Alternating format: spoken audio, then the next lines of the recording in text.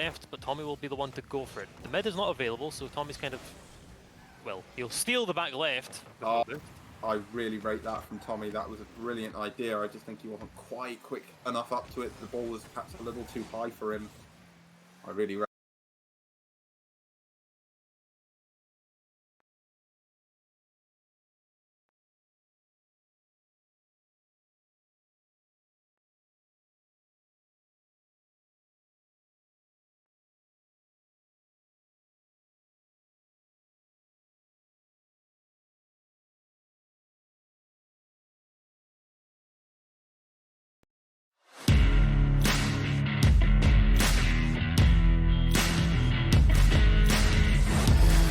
Embrace your destiny, slay your enemy, raise a legacy.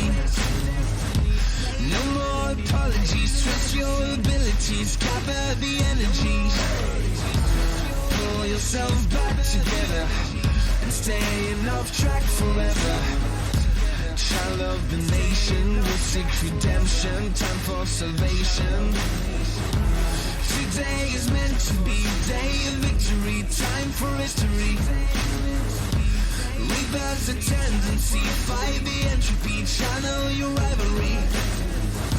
You're praying for fortune to come, you're hearing the sound of the drums.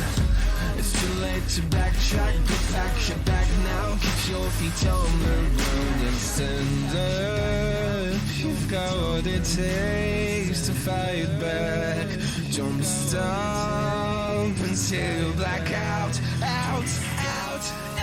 Stand up, you've got what it takes to fight back. Don't stop until you back out. Give all you got, show him how to make a miracle. Stand up, you've got what it takes to fight back. Don't stop until you back out. Give all you got, show him how to make a miracle.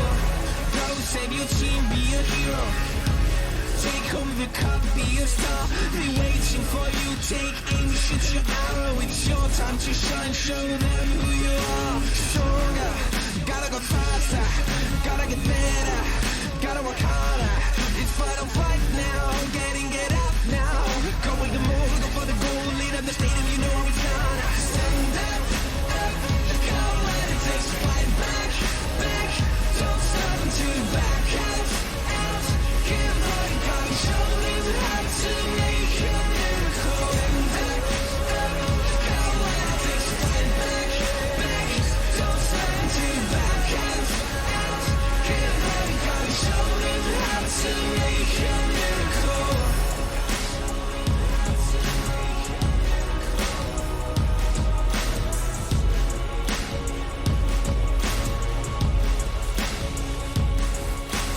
Stand up, you've got what it takes to fight back.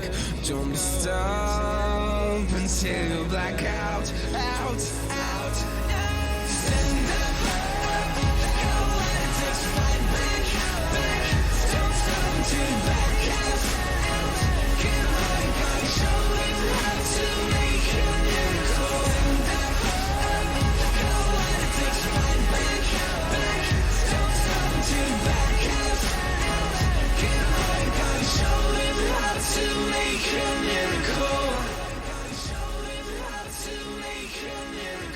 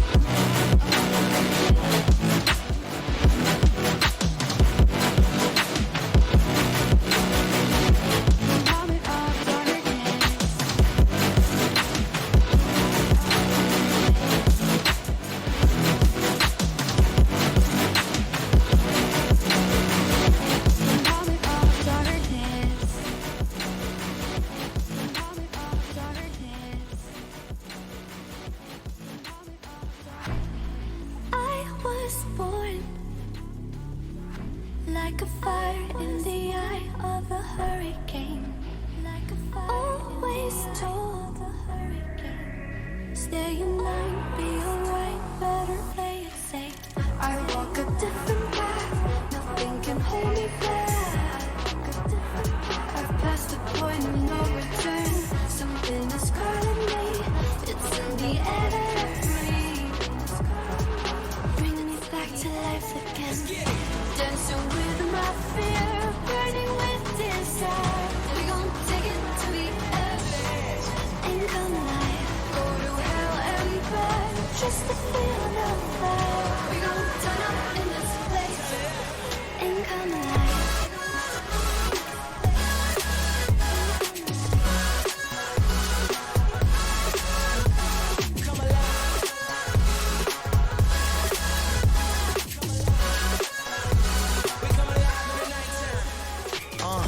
Fly so high they can't touch us. So top notch, none above us. We done came so far, now we up now. Had a vision, stuck to it, never back down. Never had much, now we own the whole thing. Spread it all around the world, watch it all change. Came alive, now they all see the greatness. Light shine so high they can't take it. Dancing with my fear, burning with desire. We gon' take it to the edge and come alive. Go to hell and back, just to feel the light. We go to hell and back, just to feel the light. We go to hell and back, just to feel the light. We go to hell and back, just to feel the light.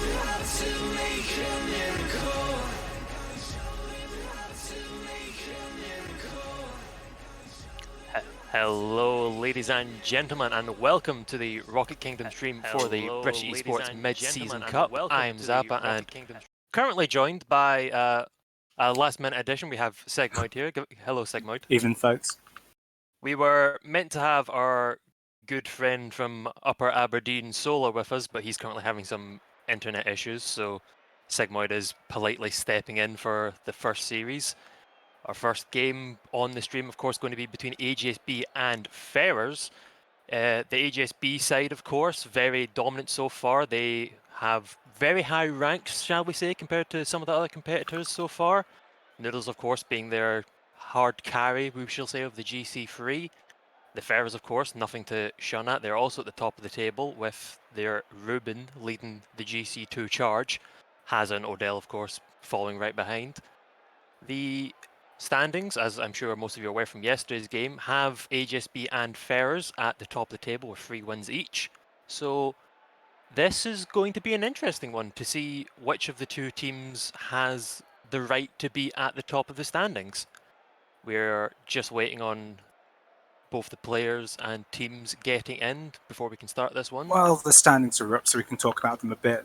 So first off, the West Suffolk Cobras, much like Solar, in fact, have been suffering some connection issues. So they've had to forfeit their remaining 2 games in the competition, meaning they're stuck at the bottom of the table, locked 6th place at 0 and 5. Farnborough and AGSB are the 2 teams to capitalise on that because they haven't played them yet. So they've been given 3-0 sweeps. And all the other teams which have already played the West Suffolk Cobras have also been allocated 3-0 wins over the West Suffolk Cobras for the sake of balance. I see. So that doesn't change. It can introduce. It doesn't some change an awful doesn't lot. change a lot, no. The first tiebreaker was head-to-head, so not an overwhelming amount has changed. Speaking of tiebreakers, the Ferrers aren't locked in yet, despite having had the same scoreline as AGSB for most of yesterday. In the vast majority of cases, the Ferrers do keep their place. However, if the Ferrers lose all their games and Luxnate win all their games, then Luxnate gets a spot, unless Farnborough Condors win all their games, in which case it goes on round difference that Farnborough 1 also requires Luxnate to beat Ferrers 3-2 exactly. If Luxnate beat Ferrers by any more than that, then Luxnate still secure the spot. Overall, it's like 8% Luxnate, 80-something% Ferrers, and then the rest is 3 round difference tiebreaker.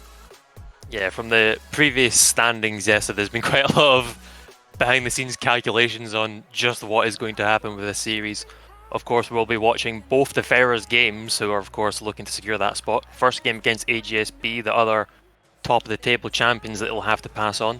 Then the next game, of course, Luxnate Ferrers both aiming for that second spot. That will be the two teams that we'll be watching for the second series, and you've got to think there's been quite some history between Luxnate and Ferrers, I think. There's been quite a bit of trash talk on Twitter I've been seeing between the two captains, at least. Yes. Sushi and Hazard are both very vocal about their opinions on how well they think they're going to play, and that, for better or for worse, means we end up with those interesting Twitter conversations between the two. Hazard, of course, feeling a little worse after that one, as far as I remember. I do recall it was, I think Hazard started it, so he can't really complain. But I think Sushi hit out with something like, oh, then why haven't you beat us other than like 2 games, but not a series yet? However, that of course is all the past, and we'll have to see how that all leads into the second series once we get to it. For now though, the Ferrers Esports have in fact joined the lobby, so just now waiting on AGSB joining and we can get this underway. Yeah, but we can have a look at these rosters once again then. So we bring up AGSB first, have a look at their roster once again, talk through their histories, because I think this is their 3rd event as a roster together now. Sam, of course, coming in towards the end of the 2019-2020 academic year in place of DK, who had been there since the foundation of the team. He's, of course, carried by Noodles, the youngest player on the team, by quite a margin right now. And Forks, their captain and longest standing team member, is actually the lowest ranked member of the team right now, despite being the solid rock of the team. Yeah, lowest rank, but C1 of course nothing to scoff at. However, the difference between maybe Forks and Noodles, the GC1 to the GC3, sorry, to the C1, bit of a difference, but of course the AGSB side as a whole, just a very solid team, and definitely for their first series we saw yesterday against the Farnborough Condors, I think definitely a good showing, maybe some shaky plays here and there. I think a little bit of cockiness getting in the way of the AGSB side, but I think if they knuckle down and focus, I do think it's going to be a very difficult one for the Ferrers. Speaking of the Ferrers, of course, we have them on the screen now. We of course have Captain Haza with Ruben and Odell beside him. Ruben being the GC2, highest of the Ferrers lot. Haza with his C2 and Odell with the C1. Again, very honourable ranks, nothing wrong with those at all. I think, again, the Ferrers have definitely shown, maybe not through previous results, but they're a very solid team, and there's maybe a reason why they're fighting AGSB for that top spot. I would say they're quite a volatile team. They're very hit or miss. They can either come out with 200% or they can flop, and I think it's going to be very interesting to see which iteration of the Ferrers we get in this series versus AGSB. I remember it was a year ago they came flying out in the first series of the night against some nearby university, lost 2-3, and then against a much worse university the game after they just fell apart and lost that one 2-3 also, which I imagine stung, and that seemed to carry through into the All Stars and then onwards to, well, almost the autumn split when we saw Hazard having to drop out for a few weeks. Came back though, and here he is now, and I think with that we're going to get the first game underway, see how Hazard performs on stream for the first time since the All-Star Showdown. Yes, of course we do have both the teams currently in the lobby. I think they're eagerly awaiting my message to check if they are in fact ready, and if of course they are, we can get underway. Yeet from Ruben and a few yeses from all players, and I do believe we are getting ready to get this game underway, and we are in fact doing so.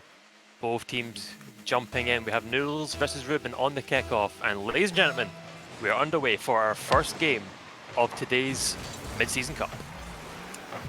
That we are. Now, Forks sitting in the corner, going to pick up this ball. It's a side roll into the ball, placed into the midfield. Now stuck in a one. Well, that was almost a rule one, I suppose. I did wonder if they were going to commit to it, didn't they? Ended up so close, but never mind. 20 seconds gone. Noodles picks up the ball in the midfield, trying to flick it past three. Not going to happen. Ruben with a massive clang all the way down to the opposition backboard. Played mid by Ruben to Hazard, but Hazard not able to make the connection. Yeah, definitely. Once again, from the yesterday's games as well that we saw, it's been an explosive opening so far. Usually you expect players to maybe be a little bit slow in the draw, but I think Ferrers and AGSB both knowing that this is a fight to show who deserves to be top dog of the Mid-Season Cup so far. Both teams are exploding on the scene. It's a great shot from Ruben, but Sam is there to save it. And now he gets a decent hit away from, I think that was Noodles on the wall with him. Hazard can't quite find the ball he's looking for. An interesting hit from Forks, but it's not good enough. Odell now dribbling around the corner. It's above the backboard, but Noodles should be able to tap that one over. Slightly awkward, but he gets the job done. Now popping to the middle for Sam, pops it up. Noodles, I think, was looking to go after that one, but doesn't have enough boost to do so. And yeah, it's just been an explosive start to the game, Sigmoid. That it has, but no goals scored yet. This ball lingering still around the halfway line, slightly into the orange half this far until an offensive mistake sees Noodles and Forks covering the same area of the pitch. And the Ferrers is able to push down Noodles, getting that clear before Hazard sends it into the blue, into the black goal, I should say, using custom colours once again today. Black versus white between the two teams. AGSB, of course, in the black, gold, and Sam looking very respectable in his Pittsburgh Knights decal. I'm sure it fits rather well. Unfortunately, I do not have the colour change plugin currently installed, but I'll take your word for it that I can only imagine the black and white looks a very solid colour choice for our two teams here. As we see Odell getting a demo on Sam, now Ruben taking that demo and charging it forward, but Forks there on the back line, managing to get that save. It's an interesting hit from Sam up towards Hazard though, waiting for it. Forks taking it away from Noodles, maybe a little bit of miscommunication, but it does seem that Forks was in the better position. Bump from Odell sends Sam away as he hits up his own corner, hit to the middle. Ruben bouncing forward now, but Sam will clear that decently well. So good hit from Hazard though as he takes it towards the goal, but I don't think that's going to be much for Fret. It's an interesting 50 though, and that will drop for Ruben, and the Ferrers Esports take the lead. Well, we saw there Forks, he was like a buck because Hazard read him perfectly, and that set up his teammate Ruben so well for the opening goal. 2 minutes 20 though, it's quite a long time, and I'm sure AGSB will have at least some sort of reply. Might not be an early goal as they lose kickoff, but we'll have to see as the game progresses how that one turns out. Noodles though, off the corner, bouncing the ball into the midfield, and he has tucked it past to Adele, and Hazard caught napping on the back line. There's one thing we learned from yesterday's series against Farnborough Condors. AGSB going goal down doesn't mean that much. It's an explosive reply from the team, and Noodles especially just kind of having a bit of a solo performance there to tap that one in. And now with 2 minutes left on the clock, the game is once again even. The Ferrers had a lead, but as quickly as they obtained it, they quickly lost it. And now that's a bit of a team hit from Odell and Hazard there. I'm hoping that this... I mentioned that the Ferrers are a very volatile team. I'm hoping that quickly losing their lead and these team bumps coming in won't lead to something detrimental, as now Sam takes a good hit towards the Ferrers side, and that's a great pass to the middle, but gets quickly beat by Ruben. And now he's hunting down on that ball. It rolls up for Noodles, which he doesn't quite get. Miss. Yeah, Noodles, especially from the series we saw against the Farnborough Condors, some of the fantastic goals we saw him scoring. That's a interesting one, and that's a bar down shot from Sam. And I've got to be thinking that Hazard should have had that one in the corner. Probably, yeah. That should have been played away. Maybe it wasn't, so I can't say entirely that it should have been, but it could have been other reasons. Boost! Oh my God, Noodles! That Just catches that ball, flips under it, and puts it straight onto net. that is a fantastic flip reset, and from Noodles missing the easy hit off his own backboard a few moments ago, he's came and this mid-season cup has showed us a lot that players can be on and off like a light switch when it comes to their skill so far. We've had some very we can't interesting forget misses. they're so young. Like even when I do interviews for the LEC, like it's only now that players are starting to be younger than me, and I think there's 2 out of a field of something like 50. Don't make it like flexing his LAZ correspondent, but Hey, yeah, man, I get I'm what just you trying mean. to find examples out here. It's very much a case of this is a high school tournament and colleges, of course, but it's interesting to see the youngness of the players. Obviously means that they have peaks, but they can't often keep them. So you have this interesting balance of players scoring beautiful flip resets, great team plays, but also lapses of concentration, bumping your own teammates. However, we see a great pass there to Ruben in the midfield. Can't quite manage to find it with the save from Sam. A bit of a... I think Haza was expecting a hit from Noodles there sooner. Can't quite find it. Now Ruben playing it off the wall to himself. Odell tries to cut it off actually. But the Ferrers do need 2 goals in 5 seconds, and with a hit like that from Sam, I don't think it's going to happen. Forks missing the ball. Maybe the Ferrers can get a consolation goal, or maybe Noodles can add 1 more to his collection. Can't quite do it, and Forks doesn't manage to find the hit off the backboard. And AGSB take game number 1. Yes, unfortunately that collection will have to be completed in game number 2 or at another time. I want to say the Ferrers actually looked like a slightly better team for the vast majority of that game. It just happened to be some solo plays sneaking through in lapses of concentration in the corner for Hazo, I think you mentioned. Yeah. Early on. It's definitely something I noticed yesterday. The fact that, of course, this is the 6 best teams from the championships that we could find. It's everyone that won their groups, of course the Condors coming in for a cross keys, but dropping 1 game to AGSB and still sweeping the rest of their group. Still a very solid team. But this is meant to be the top of the top that we have in the British Championships, and I've definitely seen from Haza he can be the player that he needs to be to take wins off the AGSB side. But a miss like that in the corner, I don't know if it's stream nerves or lack of warmed up, but you can't be dropping easy things like that to AGSB because they will capitalise and they will steal a goal from it like they did. The Ferrers, they're on stream all the time. They've got their caster or observer, coach, question mark, in the lobby with us right now. They shouldn't be feeling pressure from the stream. They might be feeling pressure because they know they need 1 win from 2 games tonight, and it's a really, really tough evening. But I don't want to put it down to that. Not quite.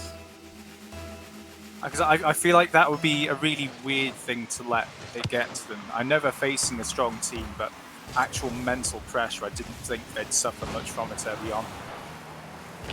Let's hope it was just an unfortunate game 1 as a big hit from Ruben manages to find his way to Haz in the midfield.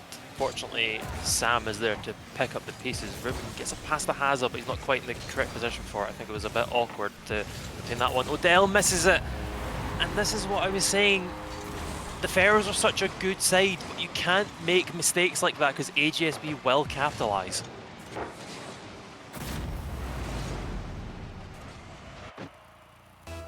Now, kickoff number 2, that was a very, very speedy start for this side of AGSB. Sam now up to the corner, Forks picking it up, rolling it round the top into the midfield. Thought he could find Sam, but it was a little too far forward. Ruben beating him out and able to play the ball all the way to the black back line. As of now, another long booming clear. They're not maintaining control for long, are they? They're just passing it back to AGSB. Noodles now trying to redirect that one onto target. It goes wide. Odell now with some time comes off the wall, flips towards the ball, gets 1 more touch and forces a triple commit from AGSB. I'm not sure that's going to secure them a second opportunity, a second quality one, not provided as Hazard slams it into Noodles waiting in the air just outside his box. Yeah, it's... Ferrers are showing signs of coming alive. It's just a matter of how quickly they can get to maximum potential. As now HSB threatening a hit off the backboard. It's up for Sam, and that's a double deny off the post, I believe. And Ferris, I think, counting the lucky stars to get with that one without a goal, is now Hazard will control it, take it up into the air, gets a little bit of an air dribble going. Backboard off the roof now, but Noodles will claim it, hits it back towards the Ferris side. Hit from Odell, and a little bit of interesting defensive positioning there for the HSB side. I'm not sure why Finn called his teammate off it, because all he ended up doing was playing it back at, I think it was Odell. But in reality, you probably want to be playing it into space, because that gives your teammates a little more time to pick the ball up, or if your opponent does still get to it, they have no time before they have to take a 50. As we definitely saw against the Condors yesterday, one of AGSB's most interesting faults might be that they're just getting a little bit over cocky. They win game 1 against the Ferris, they're now a goal up, and earlier I saw that attempted double redirect from Noodles, and I think it was Sam that followed him up there. Maybe it was Forts, I'm not sure, but I don't think you can really count one goal as the, yeah, let's start messing around and going for highlight goals. It's definitely opening a door for the Ferris, and if they can just stay solid, stay as a team, not miss easy balls in the corner, I think this could easily turn into a very interesting game that I don't think HSB are respecting. Well, we've got 2 minutes on the... Oh no. Oh no. Yeah, you gave that entire speech about respect, and then the Ferris did you dirty by handing that ball to Sam on a plate. Ruben's supposed to be the star of this team, and yet he made a poo touch. He made a poo touch down low, unfortunately straight to an HSB player, and that is what happens when you make a mistake at the top of the college level. I think this is the good thing about having 2 casters, Sigmund, because I don't think you noticed what I noticed, which was obviously not the best touch from, who was it, Ruben? It was Ruben, yeah. Not the best touch to the HSB man in the middle, but Odell had an easy save, and Haza comes steaming in from the back right boost and slams both himself and his teammate away from it, and it's an easy tap in for AGSB, and the young captain of the Ferris side maybe is going to be regretting that one if it comes down to it, but yeah, well, right now it is looking to be coming down to it. There's a minute and 20 seconds. Sure, teams have found 2 against HSB in the last minute, more times than I want to remember, but it's not going to happen every time, and it usually only happens when they're on match point, so... Just the team bumps coming in for the Ferris side, and that's another tap-in for the AGSB, and I'm really not sure what's happening. Ferris are a great side, there's a reason they're top of their group, but an absolute shambles of a defensive side. Fortunately, it wasn't a team bump that time, but they were broken down so easily. One player stuck on the near post, one player taking too long on the boost pad, and Ruben, he was just harassed by Noodles until he couldn't get to the ball anymore. And now with 60 seconds, the Ferris need 3 just to force overtime, or they're going to be staring down the barrel of match point and a 2-game lead. Could start with Sam popping it off his own sidewall, but nothing will perhaps come of it. Noodles now challenging Haz in the midfield. It's a good accidental pop, dare I say, and it will lead to a Ferris goal. Not sure if it was an accident or so, but this secondary wheel pop there from Haza. If it's deliberate, that's beautiful. If it's lucky, why does this feel eerily familiar, Zappa? I can't quite put my finger on it. Don't know what you're talking about. Let's just move on. Just for the record, AGSB's notorious ability to throw games they have in the bag started with the showdown last year, the All-Stars event for British esports teams. At the very end of the year, in the qualifier, they were, was it 3? No, I think it was like 4-1 up heading into the last minute. They lost that game 5-4 in overtime to a kickoff goal, just to show how quickly they can throw a game away for not paying attention. This time, though, there's 5 seconds on the clock. Noodles has got to clear, and I think Sam has an open net to shoot it, so we shouldn't see a repeat of that fateful game against the Marvin Matadors. AGSB lead the series at 2-0 for now. Potentially the start of a crumbling. I mean, what, crumbling for the Ferris or crumbling for AGSB? Crumbling for AGSB. Well, I think it's a classic case of AGSB get a few goals up and then just like to throw caution to the wind, but Yeah, there was too many bumps and easy misses for a team like Ferrers to be missing. If it was, I said it yesterday, if there were some high school team entering the competition for the first time and maybe have a few silvers and golds littered about, it'd be fine. This is a solid team of grand champs and champs, and I don't think they can have the excuse of missing easy balls like that, especially when you're playing against a side like AGSB, and especially when you're fighting for the top spot of the championships. I really don't know. It's something They going need wrong. someone to silence them, like because they haven't lost yet. But when they eventually lose, it might finally click that they have to focus like through the whole game. Because Maybe. I did notice because they lost against Farnborough in the qualifier stage for British Esports Championships back in September. They were making mistakes. Sure, there were technical issues in all the games they lost. That's all well and good, but not when you've got two players sitting on the near post backboard and a third player playing the ball, or rather trying to save the ball and moving towards that near post, leaving your net completely open and letting a goal in. You can't be making those mistakes regardless of how difficult the circumstance is. Unfortunately for them, it was Noodle suffering connection issues, which can throw the team dynamic out the window, given he's the hard carry, although we see Forks perfectly capable of putting balls on target, and that one just about isn't saved. I think the Ferrers players in white were able to get to the ball, but ended up tapping it on the post. Yeah, I think if Odell leaves that one, I think Hazza has it on the backboard. There's... Oh god, this is such a good game to summarise communication being a factor in Rocket League games. If Hazza calls that he's on the backboard, calls that he's got that ball, it's still 0-0 and who knows where this game might be going. It's a good hit though from the man I'm just currently talking about. But yeah, mechanically, Ferrers are obviously a great team.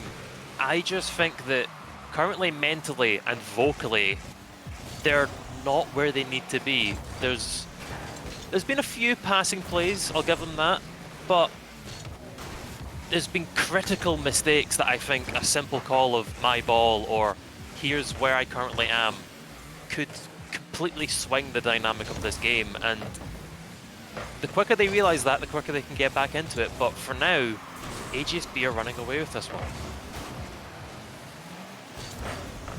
And with that centre, they might well be continuing to Forks, looking for his brace, but it's off those posts. Saved by Hazard, pass out to Ruben, and that one now down the other end. Ferrers with some pressure about a minute into the game. Ruben gets a bump. Odell, it's high and into the midfield. Ruben might be trying to pick this up, but not if Sam gets to it first. Hazard trying to catch, trying to get the win against Sam, able to get that as well, but Forks there to follow up, there to bail out Sam. Almost plays the ball through to Sam for a redirect, but he can't send the ball on towards net. Ruben, it's long, he's got another one, but Sam side rolls, flicks it over to the side where Noodles is waiting alongside Hazard. That ball high once again, remaining high. That ball is hardly going to touch the ground at this point. Our first bounce in maybe 20 seconds there as Hazard lasers it towards the corner. Hazard now back to the corner once again. Sam with a block. Ferrers maintaining this pressure so well at the 3-minute mark. Forks taps it up once, baits in Odell. Sam can't get the win, so it's over to the other side. Noodles to the corner, looking for a follow. Needs to beat out Hazard to alleviate some of this pressure. Rolls around the corner. Forks to the orange corner. AGSB broken through. Forks now trying to tap it up, but he ends up teeing it up for the orange team. Sam able to follow through and fire it back towards the box. AGSB, I feel, playing scared right now. There's been a lot less mistakes and team bumps from the Ferrers side, that's for damn sure. So here's hoping that this might be the revitalization they need to bring themselves back into this game. I've also, not sure if it's a good thing or a bad thing, but there seems to be not many, shall we say, simple shots coming in from AGSB. It's a lot of attempted redirects, ceiling shots, double touches, and I'm not sure if that's them just flexing their mechanical skill, or if they're maybe thinking that this game's a little bit too in the bag like they usually seem to do and going for flashy goals. However, that's not... But yeah, that's the simple start shot you were looking for, wasn't it? That's very simple. They, for quite a while, were under a lot of pressure, and that meant when they got a breakaway, it was quite often just one guy while the other two were trying to collect all the pads they could for the next round of attacks. Finally, they were able to get two people up. Turns out we didn't need the second because Noodles just about beat Adele on the back line. But having that second player there maybe increased the importance of a goal for HSB. They thought it was more likely that they were going to get through and took it a little more seriously, I guess. Sambo playing it down to Noodles and has another opportunity. It's a 1v1, trying to flick it over on Ruben with the musty flick, but Ruben reads it well, plays it forward, has it teamed up for Ruben, teaming it up for Odell, but Odell backflips in the midfield. Hazard now heading it forward deep into the HSB side. Gets a decent hit up. That's a miss from Forks. And is anyone there to tap it in? Yes, Ruben is there. And I need to watch this one back. That's a terrible hit from Noodles and a fantastic hit from Hazard. And Ruben's there just to tap it in because Forks misses. Yeah, an easy clear, dare I say. I think it really should have had that one given how they've been playing so far. I think that's a perfect example of low champion level mechanical inconsistency, because that's pretty common when you're in Champ 1, Champ 2. It looks like an easy touch, but maybe you're just a couple of units too far forward or too far back, and the ball moves, well, it's moving where you expect it to roughly, but like it's not in exactly the right place, and you just miss it entirely instead of getting a passable clear. Sam now, it's a pinch. I calculated 300 IQ question marks. He bounces it off the opposition back into the box. Sets up Fox nicely for a shot, and once again, Ferry's deflecting it, but deflecting it towards their own post and not outwards. Yeah, once more. Odell not quite committing to the ball for dodge, but another double commit from Ruben and Hazard, and Odell, of course, being in the area. There's so much panic from the Ferry side in the defense, I think. There's been easy misses, there's been double, if not triple commits, and it's... Well, it doesn't matter if Ruben's just going to keep tapping in easy goals if HSB lets them, but... Yeah, that's not the best hit from Sam. You never really want to just hit it off the sidewall like that, because it just pops it right back into the middle, and there was no HSB player to defend that one, and... As much as I think HSB probably will come away with it, they're at least keeping it interesting for us and the Pharaohs. I mean, they joked about it yesterday. They said a sweep wouldn't be interesting if they did it every game. They had an opportunity in both their series 2-0 up each time, and only the third time against West, until against White, were they able to capitalise and make it a sweep. Nah, that, I think... What? Sam? Okay, now they're just hard inting. Yeah, but... If they throw it now, it's on them. I'm mad. I'm livid. I don't think they will, but like, if that goal had have gone in, I was going to say that's for me the last straw for the Pharaohs. You can't. I don't know who. I believe it was Ruben cutting off one of his other teammates, and the third man had it. Just going to smack it back into the HSP side, maybe set up a counter attack. But Ruben just cuts the interception. Both teammates clatter into each other. Sam having a free run for the goal, and well, it's a 3-0 in the series for HSB. It is. Maybe some people might have been expecting it. I might have been I was expecting HSB to come with the series. I wasn't expecting the somewhat disappointing performance from the Pharaohs, if I'm being honest. They're inconsistent. Day to day can be very different. They did have a relatively easy day yesterday. I say that they did face the Condors, who took down Luxonate, which we weren't expecting because Luxonate for about the last 9 months have been the best team in the UK, unquestionably. And not only this tournament, but last tournament as well just seemed to fall apart with multiple matches on the same day. But yeah, the Pharaohs just not quite clicking against HSB. They're on stream next game. They have got a significant break as we wait for Luxonate to finish their game. We'll just have to see how those results pan out. And I think with that, we're going to head to a break. So thanks for watching in the meantime. We'll be back later. See you guys soon.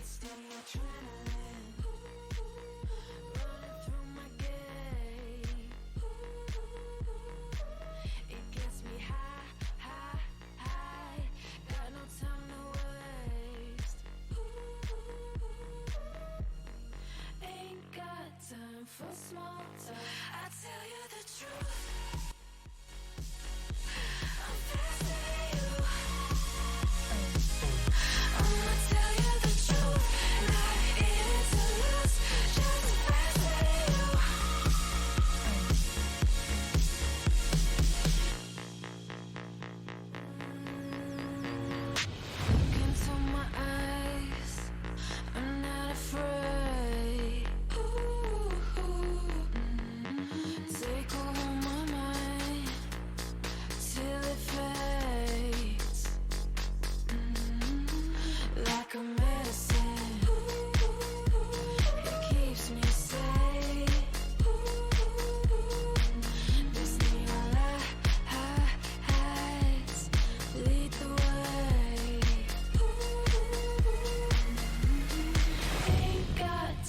for small talk. I tell you the truth. I'm fasting you. I'ma tell you the truth. Not in it to lose, just fasting you. Fasting you. I tell you the truth. I'm fasting you. I'ma tell you the truth. Not in it to lose, just fasting you. I tell you the truth. Just faster than you.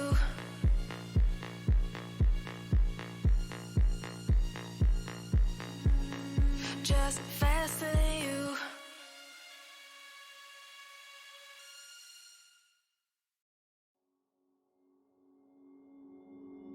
Took a swing at a wrecking ball and I prayed for my downfall, and I found a way to reconcile, 'cause in my heart it's not worthwhile. It's a bloody battlefield where some go down, others heal. In the end it's all the same. All you can do is play the game. Oh, do we say goodbye? Refuse to question why. I'm sad to say I'm sorry, so lie. Pretend that you're okay. Swear that you will stay. Keep trying for one day. I'm sick of all these lies. Don't care if I capsize. There's nothing left for me to hide. Don't wanna live a lie. Too many lows, too many highs. Too many things to criticize. And so I leave it all behind. Don't wanna live a lie.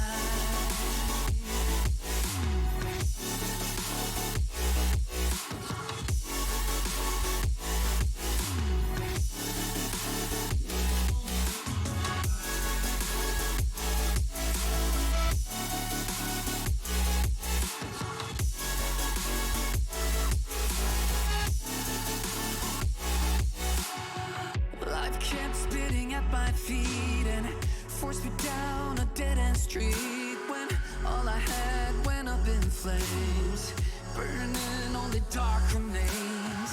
I cover up every part of my skin, oh, 'cause I don't like the person within. Oh, I know I'm the one to blame. All I can do is take the shame. Oh, do we say goodbye? Refuse to question why. I'm too sad to say I'm sorry, so lie and pretend that you're okay. Swear that you will stay. Keep trying for one day. Whoa, I'm sick of all these lies. Don't care if I capsize. There's nothing left for me to hide. Don't wanna live a lie. Too many lows, too many highs. Too many things to criticize. So I leave it all behind. Don't wanna live a lie. A lie.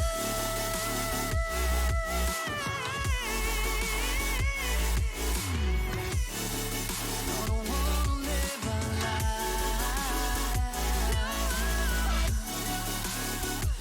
Live a lie. Ooh.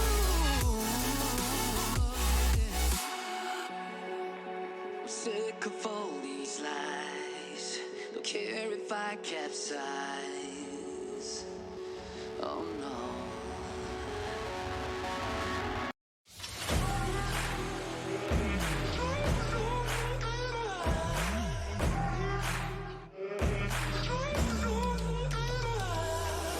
Faced myself in the mirror not so long ago, and I told me, do you know? I told me, do you know? All alone in your head, but you don't have to pretend that you will make a change.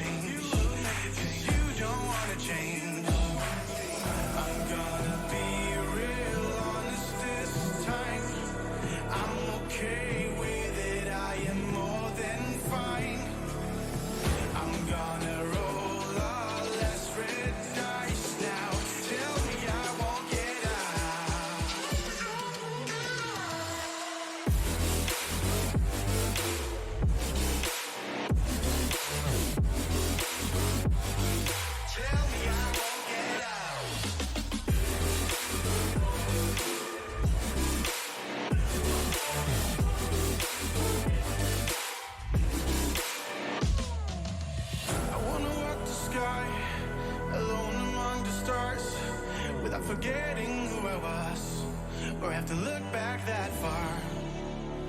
And I don't want to forget who, get who. And are you just fucking around in my mind one last time? I'm gonna be real honest this time. I'm okay with it, I am more than fine. I'm gonna roll all less red dice now. Tell me I won't get out.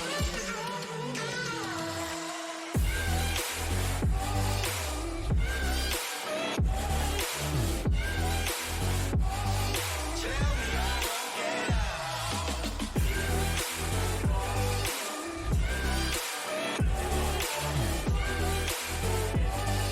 me I Trap me inside your walls now. Tell me I won't get out. Tell me I won't get out.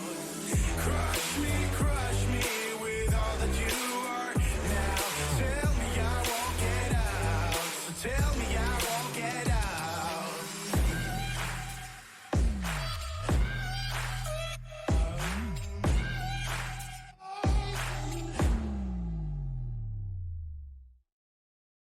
Let's take it slow. Where you go, I go too. And if you hit the bottom, I'm going down with you. Let's take it slow. Who cares where we gotta be? You know you'll have a good time wherever you're with me. Let's take it.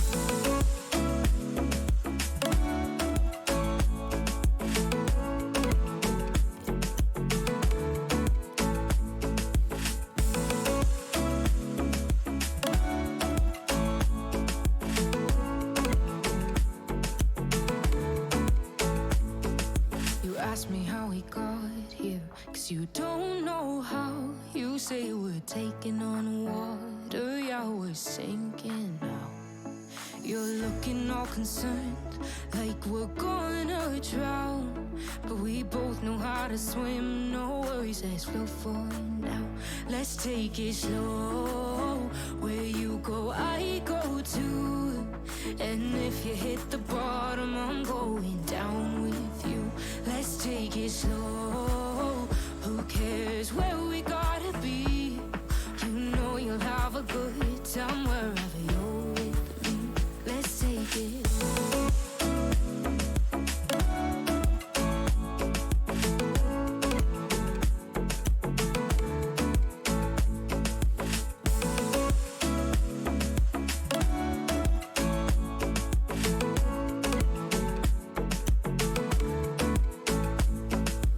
I know I'm not easy. I drag you out your mind. And there are days I hate you, but baby, you're still mine. And then we have the best times, no matter what we do. And even when we don't, there's nobody I'd rather choose. Let's take it slow. Where you go, I go too. And if you hit the bottom, I'm going down with you. Let's take it.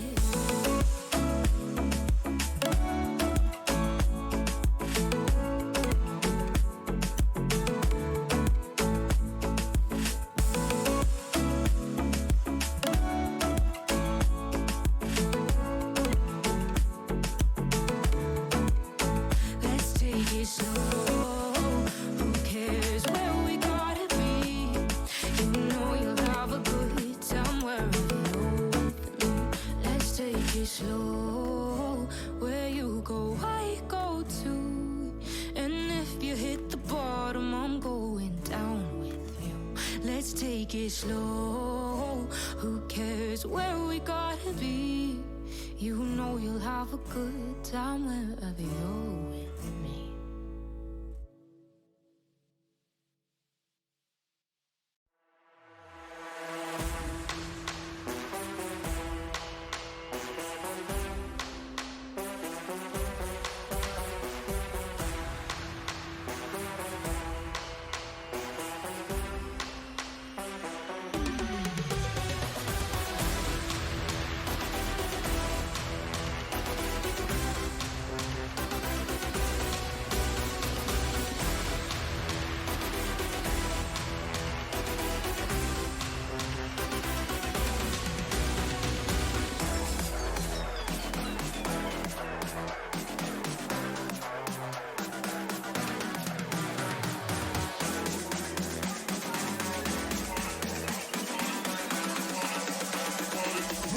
body to the sound of the jukebox.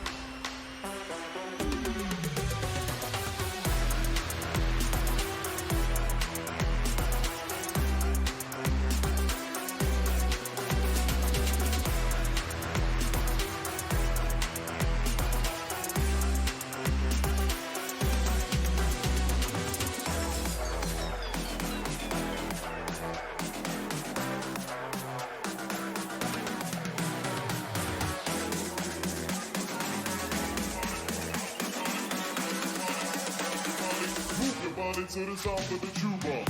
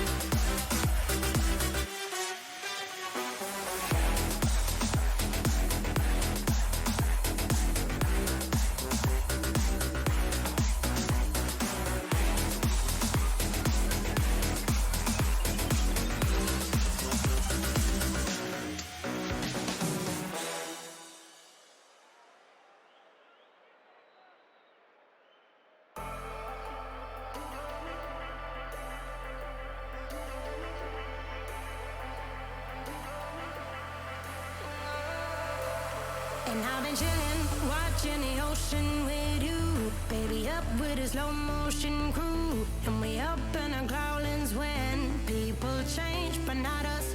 And we just chillin', kicking it, kissed by the sun. Could be soaked to the skin in the mall soon. I know she got the good vibes when seasons change, but we're the same. Even if I lost all my money,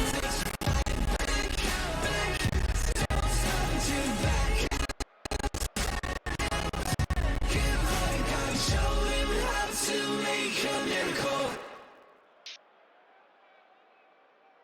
Hello, ladies and gentlemen, and welcome back after our short break.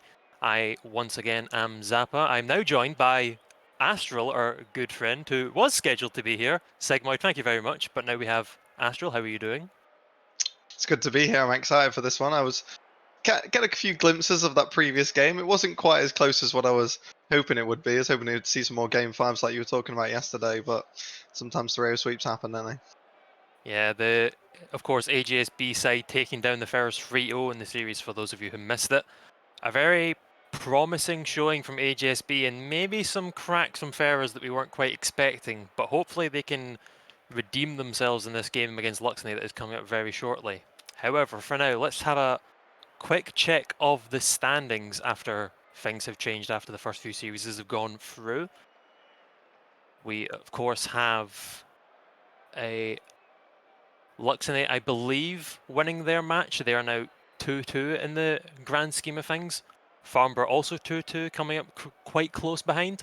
Ferris now 3-1, and this is the important thing. With Luxonate winning their game, this game between Ferris and Luxonate is very interesting because if Luxonate beat Ferris either 3-0 or 3-1, they will secure the second place spot ahead of the Ferris. If Ferris manage to beat Luxonate, they hold second place completely fine. If it goes to 3-2, Luxonate beating Ferris, it will go down to a game difference between Luxonate and the Farmer Condors, so we'll have to see how that one goes. And yeah, that will be an interesting one for sure. However, for now, we'll have a quick look at both of the team side. Let's start off with Luxonate. Of course, they've been a very dominant team throughout their season run in the British Esports Championships. Of course, Sushi being the captain of the team, Tommy and Awesome helping him along the way. GC2 and 2s for Sushi, closely followed by the GC1s of Awesome and Tommy behind them. A very solid team, but a very sketchy showing, shall we say, in regards to the Farnborough game yesterday. They'll be, of course, facing against the Ferrers, who we just saw. And yeah, it's a matter of if AGSB were just too much for Ferrers, or if they're a very cold team. We'll have to see going into it. Astral, from what you managed to catch of last game, what did you think of the Ferrers upon first viewing? What do you think they need to kind of work on against Luxonate here? I mean, you mentioned them being cold. I think that was one of the key things they towards the end of the series, especially in the final game. They looked much better. There was a very fortunate goal, I think, where they got an extra touch and they went over towards the middle that perhaps they didn't deserve. But overall, I think AGSB, of course, were the better side. But Ferrers being swept makes it interesting, and I think now that AGSB will be hoping that Ferrers can take this, because if they don't, then Luxonate, of course, only lost 3-2 to them, whereas the Ferrers got swept. So I think AGSB will be much more confident of beating the Ferrers than one of the other teams that they could potentially face against. Yeah, absolutely. And I hopefully believe we are going to be getting underway. One of the players a little bit slow on the draw there, but here we go for the second match of this Mid-Season Cup, Day 2. Ferrers versus Luxonate. A good start there from Ferrers. Maybe not quite the hit Odell was looking for, as Tommy will pop it over the backboard. A little bit high, but Sushi's there to try and get it back in, but Ruben gets an interesting clear. Sushi almost getting the hit to keep it alive, but Luxonate definitely coming out with a quick bit of pressure against the Ferrers side. Tommy not quite getting the hit he was looking for, as he had no boost. Awesome hit off the backboard, and in the very... Ooh, that's a crossbar down that I think Sushi might be a little bit mad about, but the game, as we've seen through most of the Mid-Season Cup, very alive in these first few minutes, Astro. Yeah, Ferrer's been on the more attacking side, I would say, but nothing has really caused them too many issues at all. I think Luxonate are holding pretty strong, trying to get some chances in, but Ferrers don't look particularly bothered by it. Seem comfortable sitting back defending. There's a double commit coming out there, but they've dealt with it. They've got the ball upfield pretty quickly, and I think if they can now push on from that, gain a bit of confidence from the solid defense and work their way back upfield, they're going to be looking solid in this one. Absolutely, and something I mentioned before the previous series of AGSB Ferrers started, and I mentioned it in regards to the entire tournament, this match between Ferrers and Luxonate is not only is it a battle for second place, this is also very much a grudge match. Luxonate and Ferrers have both been members of the British Esports Championships for a long time, and I know that Sushi and Haz have been having words with each other and trash talk tweets getting out, all in good jest of course, but I don't think either side is going to want to be losing this one. As now a big hit from Ruben onto the backboard, but Tommy's there to clear it. Bounces back in the middle, and Odell can't quite find the hit he's looking for. Awesome can't get the pinch either, and it's a clear away from Tommy that finally relieves the pressure on Luxonate. Another hit from Haza now deep in the left. He's got no boost, but hit off the backboard. Hit away from Awesome. Sushi gets up for it, can't quite, and now it's Ruben back into the middle. And I know both these teams definitely like their aerials, but it's a lot of just sketchy clears into the air that don't really seem to be providing much. Yeah, I think we're having a little bit of a battle of the defenses, though, to be honest. Neither team's shooting has been particularly up to scratch, or they're saying that we might have a goal straight into the back of the net. A lovely caster's curse, as Awesome gives Luxonate the lead. Yeah, if there's one thing we can definitely say about the Mid-Season Cup from the caster's perspective, it's that the crossbar doesn't allow goals, and it's that anytime we speak, the opposite will happen. It's a goal there for Luxonate, an easy bit of a tap in there for Awesome, maybe some sketchy defending from the Ferrers, however they were under a lot of pressure. But that will be the breakaway that Luxnate might try to hold on to. Definitely, though, we'll be looking for more as Awesome tries to get another easy tap in, but won't quite find it, or the defense of the Ferrers will stop him. Now is an interesting hit out of the corner as Tommy pops it up. Goes for a second, but actually manages to find the 50 of Odell quite well. Is now Sushi going for an air dribble. Can't quite find the wheel touch, looking into the goal of the Ferris side. Tommy hitting a interesting hit to the backboard, but can't quite do much with it. Is now Sushi with not a lot of boost, having a bit of an argy-bargy of Haz in the corner. It's a very soft and left touch from Awesome, but Ferris managing to come away from the Luxonate pressure. Yeah, I think they've dealt with it okay so far. They're looking a little bit shaky though, and they've really struggled to get the ball out of their own half so far. I think the opposition on the blue side really getting much more of the field on Luxonate, keeping the pressure on, and they look comfortable, I would say. The Ferrers don't seem to have recovered from that previous series where they got swept, and they might concede another one here as Tommy's going to go all the way downfield and make it 2-0. That was just going to creep into the bottom left. It was a good block away from Haz to keep it away from Sushi, but Tommy was waiting behind him as he's getting stuck in the middle of the dodge, and there's no third man back for the Ferrers. And again, as we saw in the match against AJSB, Ferrers are a very mechanically good team. They're very solid. They're great in the air. That's not great from Luxonate as I get interrupted, but I don't think Ruben's going to be looking a gift horse in the mouth and not taking that one. Yeah, a little bit of a double commit in there. Pinching off of your own teammate is not ideal, especially as they were just starting to get some momentum rolling, got themselves a 2-0 lead, quickly throwing it away. But I think Ferrers will take hold of that lifeline now. They've got to snatch it with 1:20 to go. That's their opportunity to get themselves back into this game, and certainly they're not going to get a better chance than this. Hazard now picking up the back left boost, will not find the hit that he was looking for to try and pop it up and take it. However, we'll pop it over Tommy. A little bit of a mistake turned into a bit of a silver lining there, and Sushi will miss the hit off the corner. Again, I said it in the last series, these are two fantastic teams, but I'm not sure if it's stream nerves or just the grudge match, but there's been a lot of easy misses for these two teams, and I'm hoping this doesn't come down to which team is the better, more skilled team, and hopefully it doesn't come down to which team does make a fluff up in their own defense. Yeah, and if anyone was going to do that, I mean, I'd put money on Ferrers, and unfortunately for them, they can't be confident coming out of a series where they just got sweeped. They've not been looking the best defensively in the first half of this game. They're finally getting to grips with things, but at the minute it's looking a little bit too late as they need to get forward. They've got 25 seconds on the clock and ticking, and they've only had 3 shots in 4.5 minutes. Big hit there from Sushi off the wall, but Odell will manage to find it. Awesome's going to keep it alive though. Will get hit away by Ruben. Sushi heading out the wall, but was also a bit double committed there with Tommy. He's had to fall back into the awkward position, and now the Ferrers are back on the counter attack. So pop up from Odell. Awesome, I don't think he can quite find it. Ruben off the backboard. Haza is blocked by Ruben falling down, but still alive. Can Luxnick ground the ball? And that, oh, absolute heartbreaking last few moments for the Ferrers, but Luxnick will come away with it. Maybe a little bit fortunate there that Ruben happened to be falling across the ball, but I definitely think as these teams get underway, we have a series on our hands here.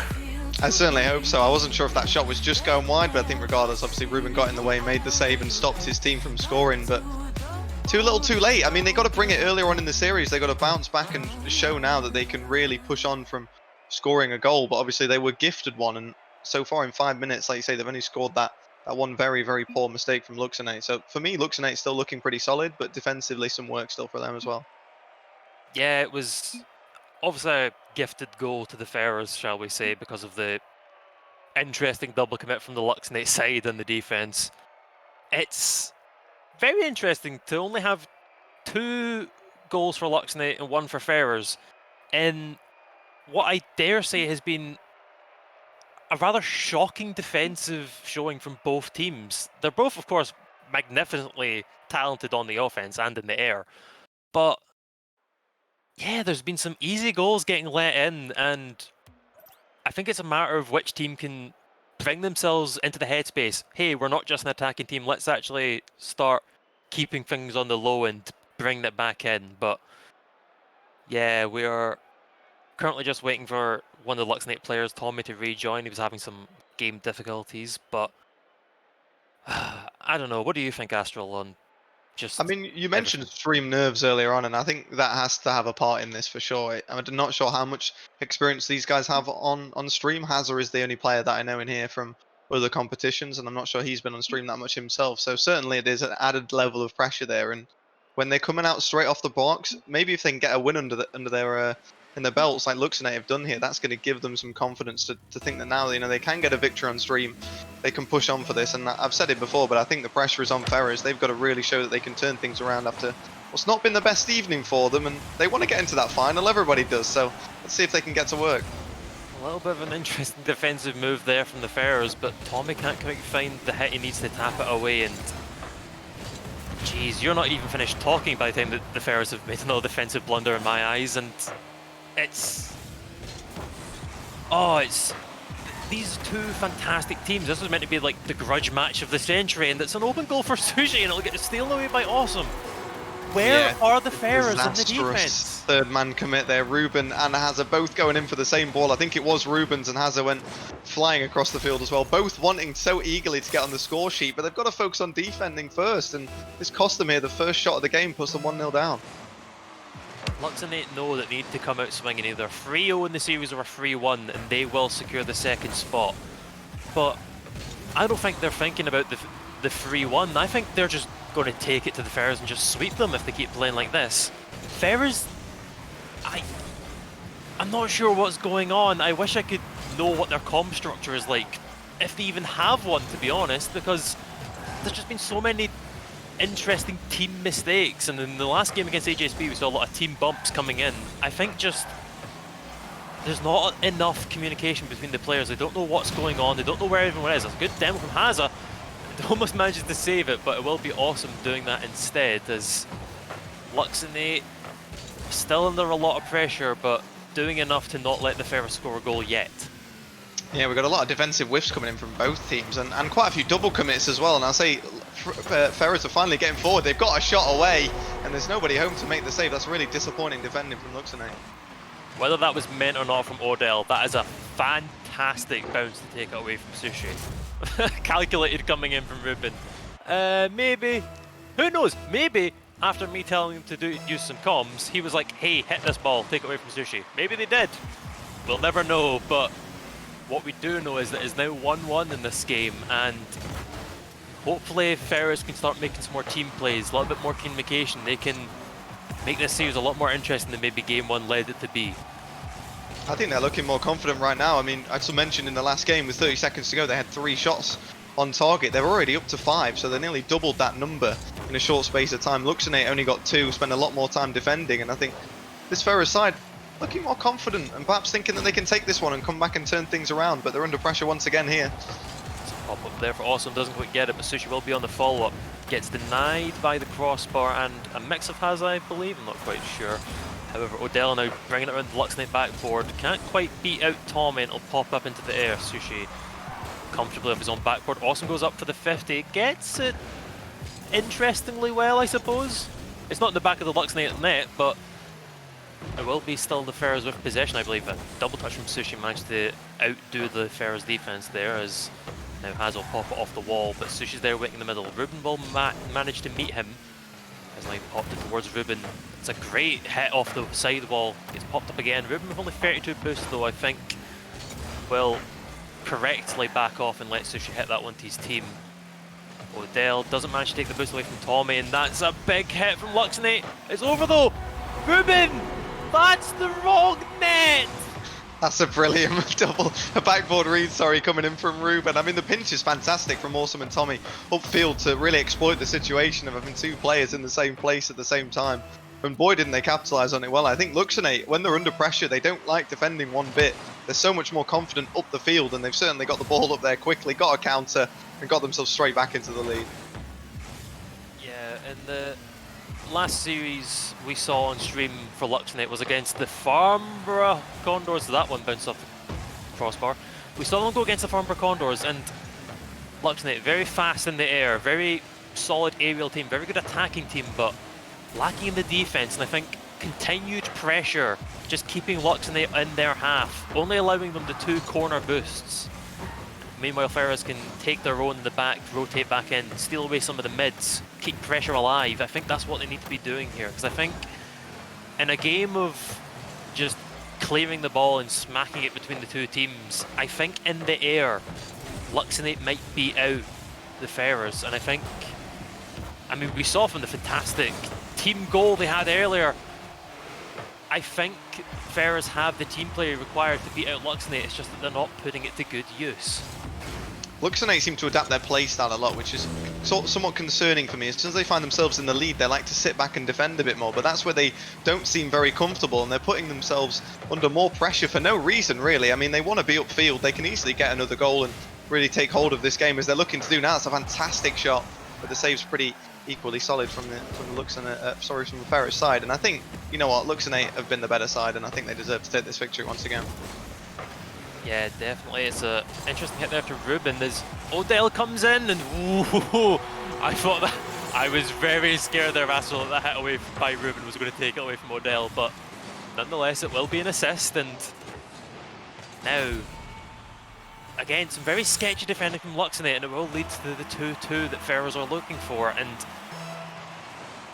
yeah, it's just a case of whichever team keeps the offensive pressure, whichever team keeps the ball under their control seems to be the one that might do it well. Is there Tommy taking it away from Ruben, and now not much comes from it, but this is definitely a series where whichever team keeps the pressure, I think, is going to be the victors.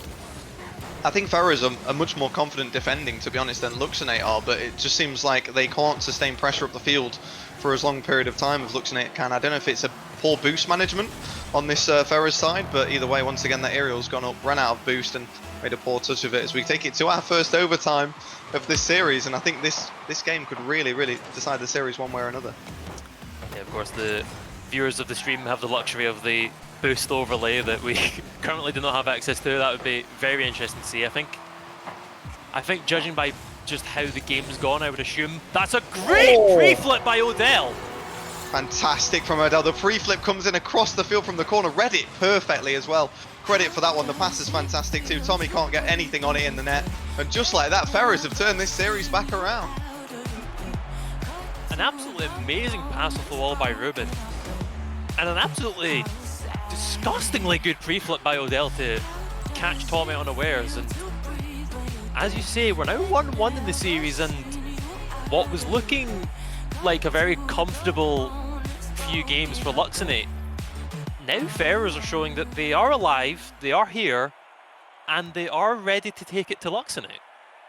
I'm pretty disappointed for Luxonate, to be honest. I think they really needed to take that game by the grasp, finish it off, get a third goal, and win it 3-1. Instead, they invited a little bit too much pressure. They conceded. There's more defensive mistakes, as you talked about, and it's cost them. And now they're up against the momentum. Ferris are looking better. I mean, that final goal was a fantastic one coming in from Odell across the midfield, and these guys are going to be feeling good now about taking this next match.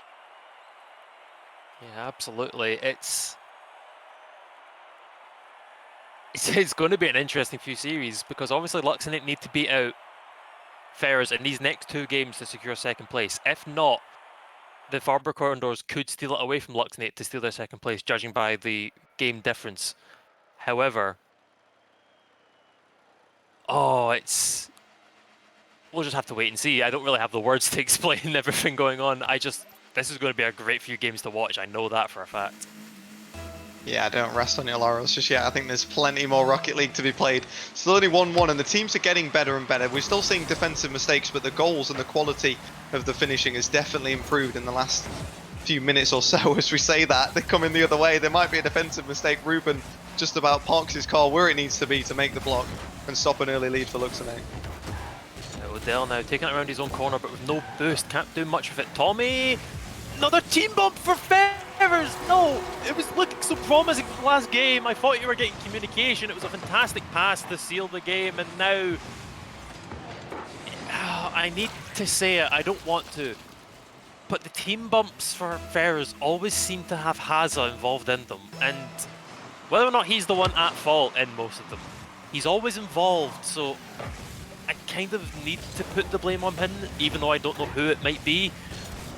Luxonate will take that lead, and this is not what you need for the Ferris. You need to be dragging it back. You can't allow Luxonate to make this game interesting. You need to be taking it when you can. But hello, Luxonate? That may be an open net, but I think they have got back in time. But they're going to have to deal with this ball coming in from Ruben. He's run out of boost, though, again. I don't need the overlay to see that one. He definitely would have continued boosting for it. And Luxonate will come back the other way once again. And I think Luxonate, these counter-attacks that they're looking sharper for now, they're managing their play nicely. They keep getting forward at the right moment and trying to exploit Ferrers. And Ferrers' finishing has not been up to scratch. And again here, it's a good save this time from Awesome. Speaking of team bumps, this one from Sushi on Awesome, and come on guys, you're two very good teams. You're making me look bad in front of Astral. You don't need good finishing if there's an open net in front of you, that's for sure. You don't need good finishing if both the captains for the respective teams are going to batter out their last man in the defense. Like, nah, just give them a goal. Keep it interesting. It's now 1-1 for both teams, and not the most mechanically gifted of the goals we've seen so far, but a goal's a goal, and it's now even. Luxonate having to reply to the Ferrers' pressure. That's an interesting clear from Tommy, but Ruben can't quite find the strength he needs to beat out Sushi. As Tommy's flopping on the ball, if I saw that right. Big hit from Sushi into the corner. Has a passes it to Awesome, and I think Sushi was looking for a demo there, but probably got the call from Awesome of, oh no, I have whiffed this, you can come back. It's a pop into the middle from Luxonate, but Tommy wasn't there because he needs to wait on Awesome getting back. It's a pass, well, it's a clear from Tommy, but unfortunately a bit of a pass to Odell is now that clear out, lands to Haza, pops at the backboard, Tommy goes up for it, good hit into the corner, buys Luxonate some well-needed time. The big hit from Sushi will head it back into the midfield, and the game is in Ferrers' favour. Yeah, that was a great pass coming in from Odell.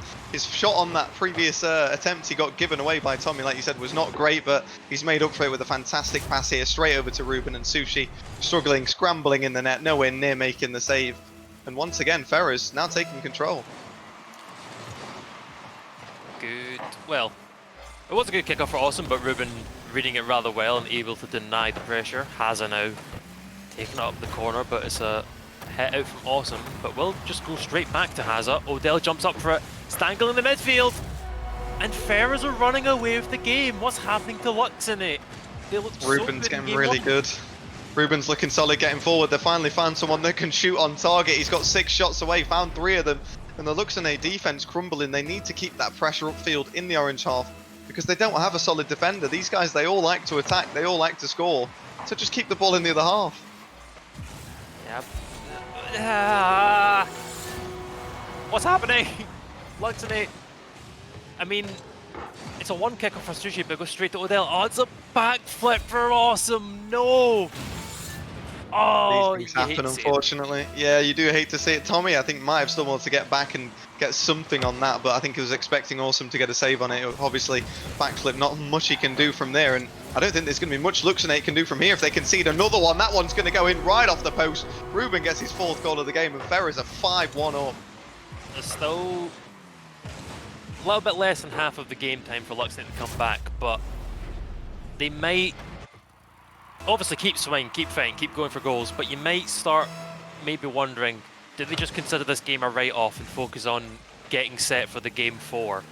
Because it's been a very shocking performance from Luxonate this game, do I say, and I think that shot there from Sushi probably should have been a lot more on target than maybe it originally was, as Awesome will take that away from Tommy in the midfield. Tommy doing a little bit of a slow play, doesn't find the pop he's looking for, and fortunately Sushi is back. Awesome picks up the mid boost, will turn on the wall, gets the hit, but there's a lot of passes to nobody from the Luxonate side. Great passes, but the other 2 members are either rotating out or they're just not expecting it.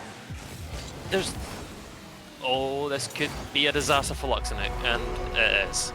That's a 5th goal coming in for Ruben. Yeah, I think Luxonate are just panicking a little bit. They look uncomfortable now. I think they're unsure of themselves after conceding 4 goals so quickly, one after another. And like you say, you mentioned that they need to focus on the next game. I think they definitely do. Now they've conceded 12 shots against their net, 2 from the side of Luxonate going the other way. I mean, it's 6 times the shots. There's a 3rd one coming in there with a great save for Odell. Tommy will pull one back, but it's a long way to recovery in this game. Okay, still a good... There's one thing we know about Sushi, he's good on the kickoffs, and the save from Odell, absolutely wonderful to stop that first hit from Sushi off the wall going in. but of course it's just going to go straight up, hit the roof, come back down, and Tommy's there to tap it in with a minute 30. It's doable for Luxnate for this game, but unlikely, shall we say, is Tommy not got any boost in the back left. It's just taken by one of his Luxnate teammates. Awesome waiting on the right hand side. Has it well play it up the wall, so it's off the backboard. Who's up for it? No one for the Luxnate side. Is now Sushi waits for the ball on the side. That's past them. Is that upper left? It's on target, but it's a wonderful save by Tommy, and Luxnate with the last goal going to them might be able to take some positive mental attitude for the next game, but I think this one is looking rather set in stone for the Ferrers. Yeah, I have to agree. I think that consolation goal, though, and maybe that save coming in late on from Tommy will give him some confidence, because it's not been the best game from Tommy, and I'm really expecting him to step up in the next one if Luxnate want to turn this series around and win game 4 and 5, because he's had a bit of a rough start in this one. Like you say, Sushi's had some good chances off the kickoffs and elsewhere, and Awesome's been solid in the defense, but Tommy, I feel, has really let the side down, and Ruben is not giving any mercy in this game. Up to 11 shots, 5 goals. Maybe Luxnate can find another, but Ruben is the man there to save the blushers once again. Yeah, Luxnate trying to do the best they can, but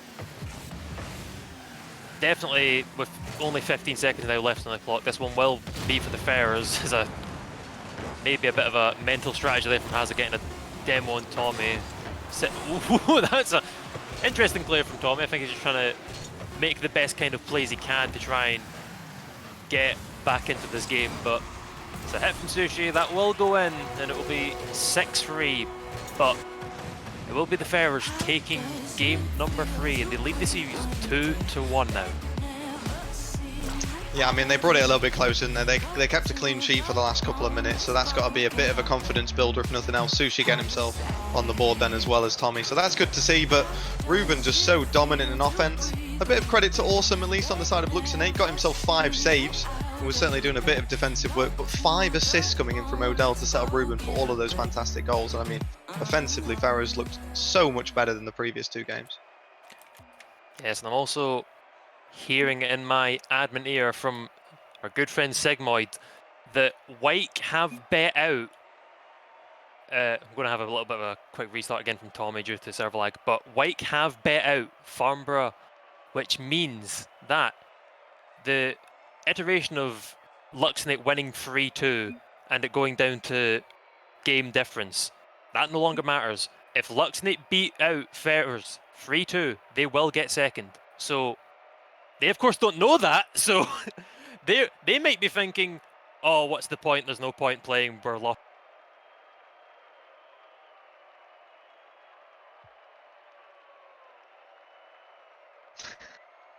Hello, welcome back, Elliot.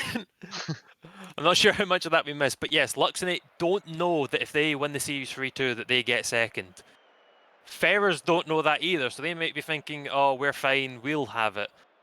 But yeah, Luxnate, well, do or die, they need to win this series at the very least, because obviously if Ferrers win, that's the series tied up. But Luxnate, they did take away 2 goals at the end there. Maybe Ferrers were maybe not focusing on defence as much as they maybe should have been, but this is going to be a very interesting game 4. I think Luxnate could take this as a good thing, that they don't know if they can make it through or not. I mean, it might help their confidence, you know, if they know that now winning the series could get them through to top 2. It adds an extra level of nerves, an extra level of pressure that they already have being on stream. And so perhaps maybe them just going for the win and not knowing about the result could really play into their hands in a way, as long as they make sure that they don't let any less effort put in just because they can't get through to the final. Yeah, absolutely. And of course, you're trying to fill some time here while Tommy's reconnecting. But yeah, 2 very solid teams, but maybe not the best defense we've seen from both of them. But I think we can. I keep mentioning the fact that the defense isn't great, but I think we can mention the attacking from both of these teams has been absolutely fantastic.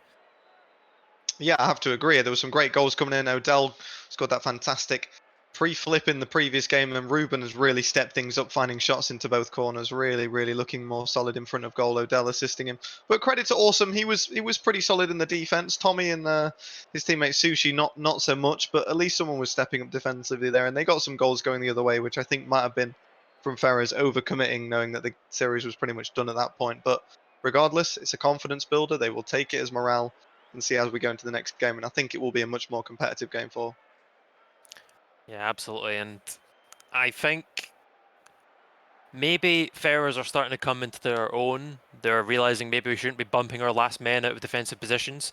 Also, Luxnator may be thinking, hey, let's not do double commits that pinch the ball to the midfield for an easy tap in.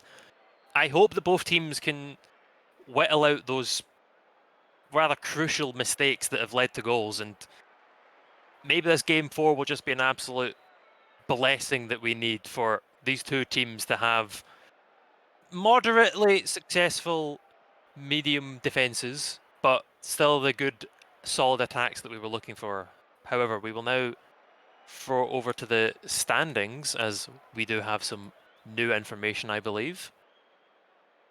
As you can see, Wyke have bet out the Farnborough Condors, which means, as I said, of course, Luxonate now are fighting for their second place. The 3-2 situation doesn't matter.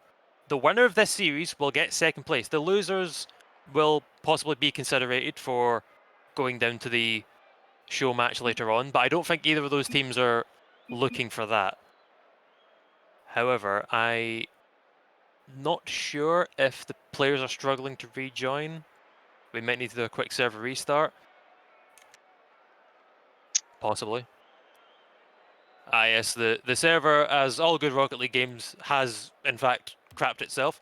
Packet loss, latency, all the business. So we will in fact be restarting this one.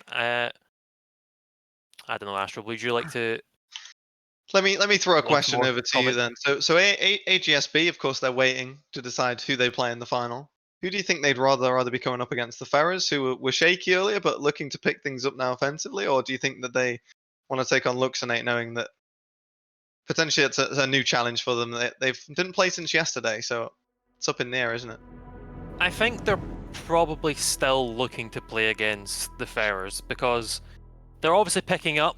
They're taking it to Luxonate rather well, but we of course never got to saw the game. I'm good at English, I promise. We never got to see the game between Luxonate and the AGSB. We have no idea how close it was. Obviously, AGSB beating them out 3-2, so very close. Could have been decided by a few mistakes. Who knows? I think they'd rather take it to Ferrers if possible, since of course they 3-0 swept them only an hour or so ago, and I don't think there would be that much difference between a warmed up Ferrers compared to a 3-0'd Ferrers we saw earlier. So yeah, I think AGSB are probably crossing their fingers that Ferrers can take this one, but who knows? We don't quite know who's going to win this series as of yet. Yeah, what would be interesting if AGSB go all the way undefeated to the final, just end up losing to the Ferrers or Luxonate, but that is a long shot. I'm imagining that, along with most people, including yourself, that they are the favourites to take it, regardless of who they're playing against at the end of the series. Yeah, so now just quickly restarting the server. Hopefully this one is a little bit more stable than the last, and just going to wait for the players to get in, and then we'll get underway for Game 4 of Luxonate versus Ferrers. And it's been... I suppose something I can ask you, Astral, is who do you think have been the standout players for either team, and who do you think might be needing to step up a bit coming into this Game 4? Oh, it's difficult. Well, I'll touch on the point you made then of stepping up, and I think I mentioned in the previous game that Tommy, for me, was defensively too suspect for this Luxonate side and really let them down. But I don't want to dwell too much on the negative, so I go over to the positive. I mean, Ruben stepped things up in offense, like I mentioned. His shooting was really of a high standard in that previous game. Not so much in the first 2 games, but I think perhaps still warming up and recovering from that loss against AGSB. Odell, fantastic. I mean, some great saves. So we talked about some brilliant assists. I mean, offering in all areas of the pitch, to be honest, Odell overall. Not seen loads from Hazard as of yet, but I know that he can be a solid player. Awesome's defended well, and I'd like to see a little bit more from Sushi as well, because I don't think we've seen too much quality coming from him yet in this series. Yeah, absolutely. Definitely for sure. In the series yesterday against Farnborough, that Luxonate sadly got reverse swept in, Sushi scored, I think, a flip reset with no boost. He scored a bounce off the wall flip into the upper left of the Farnborough side. Tommy was very unlucky. I remember that he went for a off-the-wall redirect of sorts, and it just managed to clip both posts and then get cleared out by the Farnborough side. Definitely, I think that would take a mental knock to the end of that game for them. But yeah, Luxonate definitely have potential, but we've not been seeing it in this series is the issue. So hopefully they can come alive in this game 4, take it to the Ferrers, and hopefully the Ferrers can match it. Would be quite a story though if Luxonate could bounce back from getting reverse swept yesterday, take down Ferrers, get themselves to the final, end up beating AGSB. Of course, it's a long shot and quite a lot of games away, but if they could turn around something like that, it would be quite a feat and a performance I think they would be very happy with at the end of the weekend. Absolutely, that's all a matter of the future, whereas we are in the here and now. All the players are currently in the lobby. We're just waiting to make sure that Tommy is doing okay internet-wise. And running out of things to talk about. Ashley, you got any ideas? Well, I haven't seen much of the other teams that we, of course, aren't going to be broadcasting, but potentially in the mid-season match. So, are White Sixth Form now confirmed to be playing in that show match, or is Farnborough Condors? That's a good question. I'll wait on a quick check in the admin chat for how that works. I think with the way the standings are now,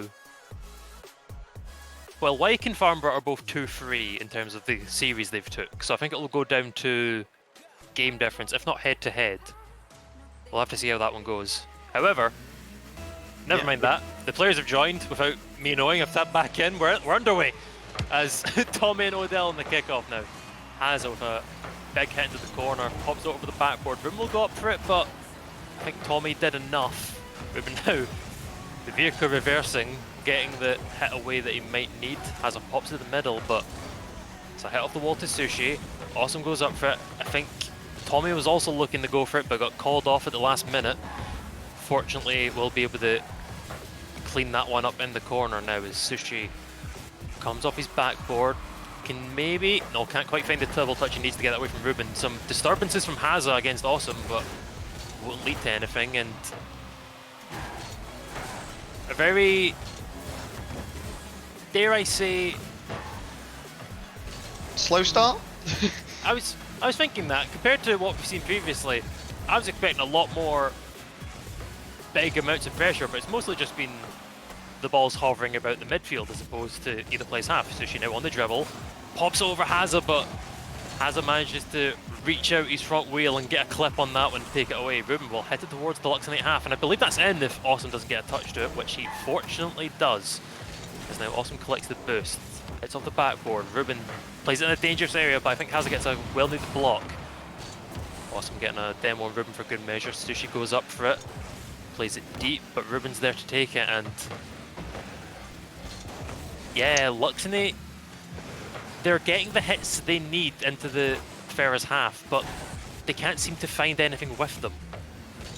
Nothing exceptional from either team though starting this game out, and I think this is probably how I expected it to go. Both teams have had an okay shot, but again that Hazza shot is not causing any trouble and should be dealt with, and Awesome is doing a great job in the net of just keeping Luxonate secure at the back for now, because I think Ferrers have had more attacking pressure than the opposition at the moment, but things can certainly turn around. There's been nothing clear cut, and I think both teams are still recovering from that few minutes of cooldown perhaps as they try and pick things back up in this game 4.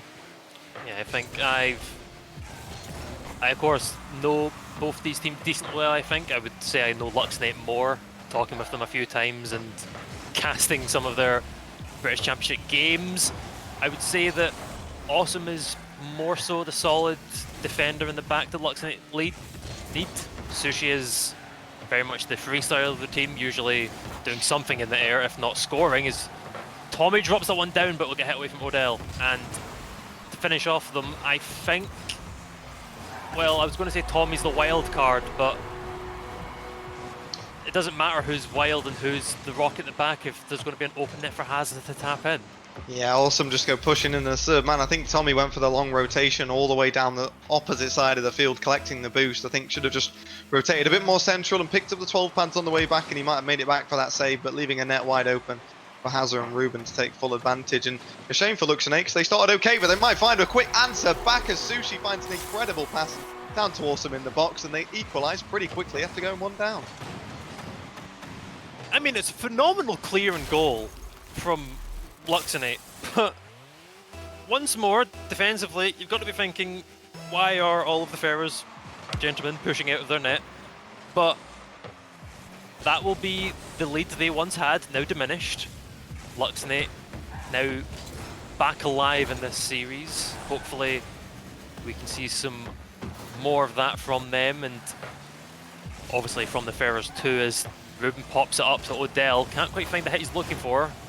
A bit of a missed save from Tommy, but fortunately means that he will get the second as Odell hits it, but that's just over the crossbar. As I hear a Luxonate player on the back left, it'll be awesome. But nothing quite coming out now as Odell hits it to the corner to Haza as he takes it away middle. Ruben, big pop, but Awesome's there to get it. No boost though, as Awesome tends to find himself in.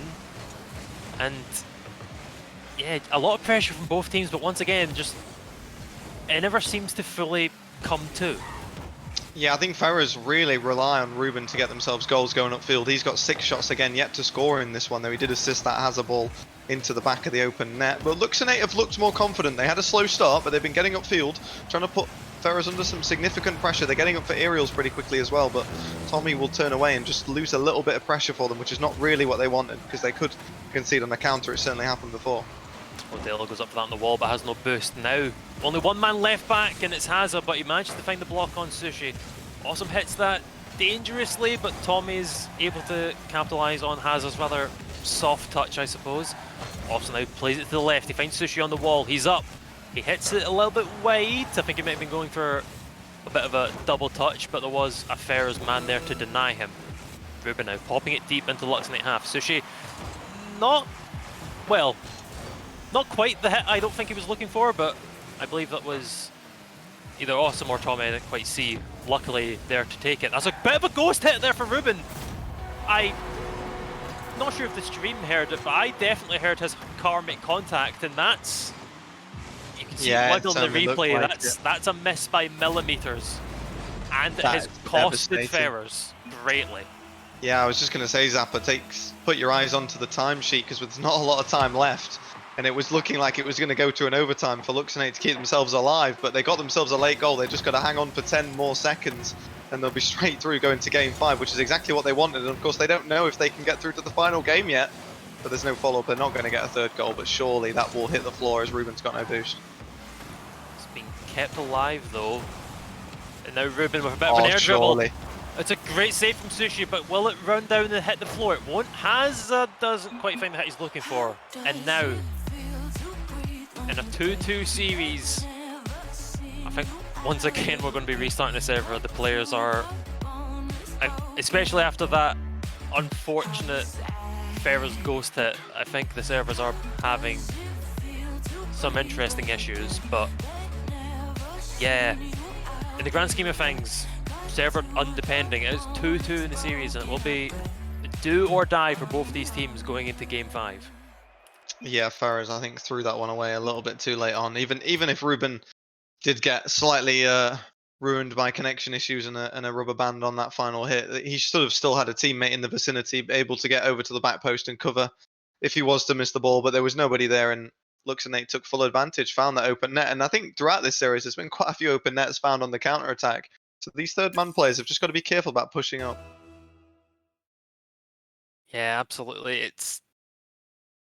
Oh, I don't know how to feel about this one, because obviously it's Odell. You've joined the game a bit quick there. We're still waiting on the Luxonate lads. Might need another server restart if this one goes live.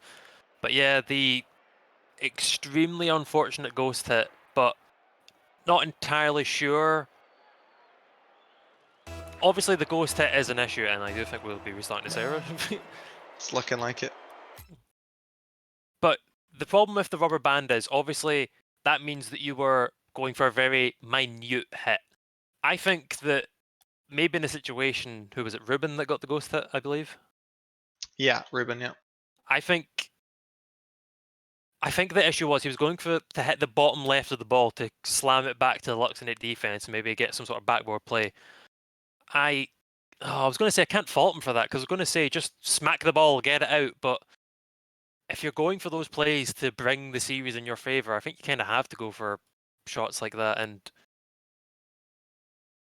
I don't know. It's Was just it worth the risk though? With 20 seconds to go and committing as last man. Of course, they could have got a goal, which could have set them up for winning and catching the opposition out. But taking the risk to leave yourself open and now putting the opposition into a game 5 where they have the momentum of taking game 4. yeah. You've got to be. This is going to be a very, very interesting one because, of course, it's all led to this, and this is the final game to decide who will be our second place and meeting AGSB in the final show match. Of course, I believe the loser will go down to play in the crew battle show match that we have after this, but I don't think either team are going to want to go down there. I think currently we are. Yeah, I'm getting messages from Sushi that he's possibly asking about a substitute for Tommy, who I don't think is doing that well with his internet currently. So once more, I think we're going to have to fill some time while some behind the scenes gets sorted out. But Yeah, I think he's had yeah, quite a few connection issues throughout the series, so maybe it'd be a good idea to bring a substitute in, but putting somebody in this late in the series and they get thrown in with all the added pressure that they know they need to win this game, and that's a lot of extra weight on the shoulders of a brand new player who they've not been practicing with, I mean, in previous games today and not warmed up with, so that could be a concern for them. yeah, I think knowing the Luxnate side, I believe if they're getting a substitute, it's more than likely going to be their good friend Stu B, who is from the Luxnate B team, who I believe will be taking one of the places of Sushi and Awesome once they graduate from their college. But that is a matter for previously. For now, I will explain, for those who don't know, the crew battle format for third and fourth place. It will be teams go against each other in a normal 3v3. That's what we're used to. Then they will nominate a player to drop out and have a 2v2 against the other team. Then a 1v1. At which point, whichever team has the lower score will choose the fourth game, whether they want a 3v3, 2v2, 1v1, whichever they think they will do the best in. Of course, if the other team hasn't swept them in the 3 previous games. Then, if that team wins that, and it goes to 2-2 in the series, once more, the winning side team get to choose the last format for the last game, and then that will decide our third place for the tournament. I could imagine if we made it to a game 5, I could imagine them throwing it back to a 3v3 to get everybody involved for the final game. I think that is how you'd want to see things finish off, but none of them want to get to this point. They've got one more chance, Luxonate and Ferris, to get to that final and not have to play in that show match at all. Yes, and I believe that I've heard from Sushi himself that their substitute has been allowed to join. It is not Stu B as I look to the Discord, it is Soladzi, who I think, or maybe that was a random guy joining the chat. I don't know. We'll see who their substitute is, but yeah, as you say, it's a lot of pressure coming into the final game in a series, and will their sub be able to match the pace of the Ferrers? Will they keep up with their own Luxonate team? Will the pressure get to them? We'll have to find out once everything gets sorted and underway. But yeah, for now, we're just kind of waiting to understand what's happening here as the Luxnate lads are joining. We do have Tommy joining the server, so Looks maybe like I'm Tommy's wrong. hopping Maybe back he's in. fine. Maybe so. All right then, Zapper, I'll throw it to you. Prediction: if you've got to pick a winner coming into this final game, who do you think's looking the more confident? Who do you think will take this game number 5 and see themselves through to the final? I think due to, and I really hate that this would be the way they win, but I think Luxonate have much more of a mental high after the rubber band. I think the Ferrers players are going to be very annoyed by that, and I think it's going to get to their mentality. I think we've seen a very solid Ferrers the last few games, but we've also seen a very shaky Ferrers in the HSB game before, and I'm scared that that rubber band and getting angry about it and thinking that the server has lost you the game, I'm worried that that's going to drag down their mentality, drag down their comms, their team play. Everything that we've seen the Ferrers build up so far is going to all come crumbling down. But here's hoping that is not the case. And as we now jump into this game 5, we see Ferrers on top of their game, thinking that the server has outdone them, coming in strong. Luxonate coming off the back of a win, wanting that second place stolen away from the Ferrers. And this is what it's all come down to for these two teams. I thought Luxonate were about to get an opening goal there. They've had a second chance very early on, and you were saying that the Ferrers might have lost a little bit of morale. They're the team taking all the pressure as shot after shot is coming in from Luxonate, and they're not done yet. They seem to be very aggressive, off to an early start, and looking confident. Awesome, they're having to just hit the ball into the corner, slow it down a little, but it's still in the favour of the Ferrers currently. As Awesome will take that to the middle, but that's very dangerous. Odell's there waiting, but does she manage to get across to it? That's not the sort of clear you want to be seeing from Awesome in a game 5. It was very fortunate, I think, that Odell wasn't maybe expecting that. If he was creeping around the midfield more, looking for that hit from Awesome, I think Ferrers might have taken the lead in this series, but got bailed out by Sushi, is now Hazel with no boost, tries to find a play on the backboard. Tommy managed to clear that one away. I think Awesome had it if he didn't. Now going for a bit of a interesting hit off the sidewall. That's a great double touch, and Sushi will tap that one in. A fantastic demo, and maybe somewhat fortunate double touch play here from Tommy. But whether luck, whether skill, Luxonate have the lead. Yeah, trying to find the flip reset there. Couldn't quite get it off. It was a good save, but it's the positioning from Odell. The way he stopped, just put himself in such an awkward position with his back to the ball, made it even more difficult to make a save than what it could have been if he just waited on the post, faced across the net. There's a chance of him getting bumped there for certain, but he just didn't place himself correctly. And Luxonate have deservedly in front, I would say. Had all the pressure and looked confident going forward. Yeah, it's... Again, I can't just keep thinking that maybe Ferrers are very annoyed by the server issue, but that's... I did hear that both teams had players that were lagging, so it wasn't just an issue on them. It was of course unfortunate that Ruben happened to be the one that suffered the big clear that led to the Luxonate goal, but I mean, hot take, sadly that's kind of just Rocket League currently. The servers have been an issue for a decent while. I remember in the All-Star Showdown from, what, last May I believe? The servers were just absolutely atrocious for the entire tournament, so I think only having a few issues in this series has been more of a blessing to the tournament as a whole, but obviously the Ferrers coming out the unfortunates, shall we say. Yeah, I think sometimes these things happen. We just got to deal with them as best we can.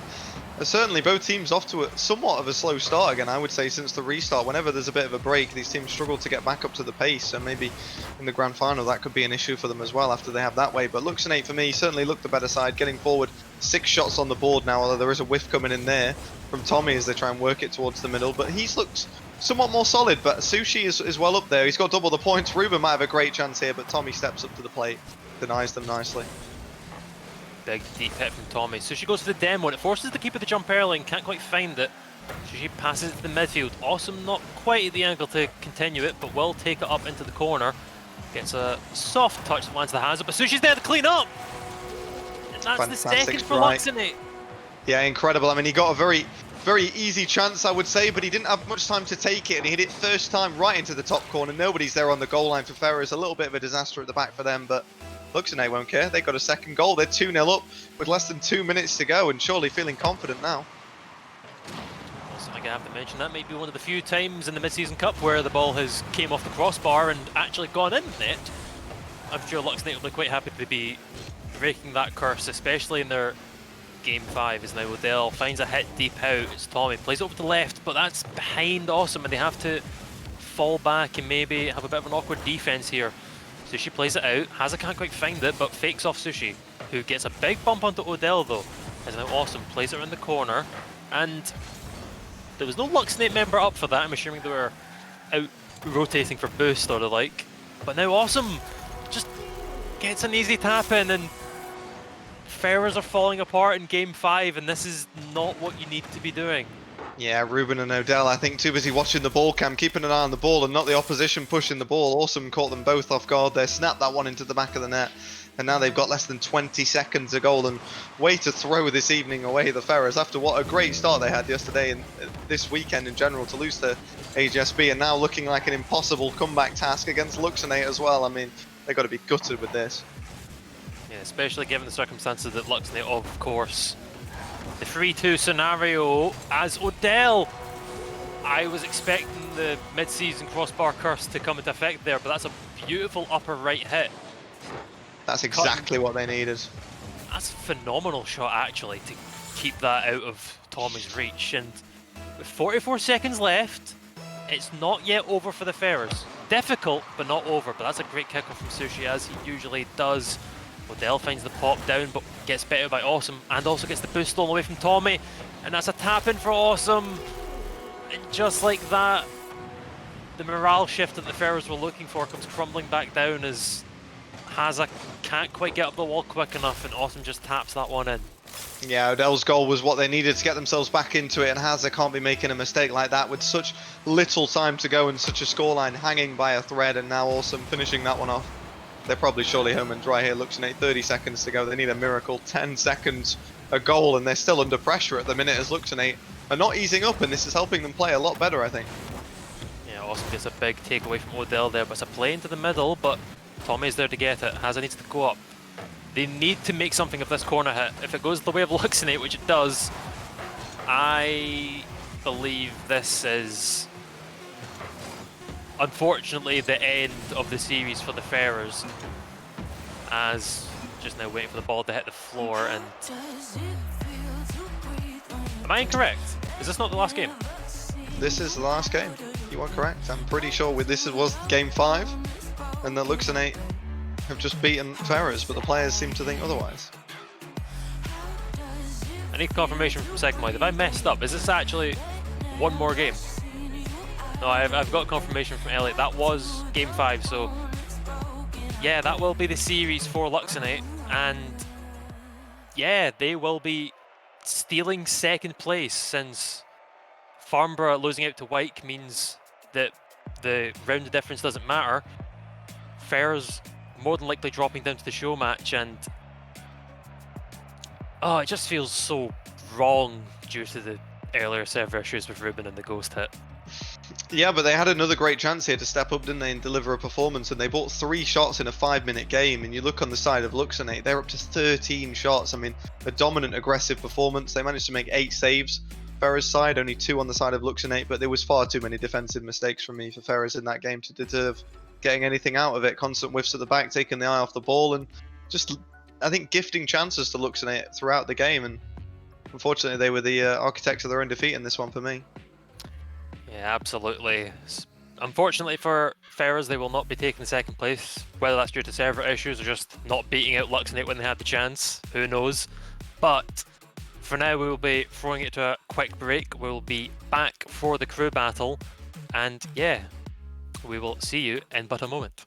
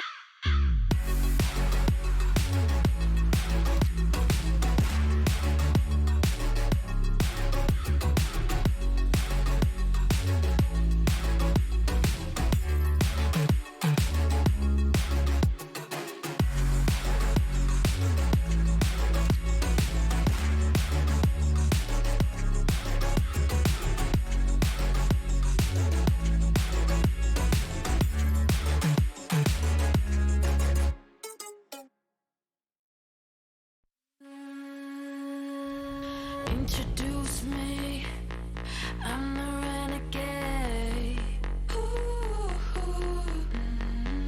Every single night, I crave the taste. It's the adrenaline running through my gait. It gets me high, high, high. Got no time to waste. Ain't got time for small talk. I tell you the truth. I'm faster than you. I'ma tell you the truth. Not in it to lose, just faster than you.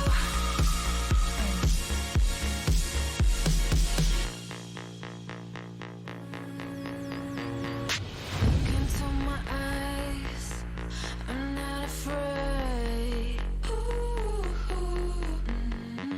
Take over my mind till it fades. Like a medicine, it keeps me safe. This neon lights lead the way. Ain't got time for small talk. I tell you the truth. I'm faster than you. I'ma tell you the truth. Not in it to lose, just faster than you. Faster than you. I tell you the truth. I'm faster than you. I'ma tell you the truth. Not in it to lose, just faster than you.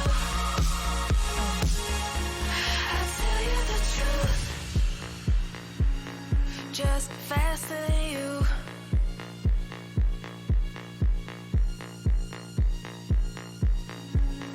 Just faster than you.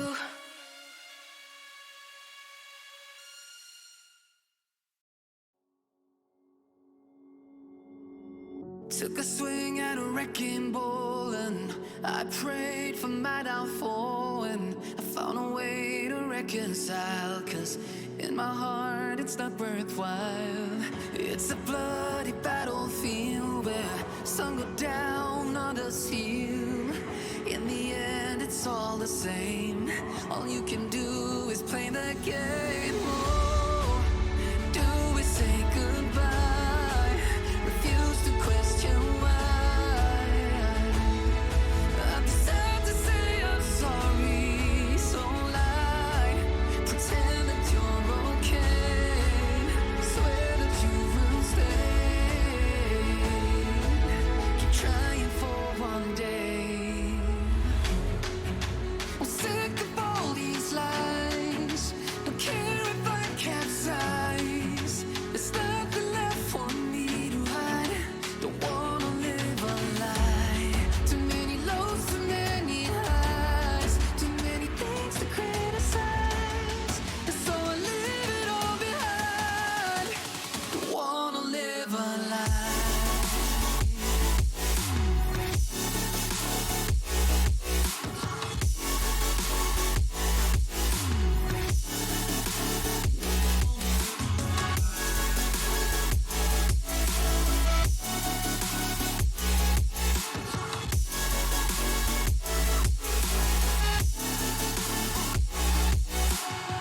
Life kept spitting at my feet and forced me down a dead-end street, when all I had went up in flames, burning only dark remains. I cover up every part of my skin, oh, 'cause I don't like the person within. Oh, I know I'm the one to blame. All I can do is take the shame. Oh, do we say goodbye? Refuse to question why. I'm too sad to say I'm sorry, so lie and pretend that you're okay. Swear that you will stay. Keep trying for one day. Whoa, whoa. I'll say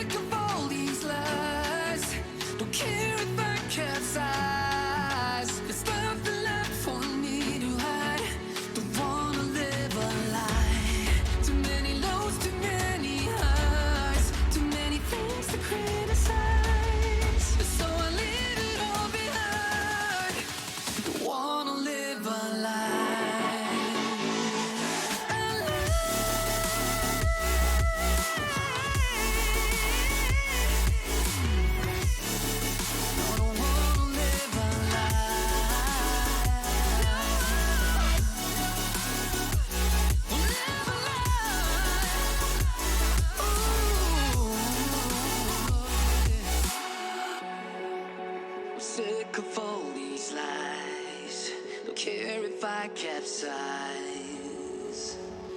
Oh no.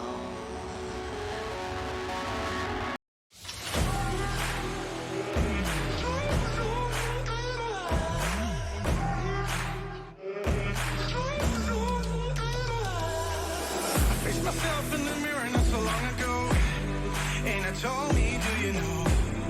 I told me, do you know?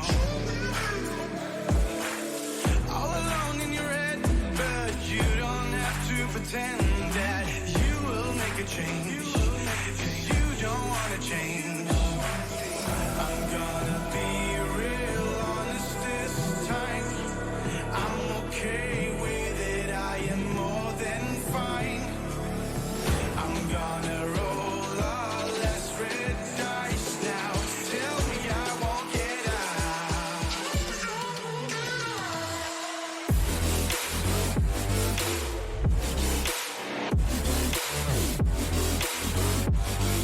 Tell me I won't get out.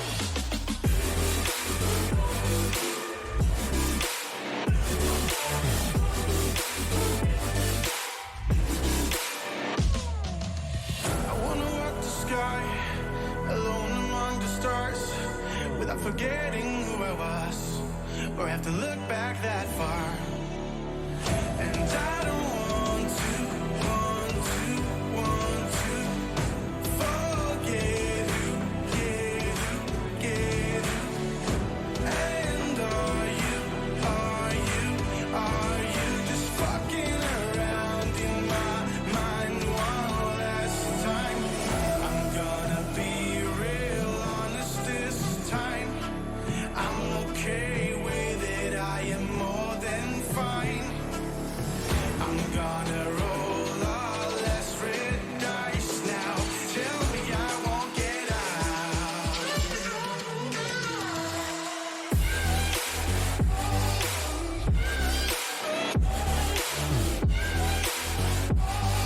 Tell me I won't get out.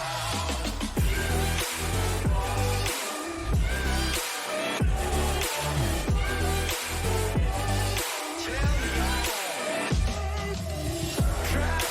trap me inside your walls now. Tell me I won't get out. Tell me I won't get out. Crush me with all that you are now. Tell me I won't get out. So tell me I won't get out.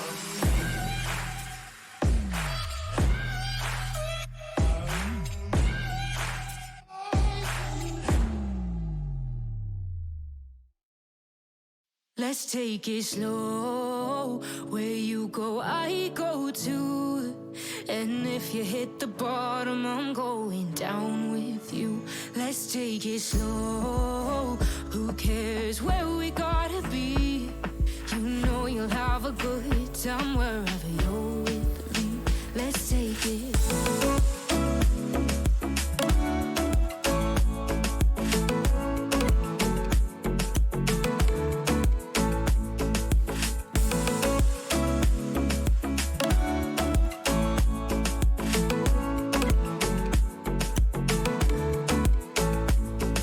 You ask me how we got here, 'cause you don't know how. You say we're taking on water, yeah, we're sinking now. You're looking all concerned, like we're gonna drown. But we both know how to swim, no worries, let's flow for now.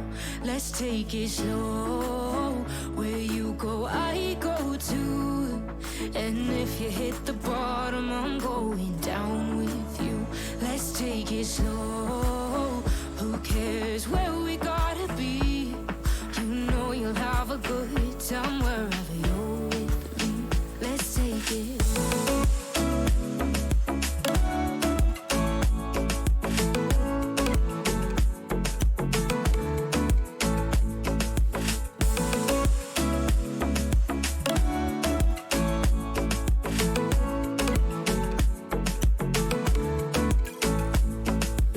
I know I'm not easy. I drag you out your mind.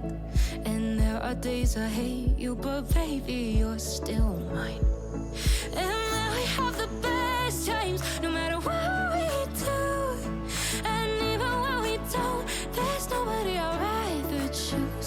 just take it slow. Where you go, I go too. And if you hit the bottom, I'm going down with you.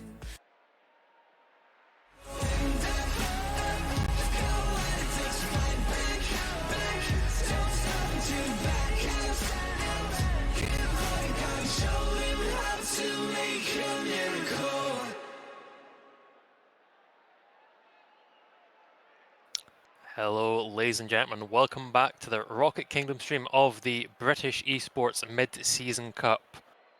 We were scheduled to be going into our crew battle between what would have been Ferrers and Wyke. However, after an admin review of the replay from Game 4 of Luxnate versus Ferrers, they have decided it is quite visible that Ruben's rubber band hit that led to Awesome's easy tap in has been reviewed, and from the replay it's quite clear he did hit the ball and that the rubber band took it away from him. So the situation we now have is the Game 5 result between Luxnate and Ferrers will stand. That will be Luxnate's win, but we're going to pull it back now and technically replay Game 4 from an overtime. So think of this as everything that's just happened has happened. The mentality of the players are, who knows what's happening with them. But we're now essentially in a best of one golden goal between Ferrers and Luxnate. And I don't know if I can take it.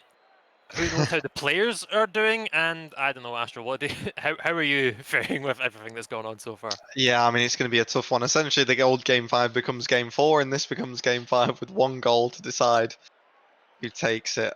I mean, Ferrers have not got a better opportunity than now to come back and claim from the grasp of defeat, and Luxnate will be absolutely devastated if they can't get this one across the line, and especially if the goal is in the first few seconds as well. But who knows, it could go for 5 minutes and nobody scores. You just can't predict, especially when it's one goal and you know that it's over instantly. There's so much on the line, so much pressure. I'm just glad I'm not playing, to be honest. Yeah, I feel enough pressure casting it, never mind being in the situation to play.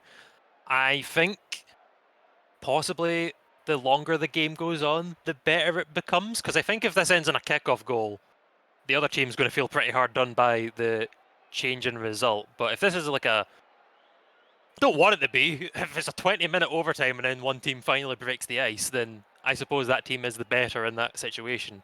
But yeah, if this is a kickoff goal, oh, I don't know how I'm going to feel about it. Never mind the players. I'm going to go curl up in bed for the next break that we have for the crew battle and just pretend like this entire thing didn't happen. It's just a nightmare. Who knows, it could run 0-0 for an hour and we could still be sat here casting this one individual game that never We'll ends. take turns jump into the toilet. I'll take over play-by-play and then you can come back and we'll switch. Yeah, sounds good. Yeah, we're Yeah, just right. waiting for the players to get in. Indeed, we currently have the Ferrers players joining. Just now waiting on Luxnate joining the server. I also hope, for the sake of Luxnate, that Tommy is also fine with his internet, as of course we did hear from him in games 2, 3 and 4, I believe, that he was having some issues. I think 4 was more the server, but game 5 seemed to go rather well for Luxnate and Tommy, so here's hoping that this pseudo game 6 will be much the same. Yeah, it's going to be an interesting one. I mean, I've never had a situation like this where we've had to go to a one-goal golden goal in all my time casting, so it's certainly going to be interesting to see what happens, how long the game goes on for. Like you say, if it's a 10-second game, I think everyone's going to be a little bit disappointed. Not just the players. I think we want to see a little bit of a show in this final game as well. But Rocket League is a strange game, and sometimes it doesn't play out the way you expect. Sometimes goals come out of nowhere. That's the other thing. Imagine if it's just a pinch 50 in the midfield that just pings out at 150 kph into the back of somebody's net, and that's Rocket League if it decides the game, unfortunately. Most of these situations, I believe, can just be summed up with "that's Rocket League." The unfortunate reason why we're resetting, that's Rocket League. If a kickoff goal happens, Rocket League. If there's a awkward pinch, Rocket League. It's the game that we play and the game that we watch, but we'll have to see how this one goes, of course, if we're just now waiting for the Luxnate lads to join the server. I just think they're having some, hopefully not full internet issues, but I think they're just having some issues connecting to the server. I think they're getting a bit of the black screen bug or something of that sort. So yeah, just hopefully filling some time, I suppose. I suppose I can ask you, Astral. You've obviously not been about the BEC scene as much as some of the rest of us. So as the Luxonate lads have quickly joined, what have you thought of our performances so far? I think there's been some good games. I mean, I casted one previous evening of VEC quite a while ago when the season was still underway.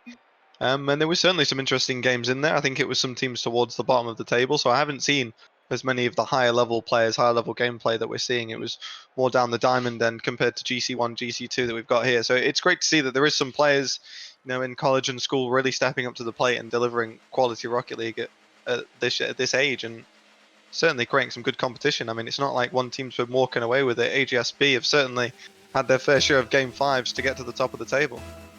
Yeah, absolutely. And as it says at the top of the scoreboard, it is a 1-1. It's a big kickoff from Sushi. Please, not like this. It's been saved away now as Awesome has now switched into the fancy Octane decal, so that'll be interesting to confuse me every time I think that he's on the wrong team. As Awesome now will wait for the hit from Ruben, but it's Tommy taking it off the backboard. They'll hits it deep. Sushi turns on it. Ooh, very close there, Sushi, of just going over him, but now it gets passed back into the danger area by one of the Ferris players, and the deep hit from Odell. Awesome there to keep it steady for now. The hit across, buy some time for Awesome to pick up the boost, and we'll have to see what he does with this one. I can sense the nerves. Everybody is being so careful not to give the ball away too harshly or make too much of a mistake. There was a good demo earlier on from Sushi, but they couldn't really capitalize on it. Could Luxonate, unfortunately for them, as Ferris recovered nicely, and there's got to be so much nerves going on right now. Everyone wants to make the right play, and whoever makes a mistake can cost them the team this game. That's a shot.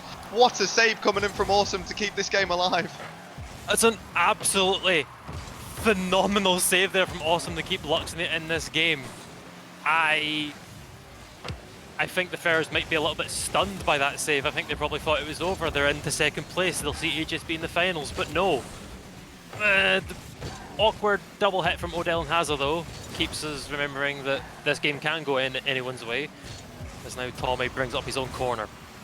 Hit by Odell back into the middle, and Sushi can't quite beat out Hazza. Demo coming in from Odell. Only Awesome and Tommy now in defense. It's hit off the backboard. Hazza plays it up. There's a backflip save from Tommy to keep it alive, and now Awesome gets the clear out. It's a hit up from Odell, which actually might be a detriment, as now Awesome gets a free hit onto the backboard. Both players miss, but Ruben manages to find it and keep it away from the easy tap in, as now Tommy plays it up the corner. It's a big 50 clear for the Ferris side, thankfully for them, as now Ruben searches for Tommy in the corner, and oh god, that was a series of play. Yeah, Luxonate seem to be handling the pressure a little bit better than Ferris, if I do say so. There's a great save. That's a redirect as well to cast your eye on, but has kept that one out. Once again, coming back the other way. It's a game of counter-attacks. Tommy has to get rid of it, but he does do so, and 2.5 minutes gone now, halfway through a normal game. Anybody's game, surely. Sushi, the main man for Luxonate, perhaps, with no boost, unfortunately. And Hazza can't quite find that tap in that he was looking for. Sushi's now picked up the corner boost, and now will pop it up into the opposite corner, keeping control of the ball. Will he steal the boost? No, goes for the... Well, he went for the boost and then fought against it, but comes out with neither due to the little bit of indecisive. Awesome missing the clear, perhaps. Or maybe it was left to Sushi. Hazza gets the bump now. Odell plays at the midfield, but no one's there waiting for it. Awesome with no boost. Sadly can't do much with that as it falls to Ruben in the corner. Pops it. It's an attempted pinch, but it just goes to Luxonate, and now two men go up for it. Odell thankfully finding a decent clear to get it out. As Sushi takes it to his own corner, pops it deep. Hazza's not in a good position, but it's not on target. As now Tommy will play it round, but it's a pass from Hazza back in. Fortunately, the demo coming in from Ruben is enough to keep Luxonate at bay for now. As Hazza maybe the hit he was looking for. I'm not sure if he would have liked it to be that close to his goal. Hit off the crossbar for Tommy. It's tapped to the bottom right! Sushi finds it! And I think 3 minutes 30 is plenty of time to consider this a decent, fair restart. Absolutely, I think they had plenty of time there to get goals for both teams, and unfortunately a few mistakes there at the back for Ferris, and Sushi did a fantastic job to find that really small gap in off the post and take the victory.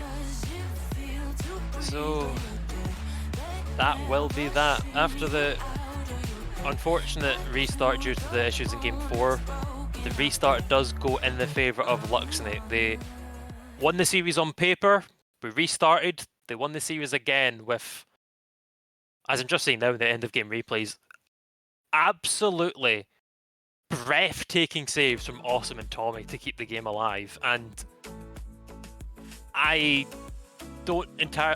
felt quite scared about the restart, that one of these teams is going to feel rather heartbroken about the loss, which obviously the Ferrers would be. I don't see why they wouldn't.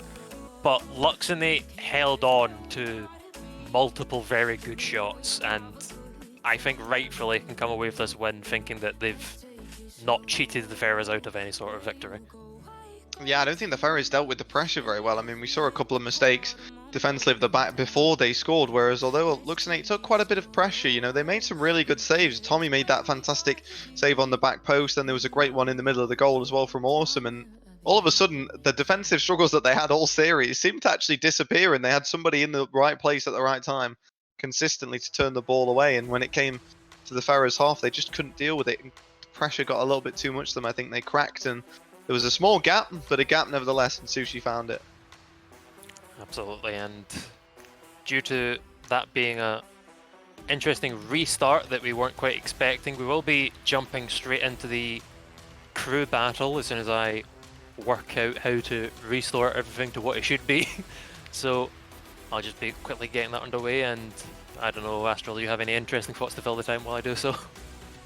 Yeah, I think this crew battle is certainly going to be an interesting breakdown. So we kick things off with the 3v3. I believe it's the Ferrers taking on Wyke College. So it should be a close match, and then see what happens as that goes into a 2v2.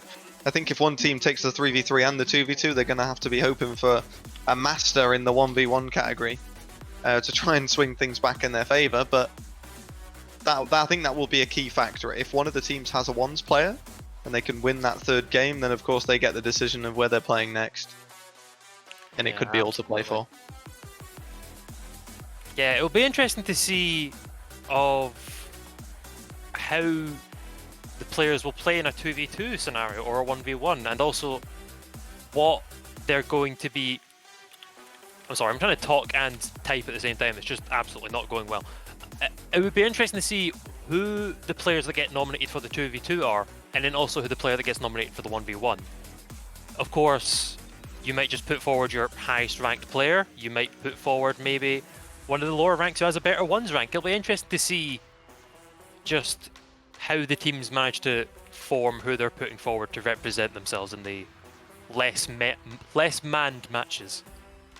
Yeah, I think any player that plays ones consistently, if you've got one of those on your team, you want to be putting them in that 1v1 match. It can be a very difficult game, a very high pressure game, especially with it being on stream as well. And if you've got someone that's used to being in that situation, not having to rely on other teammates, you want them playing that matchup. But that's 2 games away. We've got to start things off with a 3v3, which is an interesting recovery from Wyke, considering they were right down the bottom of the table, but they managed to pull their way back up to 4th in the standings, and Ferrers have had a bit of a crash down, and Ferrers lost 2 games tonight back to back. So when you think about it, Wake have got the momentum coming into this, and they should have some confidence to win.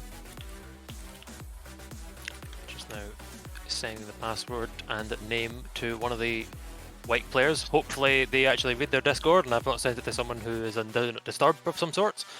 But yeah, we will have to wait for the players to get joined and set up.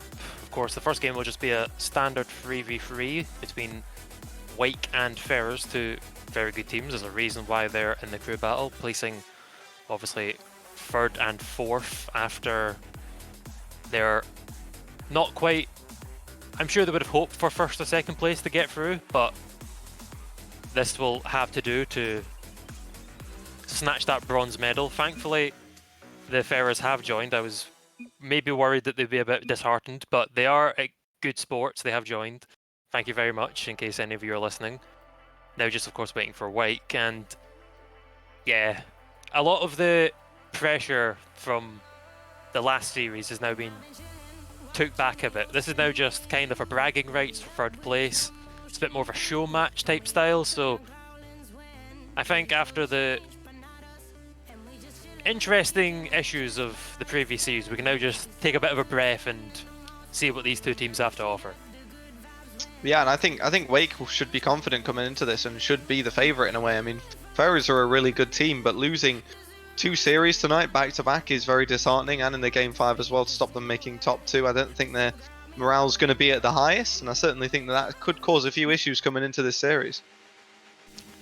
Yeah, absolutely. But nevertheless, we are underway for Wake versus the Ferrers. Good kickoff there for Turner, but Odell is there waiting for it.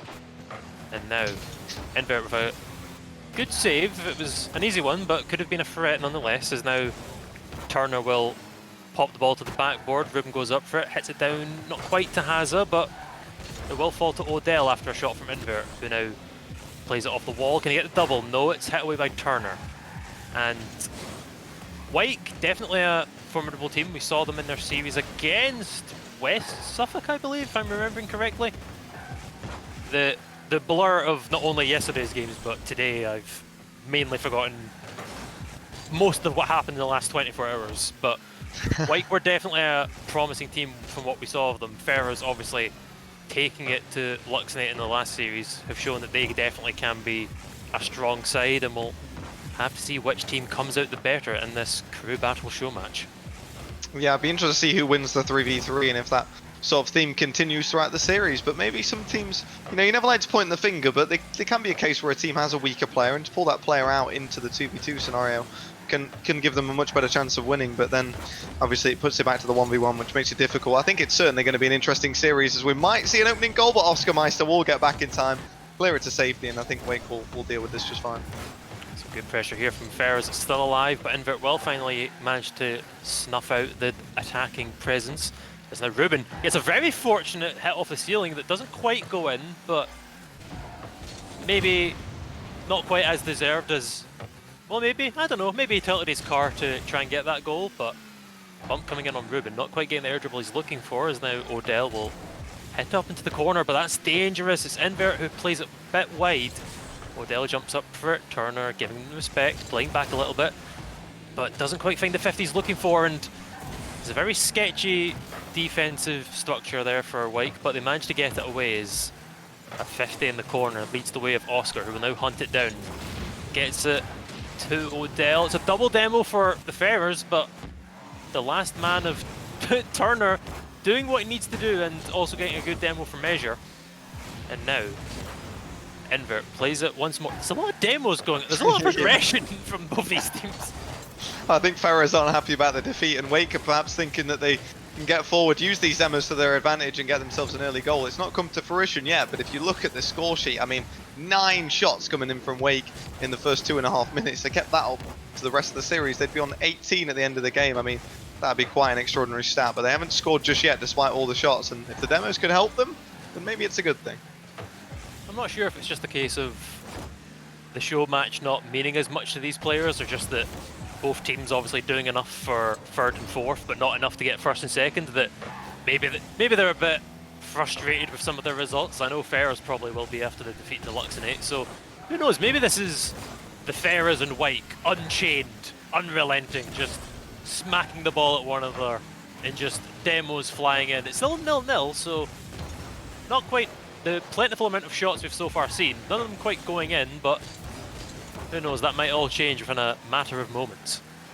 Regardless of it being a show match, I think there's pride at stake, and if you're in this series, you're in it to win it. You want to win this game and prove that you're the better school, and certainly both teams looking to do that. Like you said, no one's yet on the score sheet. We've got just over a minute left as Wake get another shot on goal, up to 10 shots now, but can't find the back of the net, and I think they might need a few more bumps, perhaps a slightly bit of better shooting, maybe some more passes coming in instead of just aiming straight for the goal to try and break this deadlock. Yeah, absolutely. Once more, I think both teams definitely have the quality to beat out the other. It's just a matter of which team can gel together more, get the communications up, get the passes. As Ruben coming a little bit far forward, but does manage to hit out that clear from the Wake corner. Now Invert playing it up. Odell, Ruben pops it to the middle. Hazza will be chasing it, but gets bumped by Invert for his trouble. It's a very aggressive game. The bumps and demos, I'm not sure if it's just the style of play that maybe both these teams have wanted and now finally have the chance to get a bit aggressive, but That's a great pop from Ruben, and Hazza will tap that one in past the last man of Wake. Yeah, it took a while, but we do have our opening goal. Ruben's pass was really the architect of this. Hazza was quickly enough, though, to get it in there, fire it over the top of the defender, and get it into the back of the net. It took a while. It looked like Wake were going to be the team that would score the opening goal, but Ferrer's doing something and showing that they've still got that morale in them. They can still find a goal when they need one. Absolutely. And now a little bit of offensive pressure from the Ferrers, but once more will be stopped by the Wake defense as the ball lingers a bit in the corner. It's a hit from Ruben that goes up. Odell needs to use all of his boost to get up to that one, but can't quite find it past Invert, who, with some help from one of the Ferrers players, will pinch it off the wall. However, now bouncing around the left side of the goal. White looking for a goal. They might find it, but that's a great hit up for Odell, taking it away from Oscar, who's lurking in the middle. Gets kept alive, but hit for how long? Not enough. And now we have the Ferrers winning their 3v3, but we will be going into a 2v2, and it looks like Hazza, being the MVP of the Ferrers for this game, will be the one to drop out for the 2v2, and Oscar Meister, the by no means poor performance, but the bottom performing member of Wake, will be the one coming in. So it's very interesting from the Ferrers to take out their leading man for this game. It is interesting. I wonder if there was a bit of tactics there from Wake as well, because obviously Hazza left the lobby before Oscar Meister did, so maybe they were wondering who was going to be playing the 1v1 and thought, you know what, if we're not confident of winning that 1v1, we'll send Oscar, who's struggling a little bit, and we'll make sure that we can try and get a win in the 2v2, but whether that's the case, I don't know, but we'll certainly see. I wouldn't count Oscar out in that 1v1 either just yet. I'm just going to have a quick check of the rankings and see how the 2's rankings for each team perform. Ruben, GC2, very admirable. Odell is C2, Hazza being C1, so based on ranks, Odell is higher than Hazza by a singular rank. The 2 remaining players for Wake, however, they got rid of Oscar Meister, who's C2 and 2s. They're keeping Turner and Invert, both GC1. So we have a C2 and a GC2 versus 2 GC1s. So this is a very interesting situation we now have between the 2 teams. Yeah, it looks like Wake are throwing everything and to win this 2v2 and make sure they're level. And I think that's probably the correct strategy, because if they lose this 2v2, they're then in a position where, of course, they have to win that 1v1, and that then puts all the pressure down to that singular player, whereas they can get themselves straight back in the series by winning the 2v2. And then we get some interesting games later on when we decide what format gets played in game 4 and 5. So certainly going to be an interesting one, but the pressure is on Wake. Absolutely, and it's obviously an entirely... Well, that's that's a tap in for Wake, so definitely so far the 2v2 favouring the blue side, if I'm remembering correctly from what the colours should look like to the stream. But yeah, it's going to be an entirely different game to cast now, 2v2. It's a lot slower, it's a lot more timid because you don't have that third man back in the defence. So it'll be an interesting one to see how these 4 players currently on the pitch have all played a crossbar mid-season. That's not going to go in, but that one well for Turner breaks the crossbar curse. We'll have to see how the 2v2 changes things for these players who've played freeze for about 48 hours now.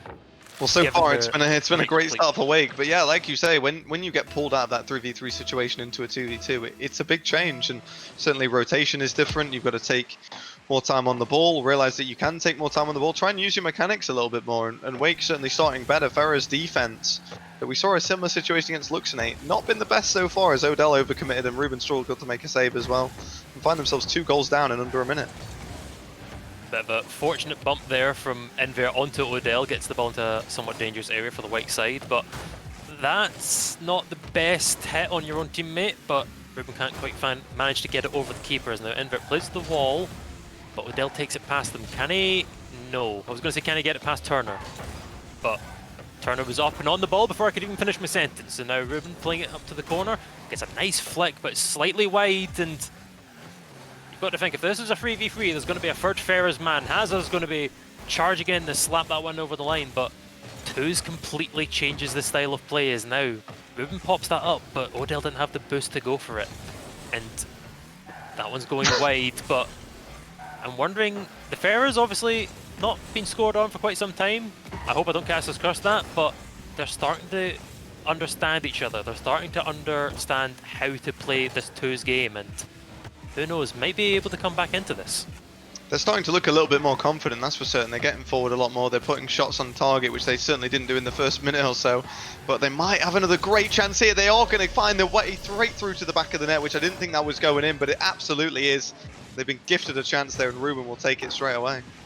You've got to be thinking, Invert, what the hell are you doing? I'm sure he was looking for a better hit than that. He wasn't just spinning for style points, but the spin around sideways musty is just going to gift the goal to the Ferrers, and now with 3 minutes, plenty of time. It's a 1-goal deficit, and well, Odell's going to get absolutely taken out by Invert, but oh, that's a big bump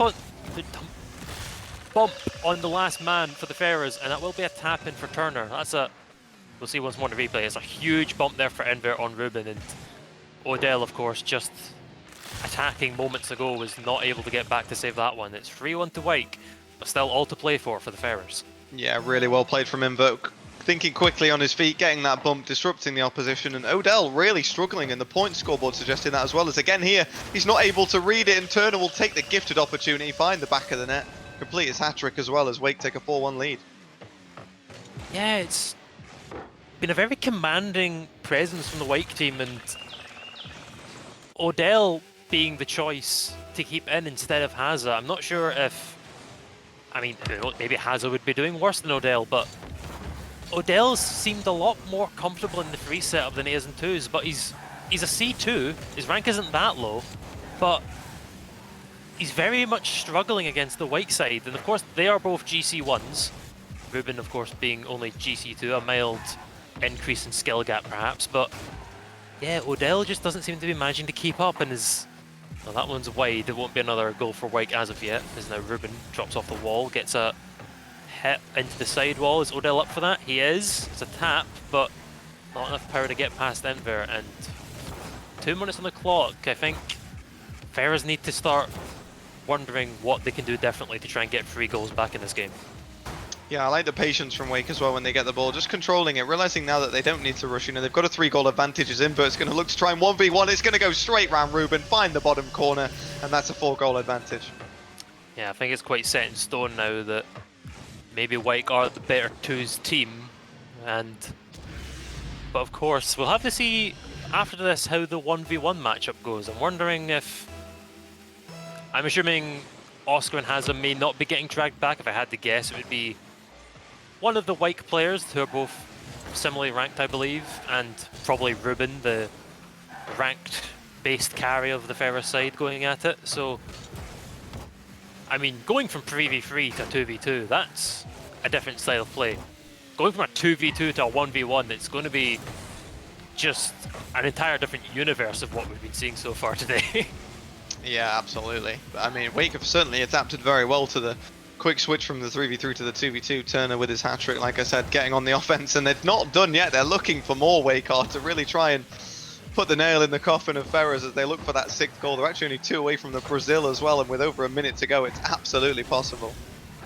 I don't think Ferrers will be quite so happy to give up the Brazil if it does happen. Invert going for a bit of a interesting air dribble there. I personally think that if he'd gone for flip reset there, it would have been a lot more comfortable. Maybe he's not comfortable with flip resets, but just the tornado air dribble didn't seem to achieve much. Is now has a second chance, but Odell will smack it away. Misses the ball, but now falls to Ruben, but Invert is currently waiting on the wall. Gets a shot on goal, but not enough to trouble Turner as he pops it into the middle for Ruben. It's bumps from either player, but Turner on the backboard manages to sneak that one away. He now plays it to the corner, picks up the boost, goes for the bump on the keeper that was on the backboard. Not sure if that one's going to work out too well as Ruben... Okay, Turner, stop showing off. There's no need for that. Turner catching a flip reset, just catching the ball. It's quite a cheeky play, but I mean, 15 seconds left on the clock. There's not much that Ferrers can do. They might get a goal here, though. They might drop in. That's an incredible save from Invert if he can get that out, but he absolutely can't. That was too much to ask from him. Ruben will finish the job, but 11 seconds. It's all but a consolation goal. Surely they need 3 more just to get this anywhere near winnable. An absolutely fantastic shot there from Ruben. I'm not sure if it waterfalled decently well off the top of the corner of the ceiling, but by all means, it was on target. Had to stretch to achieve it, but yeah, that save won't do much for Wake, but the goal won't do much for Ferris as they, with 3 goals down and overtime looming, or 0 seconds looming, I don't think they're going to be managing to pull that one back. Is now we'll have to see who will be coming forward for the 1v1. Going by the ranks, now this was interesting. Ruben was the GC2 for 2s and was somewhat beating out Turner and Invert, who were both GC1. It's now switched up for the final. If it's Ruben who comes forward as the GC1 for Ferrers, I would expect him to go against Turner, the GC2 of Wake. So we'll have to see which players get chosen, but it's going to be a very high tier game if both those players do come through. Interesting. It certainly looks like with the way Haz has rejoined, that he's going to be playing this one. And Turner looks like he's set in the game, so I think that might be the matchup. I'm getting a DM from Hazza saying, just to let you know, I am in fact C3 in 1s. I wouldn't be expecting him to tell me that information unless he was planning to actually come in and take the spot of Ruben. So, going by ranks, obviously you don't need to, but Hazza's C3 beating out Ruben's GC1? We'll have to see if he takes up the spot of the Ferrers 1 man, and he will! The captain dropped out for the 2v2 but comes back for the 1v1, and he will be going up against Turner. That's an expected result. The GC2 of the Wake 6th form team. And now, the captain, the man who watched his team get slapped about in a 2v2, comes back to redeem the Ferrers' honour as Turner goes for a fake kickoff, collects the boost, and now has control of it. So, oh no. I was expecting a ceiling shot coming out immediately, but we'll have to wait on that one, as that one will get easily tapped in. And Hazard not particularly happy with that one, I don't think. Turner just took his time, and Hazard waited a little bit too long, I think. Just sat off for too long and gave him the shot, and you can't be giving away a chance like that close to the goal. I mean, he's probably never going to miss from there, and he absolutely didn't. yeah, not the best start for the man returning. Goes for a slow kickoff and does manage to find it. Can he get round on that? It's slow, but Turner's awkward, but manages to keep it out. 31 boost. Can he pick up the corner? He can. Hazard coming in from the side. Gets faked off by Turner. Go all the way back for boost, but that allows Turner to set up a hook, and oh no! I believe Haz's first shot was keeping that one out, but the second, unfortunately, tapping it into his own net. Yeah, I don't think you can be giving Turner that much space to set up the hook. I think you need to be just... I think he had 50 boost. I don't think he needed to be going for the corner there. I think he offered him too much space, and is now 2 goals down because of it. I have to agree. I think sometimes you can play a very defensive playstyle in ones, and it can certainly work, but there gets a point where they get to the net and you have to start putting them under some kind of pressure, because making a save from that far out is going to be difficult. Hazard's trying to pop this one up, but he doesn't get it over Turner again. He does get a demo though, so he might have time to turn this one around, but I'm not sure, and he misses the touch, and that's going to waste the chance completely. And you've been complaining about wasted chances all night, Zappa, and another great one right there. We now have... I mean, I said Hazard going for the boost when he had 50, maybe not the best choice. Maybe staying on the ball when you've got nothing, also not the best choice, but now we have Turner going for a bit of a tornado flick.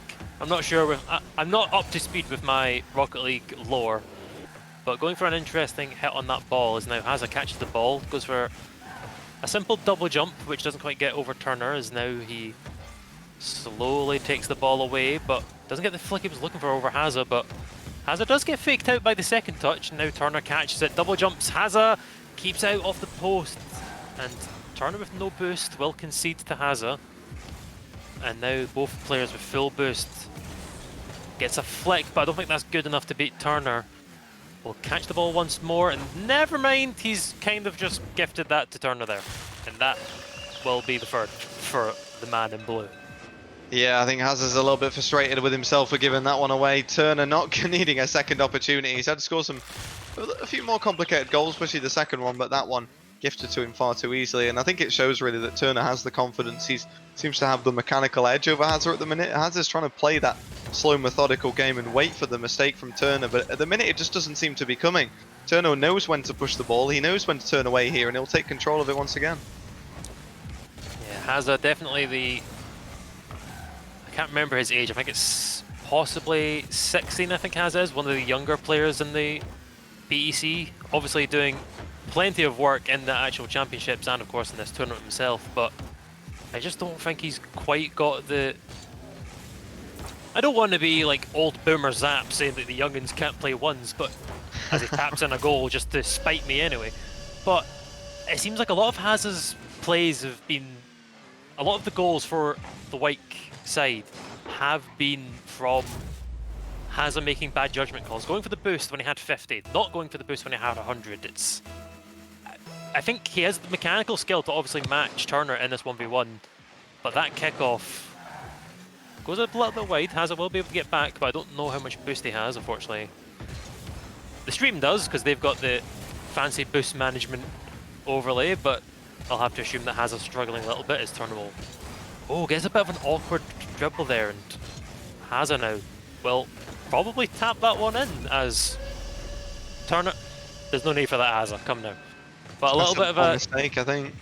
Defensive mistake there from Turner. I think he was expecting the ball to pop off, and Haza will tap that one in to make the goal difference only 1 with 2 minutes to go.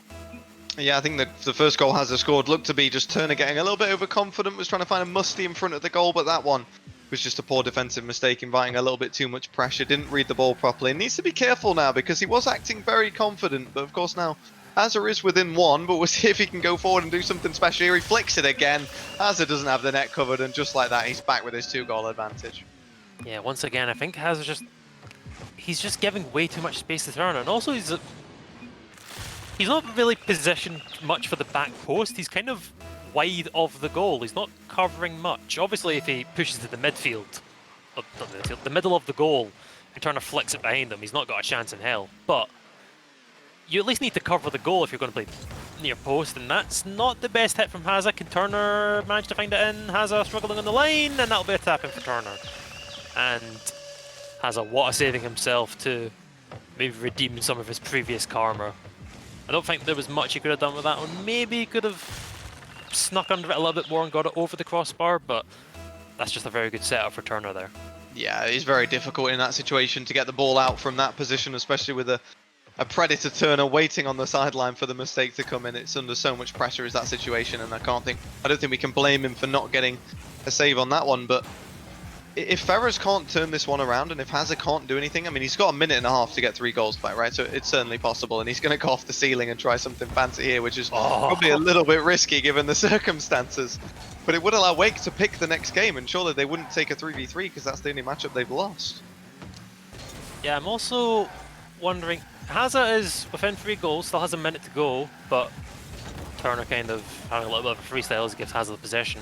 I'm wondering that if a 1v1 gets selected for Wyke, then would they switch out Haza or keep him in and hope that he can perform better? Because obviously, Haza C3, Ruben GC1, it's a rank difference of 1, but if you know that Haza can lose to Turner, do you take that risk, subbing in someone new, getting fresh blood on the field and hoping that you can change the result?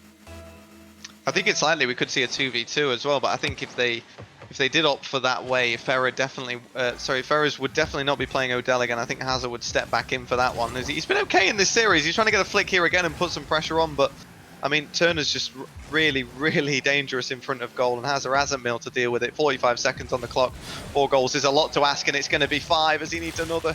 That flick is fantastic, straight over the head of Haza, and he takes a 7-2 lead. I mean, I suppose the benefit for Haza being that he has scored that second goal. He's not going to get quite Braziled, but it's a very commanding performance for Turner, and yeah, you've got to be looking for game 4 now. That Ferrers will more than likely be choosing a 3v3, which they did win. As another dominant kickoff from Turner will slap in the 8-2. The 8-2 is a match result, isn't it? Is that Barcelona or something? The 8-2 is the Barcelona, yes. It is the 8-2 right now, of course. From the Barcelona Bayern Champions League game, yeah. Very smart, very smart. But yes, so this game, more than likely following the way of Wyke, unless Haza can pull out a miracle, but more than likely going to be looking to the 3v3. Obviously, there's not going to be many roster changes with that one. It'll be the expected 6 players we've seen them many times so far.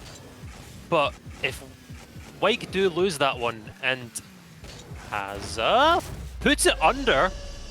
Whether deliberate or not, he will be faking out Turner. Still That's some a fight smart left little in the young play. man from the Ferrers. Yeah, it's a nice bit of car control to drop it underneath, and Turner had to do something there and was in definitely a position of getting bumped out the net as well if Hazard continued ahead of the ball. So, smart little play from the Ferro Esports player, but I don't think there's going to be enough in this one to turn it around. And like you said, I agree with you. I think we're definitely going to see a 3v3, which will see everybody come back to the field because Wake have been so dominant in the other two games. Yeah, so Hazard getting a bit of an interesting hit off the ceiling. He's going to. Oh, he's going to leave the game. I see. I thought he was going to do the cheesy strat of changing teams to get back to defense quicker, but nope, he's just gone. So that will be, I suppose, 9-3 in the books for Wake. I don't really think we can call it 8-3. I think it's a very valid goal. Just Hazard decided to leave the pitch for a moment. So Yeah, Turner wants to keep it up and carry it down the field as well and dribble it in at the end. So. I will now see which kind of matchup that the Ferrers would now like. Of course, expecting it to be a 3v3. And then you've got to wonder, for the 2v2, Odell the higher rank above Haza, but seemed to be struggling against... And I'm getting a quick ask for a server reset, so I will do that while I mumble on about things that people probably don't care about. You've got to wonder, do they keep in Odell, who seemed to not be keeping up with the pace of the 2v2, or do they put in Haza for maybe a fresh take on things? Odell the higher rank, but Haza maybe could bring something new to the game that after losing the first, they might need. Yeah, I can't imagine them not taking the 3v3 here. For me, it would seem a little bit silly given the performance. I think if they did take the 2v2, they should put Hazard back in there because Odell just couldn't seem to adapt to the game, and maybe Hazard's got a bit more warmed up now playing that 1v1 and adapted to that slower play style. So I think there's certainly an element of that. But for me, I mean, surely the 3v3 is going to come out. It's got to be what we expect. I mean, they won it. And they play better as a unit. I think Wake struggled in that game. Unfortunately, Oscar, you hate to call out the weakest player in the team, but he was in that 3v3 and he couldn't really step up to the level of the other two, and he's going to have to do so here if it is going to go back to a 3v3. Yeah, Oscar has freeze rank being a solid C1, absolutely nothing wrong with that. Odell also having a C1 in freeze, so you'd expect that to be somewhat of a mirror match, but it did seem that Odell is performing a lot better than Oscar in that 3v3 situation. It's just a matter of whether Wyke can turn it around, because I think the 2v2 seemed very, very solid in Wyke's favour, much the same with the ones. If Wyke can just eliminate that possibility of a game 5 and just win this 3v3, then we won't have to worry about what comes next. But yeah, just going to be waiting now on a response from Haza on whether or not the game will be a 3v3, and also waiting on the players joining, which I haven't actually told them to do, so that might be why. Astral, fill the void. Absolutely. So Wake's taking the 2v2 then and the 1v1. Turner and Invert showing what they're made of in that 2v2, and then of course Turner again in the 1v1 was absolutely phenomenal. Pressure's a little bit on Oscar, I would say, for Wake to step up, but if they can't take the 3v3 and they do lose, then we'll probably go back to a 2v2 1v1 anyway. So it's definitely in favour of Wake at this point. But Ferrers, certainly, I mean, they're a strong side. We saw they nearly made the final two tonight, so they've absolutely got the talent in them to recover, get through to the final game, and from there, who knows what can happen? Maybe we'll see a different performance. Maybe Odell just had a rough 2v2 match, and he can step back up with a better performance if they have to do a 2v2 again.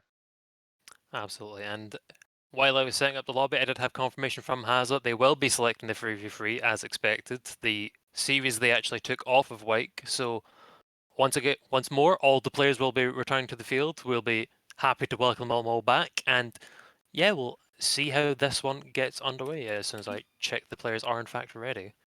I don't think Wyke did much wrong in their series. Actually, I'm getting told by the players that apparently this is a very bad server, so we might be doing a quick restart. Yeah, certainly We'll looking be that doing way. so. So yes, the interesting segment of the 3v3 was, of course, the fact that Ferrers won it, but wasn't solid. So what do you think Wyke might be doing to change the pace of the game and maybe just take the win away from the Ferrers without even going to a game 5.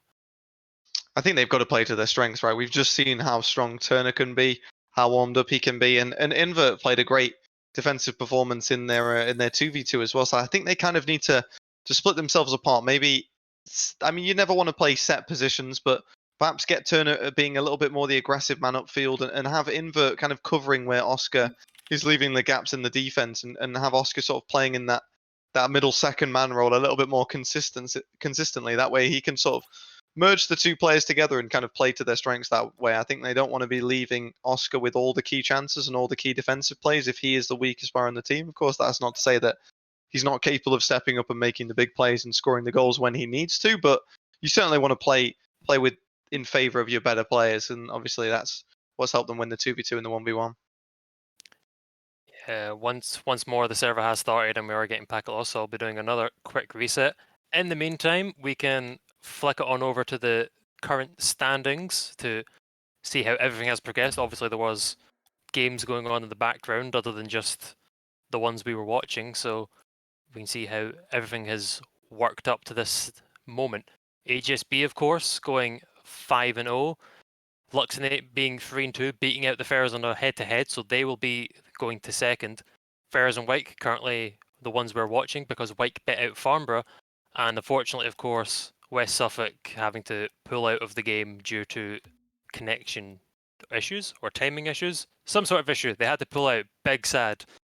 So, yes, this is how things are currently looking. We'll have to pray to the Rocket League gods that we get a good server this next time, so Still an yeah. interesting table though, despite one team basically not playing any of the games this weekend and two positions being decided by tiebreakers shows for a good competitive weekend, I would say, and I think all the players can be certainly happy to a degree with the performance that they played. I think the Condors will be probably the most gutted team to not make either the show match or the final two, considering they taken AGSB to a game 5 and played some really good games, but today was not their night, unfortunately.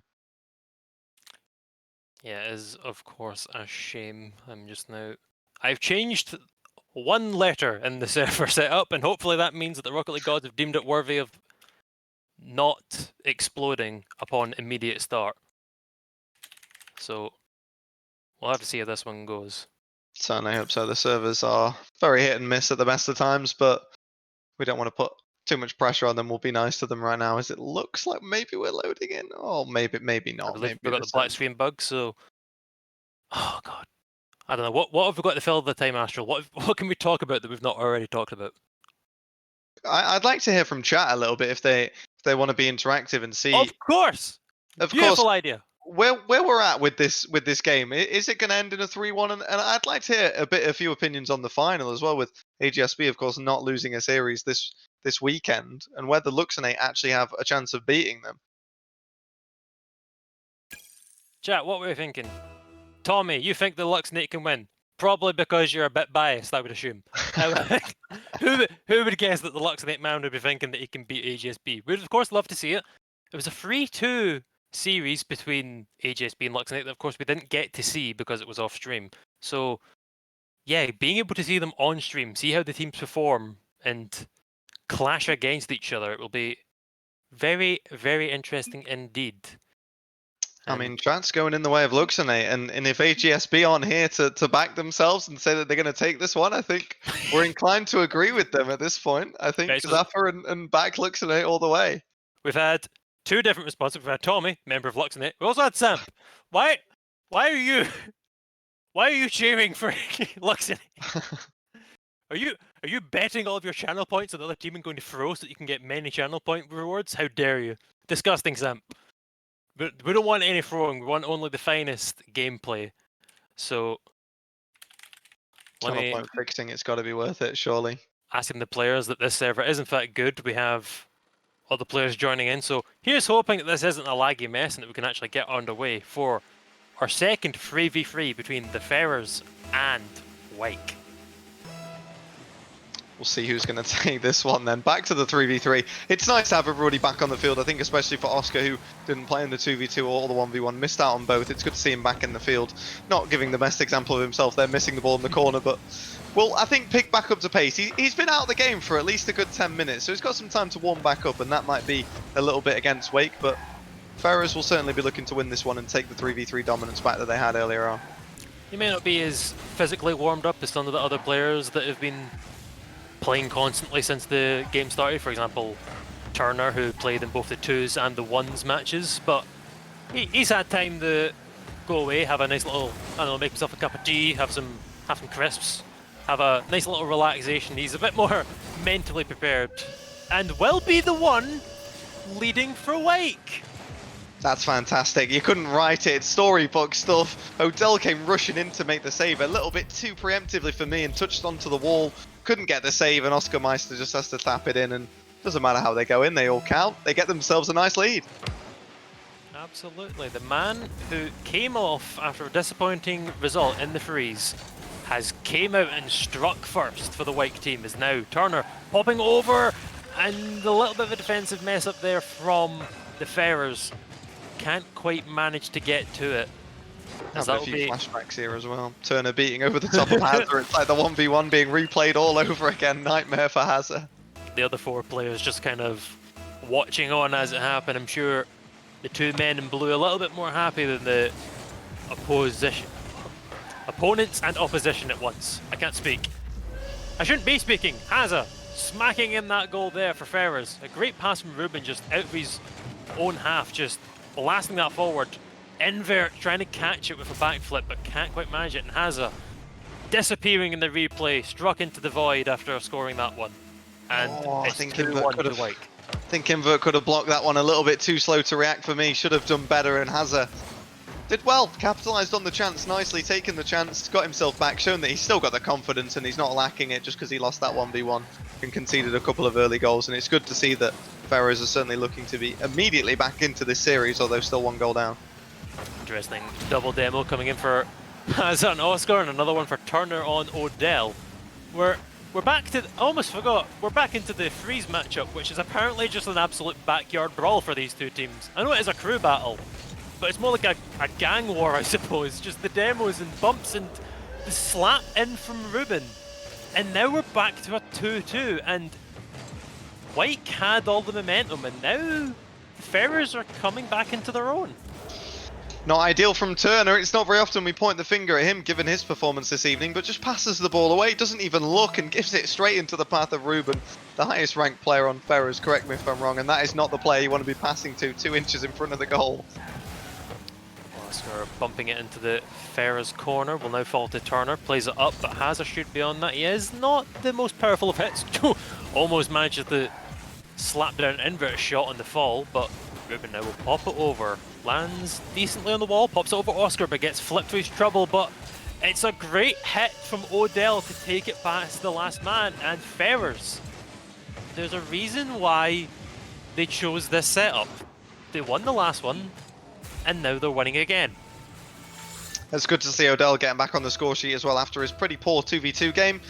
That could be a bit of confidence back. First shot for him in this game, first goal. Ferrers have turned down a 2-goal deficit to get a 3-2 lead with not even half the game gone yet, and we've got 5 goals already. If we see a repeat of that into the second half of the game, there'll be many a goal as Turner's done a brilliant dribble. The flick's good as well, but the save from Ruben even better as he keeps the scoreline at 3-2. It's a good pop there from Hazard. Odell taps it on, but it's a bit wide and a bit high, but it will do enough for it to fall into the midfield where Ruben was lurking. It's a great pop from Hazard. Odell does enough to pop it. Turner kind of just going for a bit of a wandering back of his goal. Maybe he found, I don't know, he found a £2 coin. He was like, ooh, shiny. Picked that up, and there's a goal for the Ferrers side. So they're now 4-2 leading the series with just over half the time left. And you know what? Oscar Meister, new MVP for Wake. There, I said it.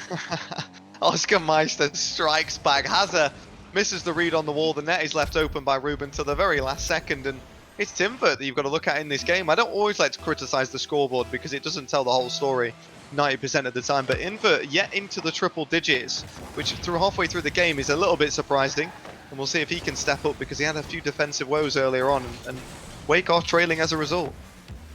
Yeah, only, well, after that centre and ball touch, he's now up to 94, but only 94 points for a man who has an assist.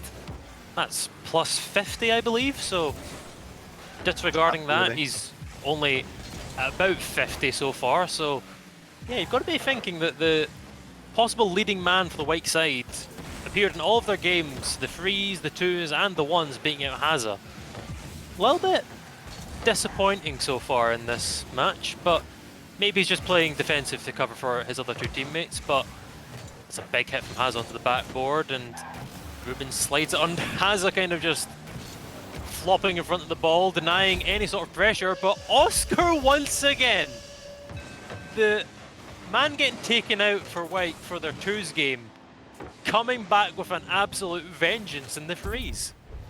Perfect shot that was. Some incredible power on it. Odell just got caught out of position, deciding to push it a little bit too early, I think. And Oscar's got 3 goals in 3 shots. I mean, incredible stat from him. Nearly up to 400 points in this game and keeping Wake in it, to be honest. After we perhaps pointed the finger that maybe he needed to step up in this game, he's certainly done that. With a minute 30 to go, we are level again, and I would love to see an overtime, I'm not going to lie. Ball from Turner falls to Haza, but that's a 50 into somewhat of the middle. Odell will be beating out Oscar, as he maybe should be doing. We do love our man from Wake, but maybe not quite quick in the air as the Ferrers Odell. Now, Turner in the corner, hits it over Ruben, but not quite enough as Ruben managed to catch onto it. Haza now plays it to the side wall, and well, they will be charging into 50 that against the wall. As now Oscar pops it once more, but Ruben will be there to answer. Continues his aerial to snatch onto the ball. Haza will beat out the Wake defender. It's a pop into the middle from Ruben, but not quite any Ferrers member there to get to it. Haza once again hitting it out, and with only 30 seconds left, as a hit from Ruben, and can they keep it off the line? They do! A fantastic save from Wake to keep themselves alive here. Yeah, a vital save as well, because that could have decided the game. And watch us cruising back to a game 5, but Wake still keeping this alive. And you know what? An incredible story would be another Oscar Meister goal, making it 4 off of him in this matchup. But not sure just yet. They're under a lot of pressure. Ferrer's looking much, much stronger. There's a ball into the middle. Nobody there to collect, unfortunately for them. But they've certainly got the momentum. They're not giving up. And Haza looking relentless on the aggression at the moment.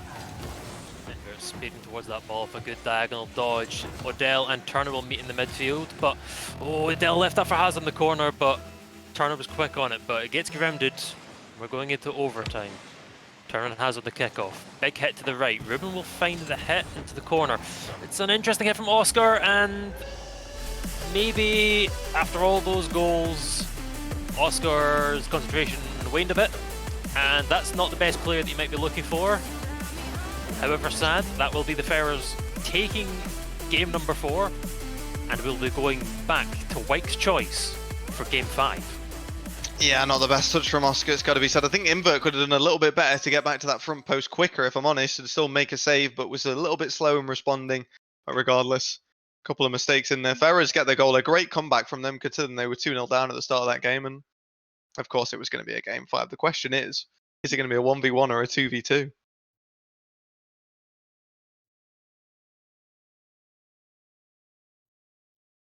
What are you hoping for, Zappa? You hoping for that 1v1, 2v? I'm sure that they're not going to go with a 3v3 from here. How long have I been muted for? I hope not a lot. About 5-10 seconds. Oh, thank God. I think I muted to start typing to players there, and I thought that I was gone for that entire game. Yeah, I was saying that, of course, the expected choices would be the 2v2 and the 1v1, because White won both of them. However, I would be interested to see if they go for the 3v3 and kind of just say, hey, we can't... Never mind, they chose 1v1. It would have been interesting to see the 3v3 and see if they can, in fact, take the only... What's the word I'm looking for here? It's not I'm not sure. Take the, layout. I mean... Layout, I guess. The only game that they couldn't take away from them. But they will be choosing the 1v1, so... But Haza has swapped out. Ruben looks like he's going to be staying in, so I think it will be Turner against Ruben this time around. Haza had his chance to beat Turner, couldn't get the job done, and so they pulled somebody else in to take another effort at taking down Turner to win this 1v1. Yeah, so here we are, all to play for. The choice of Wake. Turner coming hot off the victory against his 1v1 against Haza. But now, Ruben, the expected result from the first setup, Haza stepping in, maybe not doing as well as the Ferrers might have expected. Now has a chance to show what he's made of, and that's a great kickoff for Ruben. And can he quite find the tap in? He can! And in only 5 seconds, he's shown a much different impact than maybe Hazza might have done. That's a great way to start and a great way to build himself some confidence as well and shut Turner down a little bit, because Turner obviously selecting the 1v1, feeling comfortable, got a nice big victory in the previous one. I think he needs a little bit of pressure put on him, and Ruben certainly winning back-to-back kickoffs is going to help with that. Yeah, won the kickoff, but Turner beating him out to the mid boost, so backs off to get his own. Sets. Turner does set up the flick, but Ruben manages to catch it. Takes the mid boost as well. See, this is what I was thinking with Hazza. There's no doubt he's a good player in threes and perhaps twos that we never got to saw. But Ruben seems to understand the ones playstyle a lot more. He shadows when he needs to shadow and he shuts down angles when he needs to. But he can't shut down that flick, which will equalise the score for the White team and Turner. Yeah, that's well played from Turner. Looked comfortable throughout, controlled it really well. Got the flick over the top as well to finish it off. And there's a bit of an eye on Turner, I think. In 1v1s, he just seems to have this cool, calm, collected attitude, and there's not really much panic for him. And I think it really helps if you can stay relaxed in these 1v1 situations. Absolutely. Now Ruben will collect the ball with 79 boost, but it's a pop-up for Turner, but can't quite manage to find it. Will likely steal the boost, which he does. Also takes the mid. Will he take his own? No, he comes across to block that shot from Ruben. Of course, that back right boost is missing, so he needs to pick up some 12s. Turner now on the ball. It's a big hit from Ruben, and maybe Turner's gone too far here. If it's an easy tap in, he's held the wall, no! And Turner turns now. Ironic considering his name, but Ruben finds the bump and keeps it away. That was 2 very open goals for either side, and neither managing to connect. Yeah, Turner didn't have much boost to get the momentum and capitalise, and I don't think neither did Ruben, but he should have scored the initial shot. Both of them wasted it. The stats exactly equal. 1 goal, 1 save, 2 shots. Just as I say that, Turner gets another flick straight over the top of Ruben. Once again, his wake side take the lead. Yeah, it's a wonderful soft touch off of the wall to set up the dribble. And as soon as you can catch it on the front of your Octane like that and get it onto a singular side that you want, there's always going to be a very difficult to answer flick. Because now Turner once again goes for the fake kickoff, but expects Ruben to turn, which he doesn't. So now, oh, that's a big flick over Ruben though, and stuck in the air with no boost. That'll be another tap in for Turner, and the very promising start from Ruben is starting to look more and more like the previous series of ones that we saw from Turner. Yeah, it's a little bit concerning as well, given the only goal he scored was off the kickoff. I think he was just a little bit too greedy there, pushing in too early after the kickoff was faked. It was well played from Turner to go with that fake. And certainly keeping it back to the way it is here and kind of switching things up on the kickoff. He's catching Ruben out, but Ruben finally does step up to the plate and make a good save to stop himself falling 3 goals down. Unfortunately, there, big touch from Ruben, can't quite find the control he looks for, and now, once again, possession is switched. He sides flips to get back to goal quicker, which he does do, but now 13 boost versus the 100 Turner just picked up, and the mid. But however, we'll go for it, just a big bang, but Turner manages to find that save. Keeps himself alive. Ruben needs to pick up that mid boost to keep himself flush, and now has 90th go up for this one. But I don't see him doing much with that ball. That's a missed hit from Turner. Bounce off the corner though. It's a pop-up. Ruben, that's not the hit he's looking for, and that's a crossbar curse. Even in the show match, the crossbar does not like giving players any goals. Yeah, Ruben's got to be thanking his lucky stars with that one, because that was a big defensive mistake for him, and Turner really should have punished it and put this game a little bit closer to being finished. But Ruben's got to take his lifeline now, try and get himself forward. He's only had 2 shots in this game, one of them found the back of the net, but Turner's up to 7. And this is exactly what he needs to do, you know? The more shots you get on, surely one's got to have a chance of finding the back of the net. I would think that as the motto, but I don't think that's how it works with Turner.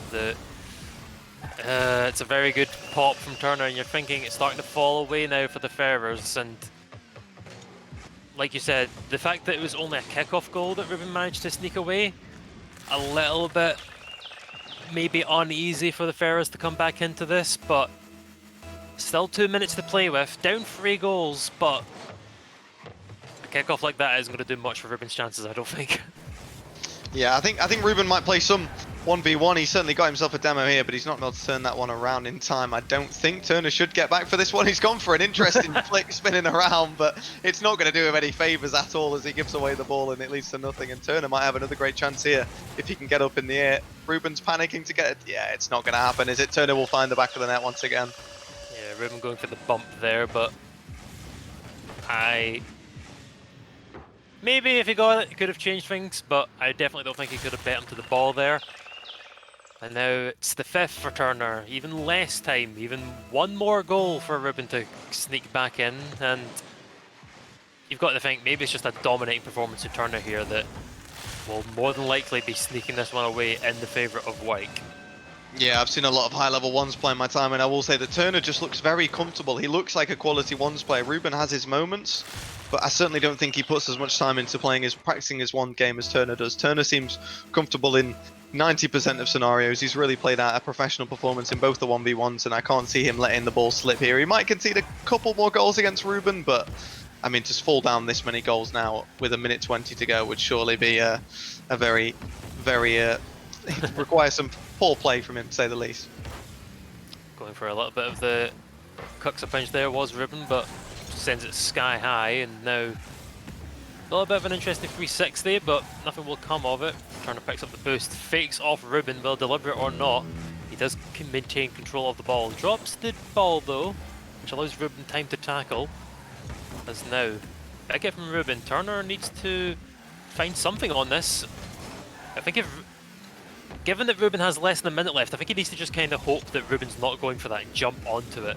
Now he's, well, a few seconds later, but Ruben will find the open net after Turner's mistake, and I don't know, 4 goals in 35 seconds, it's looking pretty dire, Astral.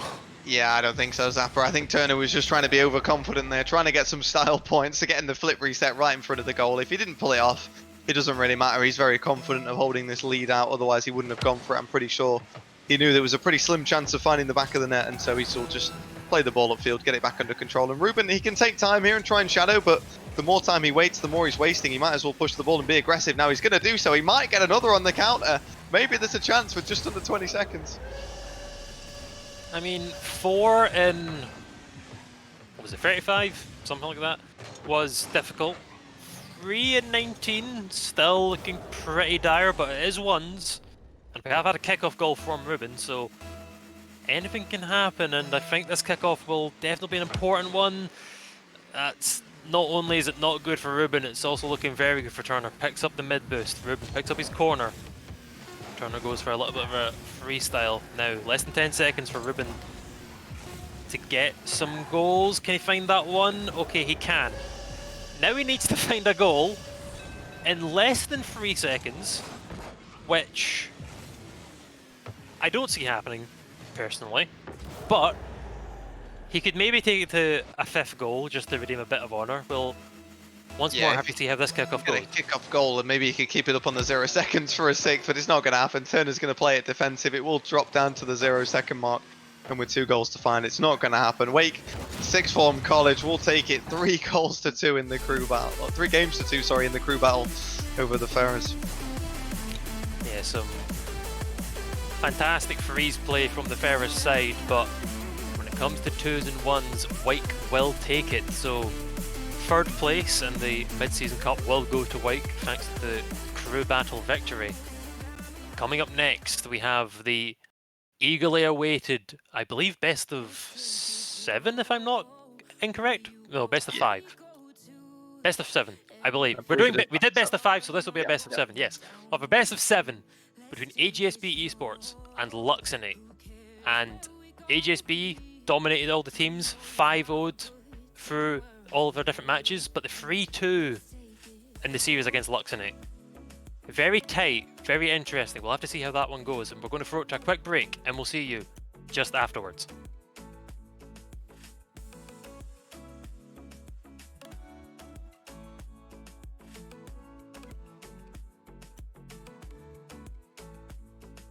You ask me how we got here, 'cause you don't know how.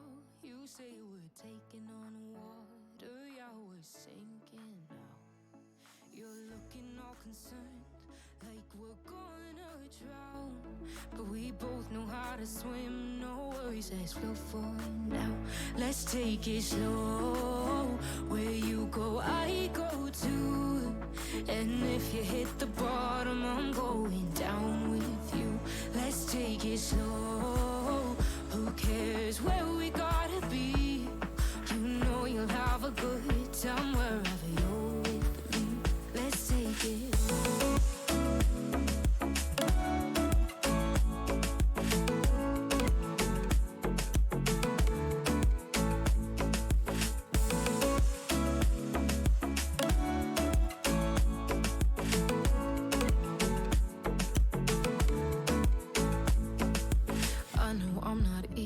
I drag you out your mind, and there are days I hate you, but baby, you're still mine.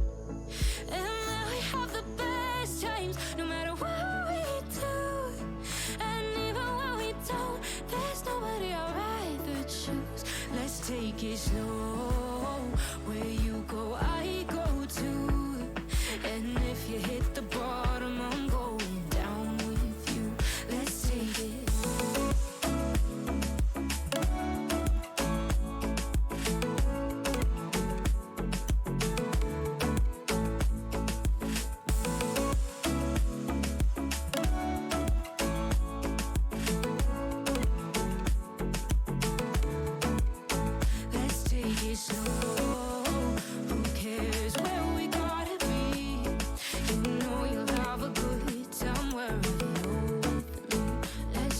Slow, where you go, I go too. And if you hit the bottom, I'm going down with you. Let's take it slow. Who cares where we gotta be? You know you'll have a good time wherever you're with me.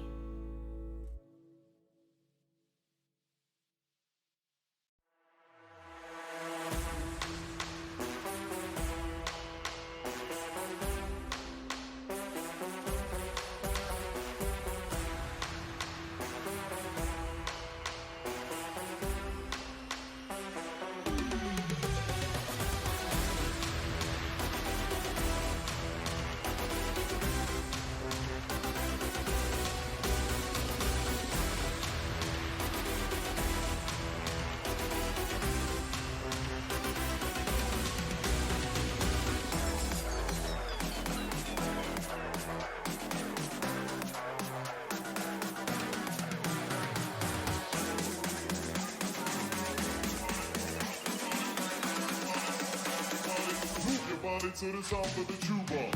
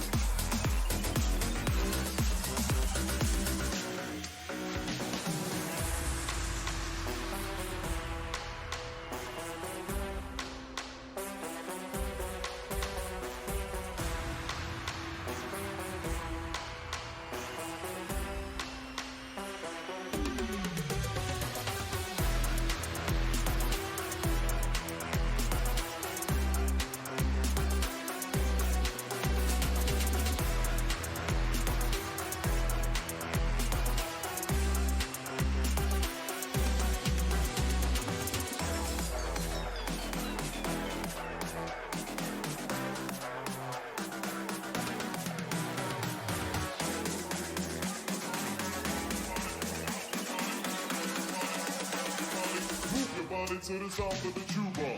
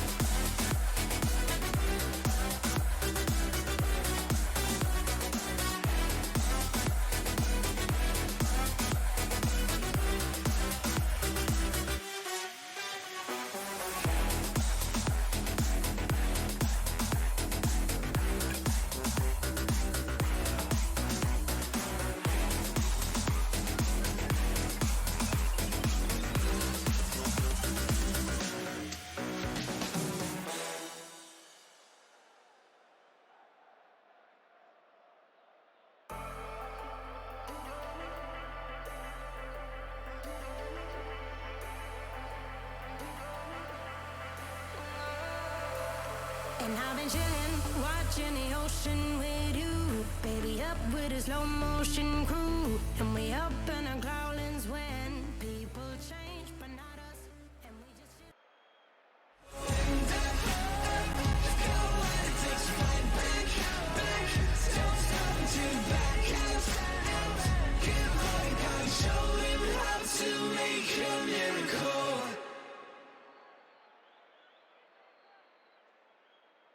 Welcome back, ladies and gentlemen, to the HSRL Mid-Season Cup.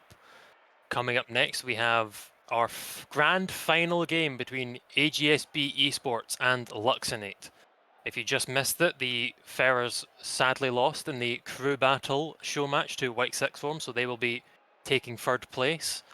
Ferrers, I'm sure, will be very annoyed by some performances against Lux and White intention.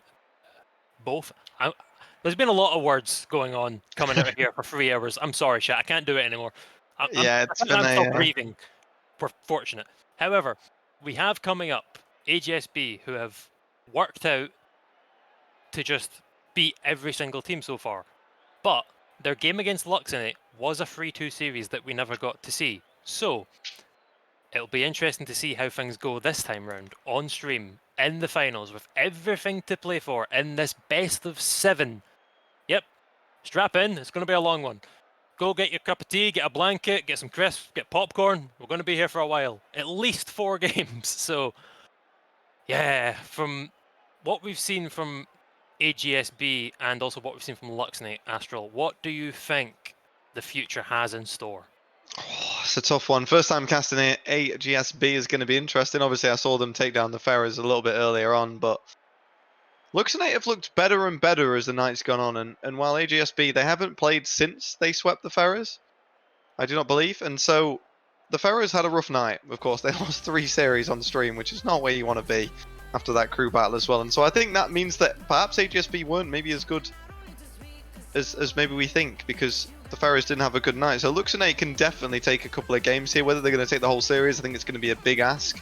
But I definitely don't think this is going to be over in 4 games. We're going to go game 5, 6 at least. I'm pretty sure of that, and there'll be some tough battling in there. But I would say that AGSB should take it over the series. Yeah, definitely. I think we are currently just waiting a little bit on Luxinate. They're having some impromptu mental refortitude and some bathroom breaks, which I don't blame them. It's been a long while of casting so far, and I can't imagine how the players are feeling after playing all of their series. So yeah, we will be underway as soon as we can get a hold of them. But oh, I don't know. What you thinking, Astro? What are your predictions? What the score is going to be? I'm going to go with a game 6. So I'm going to go 4-2 to AGSB Esports. I think Luxinate are going to start the better side. They've had more play recently. When my camera doesn't step me into the void, and I think they've been looking a little bit more solid in general. They've improved throughout the night. I think they're going to come out and take game 1, Luxinate. I think AGSB will then get up to speed, get themselves a few games back to back, and then we'll really have a series on our hands, I think, from there on. Absolutely, and I think, oh god, do I have to give an opinion? You absolutely do. I think, and as much as I don't want it, we're probably going to get a game 7. I feel like this is going to be very much a slug back and forth between these 2 teams. AGSB have been very dominant, but they can show cracks in defense. Luxinate are, of course, a very good team that we've seen so far, but they've just had some... We saw in their series yesterday that there was 2 unfortunate own goals against the Farmer Condors. Against the Ferrers, there was some shaky defending at best, so yeah. It's definitely going to be interesting. I think I'm going to go for the underdog. I think I'll say 4-3 Luxinate, just because it would be nice to see them come from the bottom half and take down the giants of AGSB. Yeah, it would be really interesting and show what a competitive cup it's been as well. But I think it's going to be a big step up for them, especially with, like you said, the defensive mistakes they made going forward. They've always been fairly solid, and we saw that earlier. They can score some good goals. They work well as a team, but it's they have to keep the ball consistently up the field in order to save themselves from making plenty of mistakes. And against a team like AGSB, who are on their game and have been winning every series this weekend, it's another challenge altogether. And I'm just not sure they have quite enough in the tank. I have a feeling I know why this game took a while to.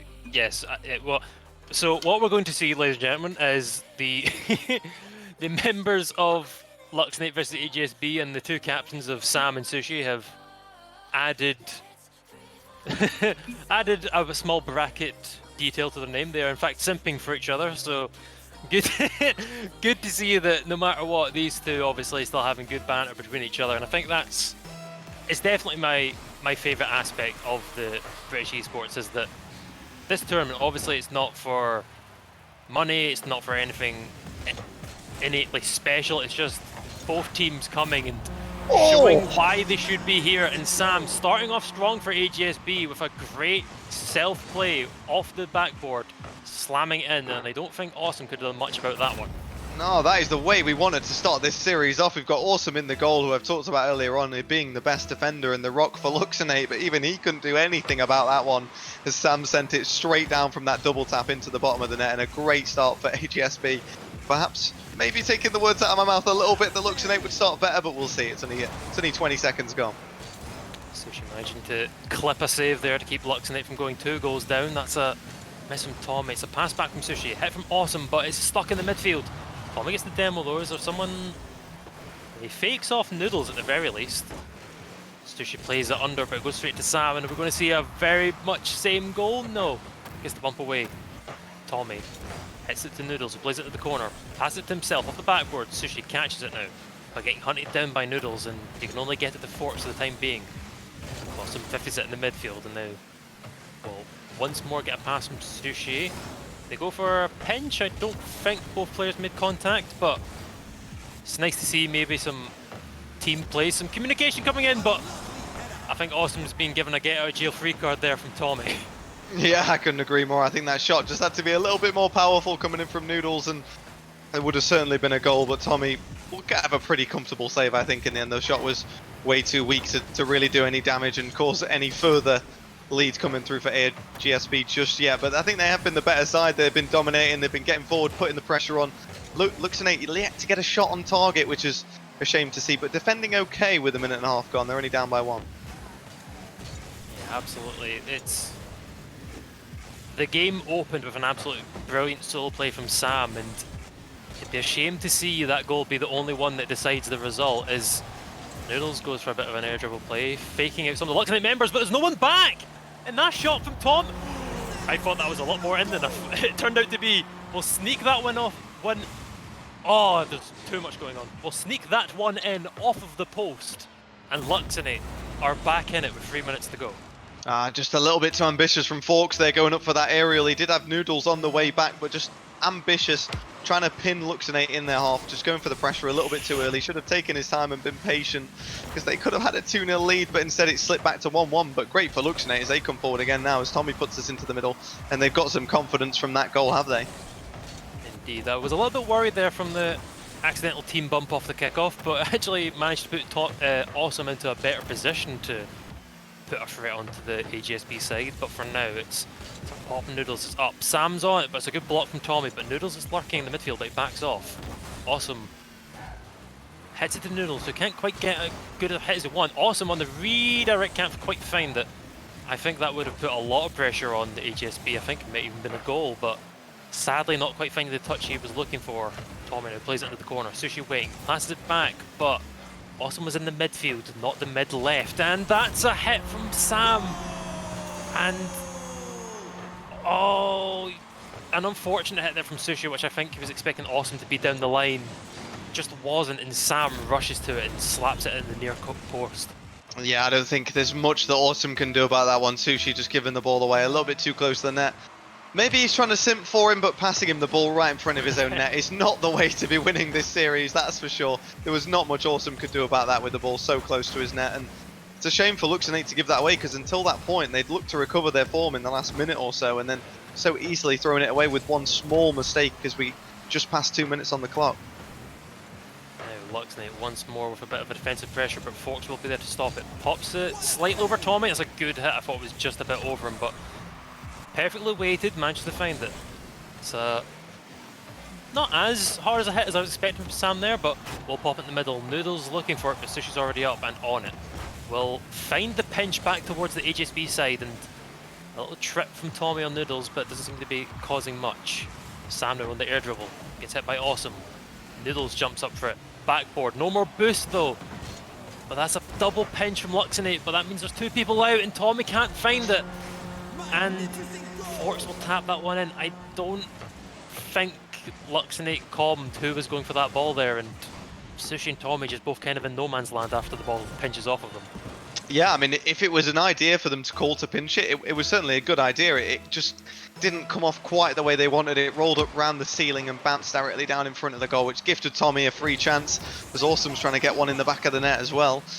But the pinch just could have been a little bit better, and I feel like they probably deserve more than that, but maybe it was just a double commit, like you're saying. It wasn't calculated at all, who knows.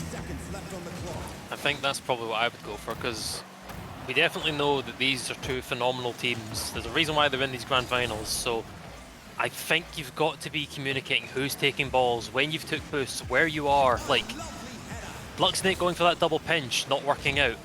Sushi passing it down the line when Awesome was actually in the middle.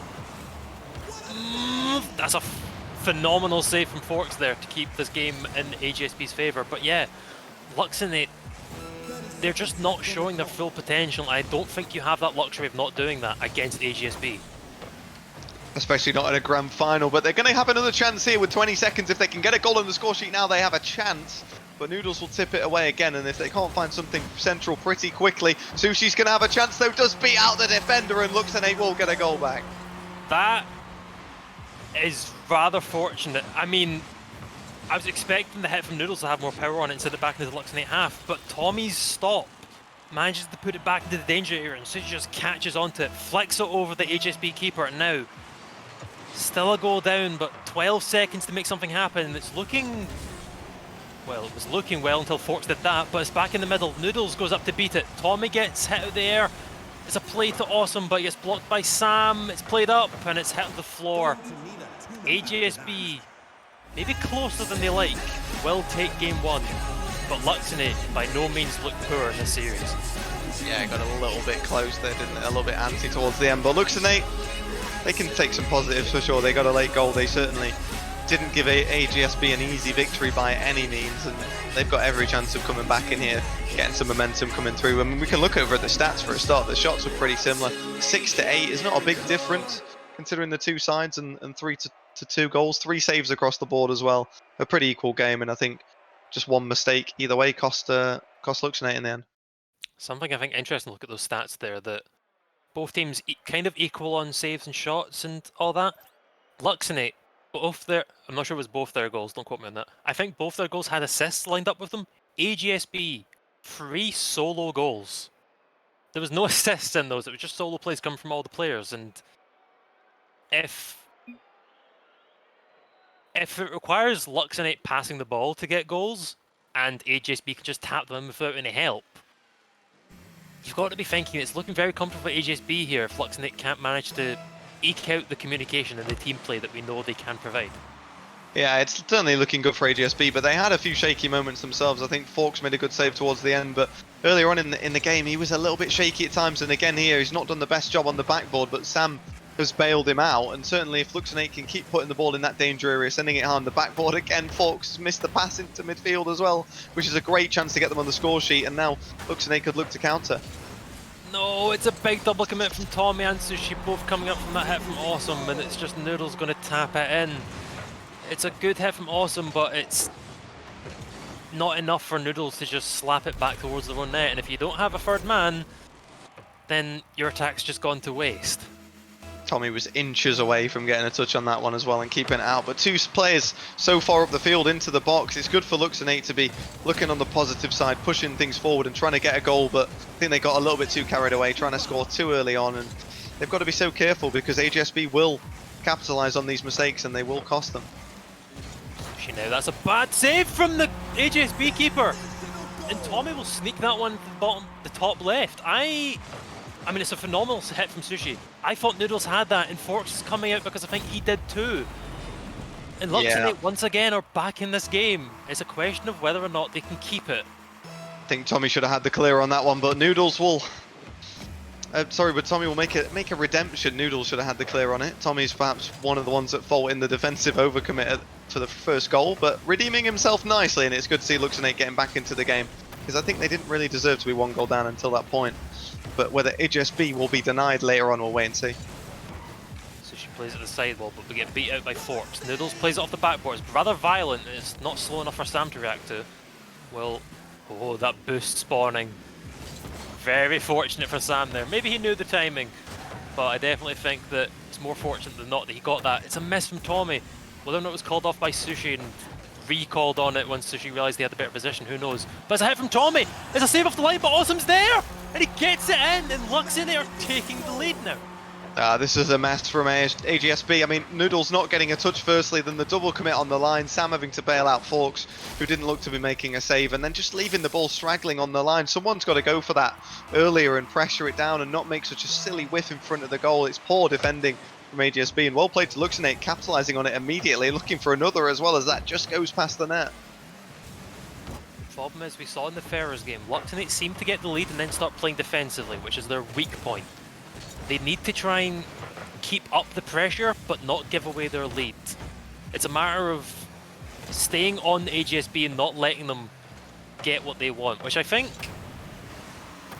I'm not sure, because AGSB are a very solid mechanical side, and we've seen Noodles go for many flip resets and solo ceiling plays.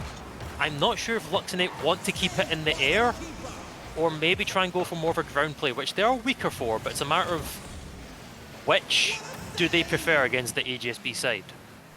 I mean, at the minute they're doing just fine. They're just keeping the pressure up, taking the pot shots from a little distance out, but on the halfway line they're still forcing out saves, still using boost from that AGSB side to try and get rid of the ball consistently, and they're really struggling right now. They've only got 2 shots and we're halfway through this game. Luxonate, however, up to 7 and really looking more confident, but they might get caught on the counter once again. The ball hits the post. Is there a follow-up? There's nobody there, Zappa.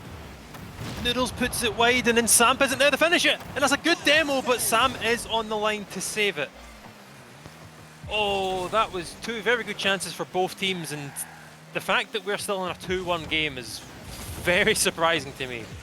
It's awesome now. He spikes it into the ceiling. Noodles there to catch it though, and Sushi getting flicked over. Can Tommy get back to it? He can. It was wide anyway, but man oh man was it close for the AGSB man, and now Tommy gets tackled away there by the AGSB player, and will once more meet it though, as Forks is stuck in the corner, but gets a good clear out, and I'll have to see what Luxonate can do now that they've got possession back again. We need to see something a little bit more special, I think, coming out from AGSB in this last minute and a half. They certainly showed their strength in the previous game, but so far, Noodles is the only one yet to have a shot, and they're not getting forward very much at all. They're doing a lot of defending, which they're doing fairly well for the most part, although there was a mistake earlier on that led to that second goal for Luxonate. But this is a really nice passing play, working forward, and Sushi is forced to make a really good save to keep it 2-1. Fantastic team layer from AGSB. That's what we need to be seeing. It's a good pop to Sushi, but the follow-through manages to save Tommy's shot, and I don't think that will be doing them any favours in trying to win this one. However, Tommy gets a good 50 against Noodles, but once more will be popped away. Sushi keeping it in their corner, as now Forks is struggling to get it away. Luxonate just keeping the pressure on AGSB, keeping it in their half, and in the series yesterday against the Condors, it was them that were keeping Luxonate at bay and dragging away their boost and managed to take away the series. Maybe Luxonate need to try and do the same to AGSB here.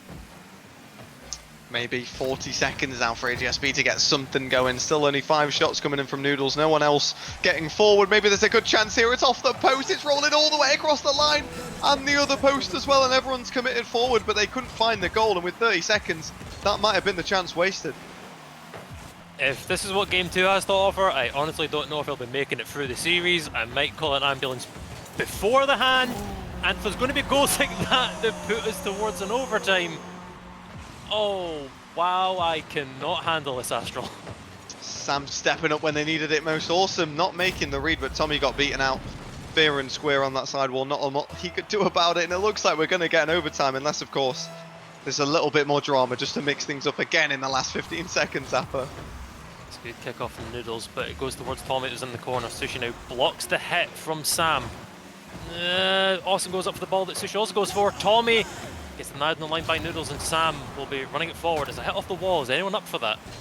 No. Noodles will be popping at the corner. I think Sushi... Ooh. If there was an HSB man waiting in the middle of it, that could have been dangerous. I would have just let that drop if I was Sushi, but who knows? Maybe they favour the pressure of not hitting the floor.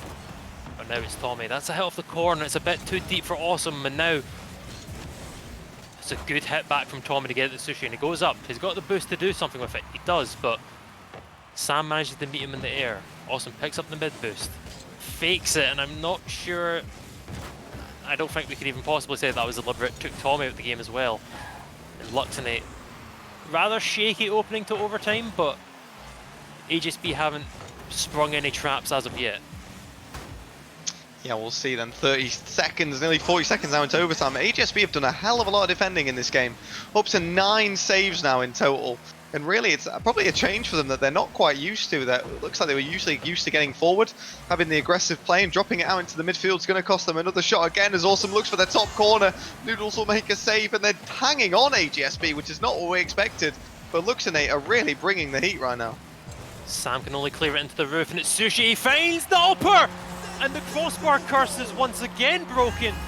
And Luxonate take game number 2 against AGSB, and my oh my, we have a series, and God, I hope it doesn't go to game 7 because I don't know if my heart can take it.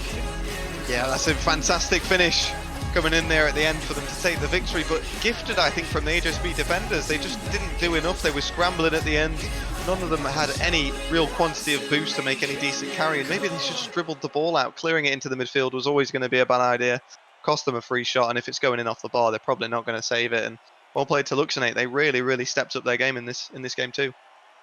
Yeah, I definitely think, much like Luxonate to the Condors, we now see Luxonate to AGSB just keeping the pressure on, just backboard hit after stealing the boost, after winding down the boost and the placements of AGSB.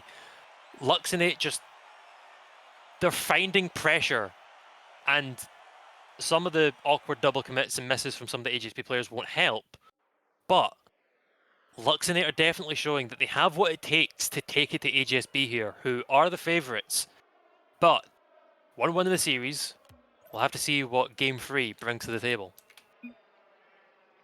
Certainly, it's going to be interesting as they get back into Game 3. Whether Luxonate can continue the way they played and continue that form that they had in the previous game. If they can get the momentum come swinging straight back into Game number 3, they're going to be in a good position. But HSB have got to switch something up. They've got to play differently. They didn't look their best self in that previous game, and they can't continue like this. They relied a little bit too much on Sam for me in the previous 2 games, and his performance was key to their victories.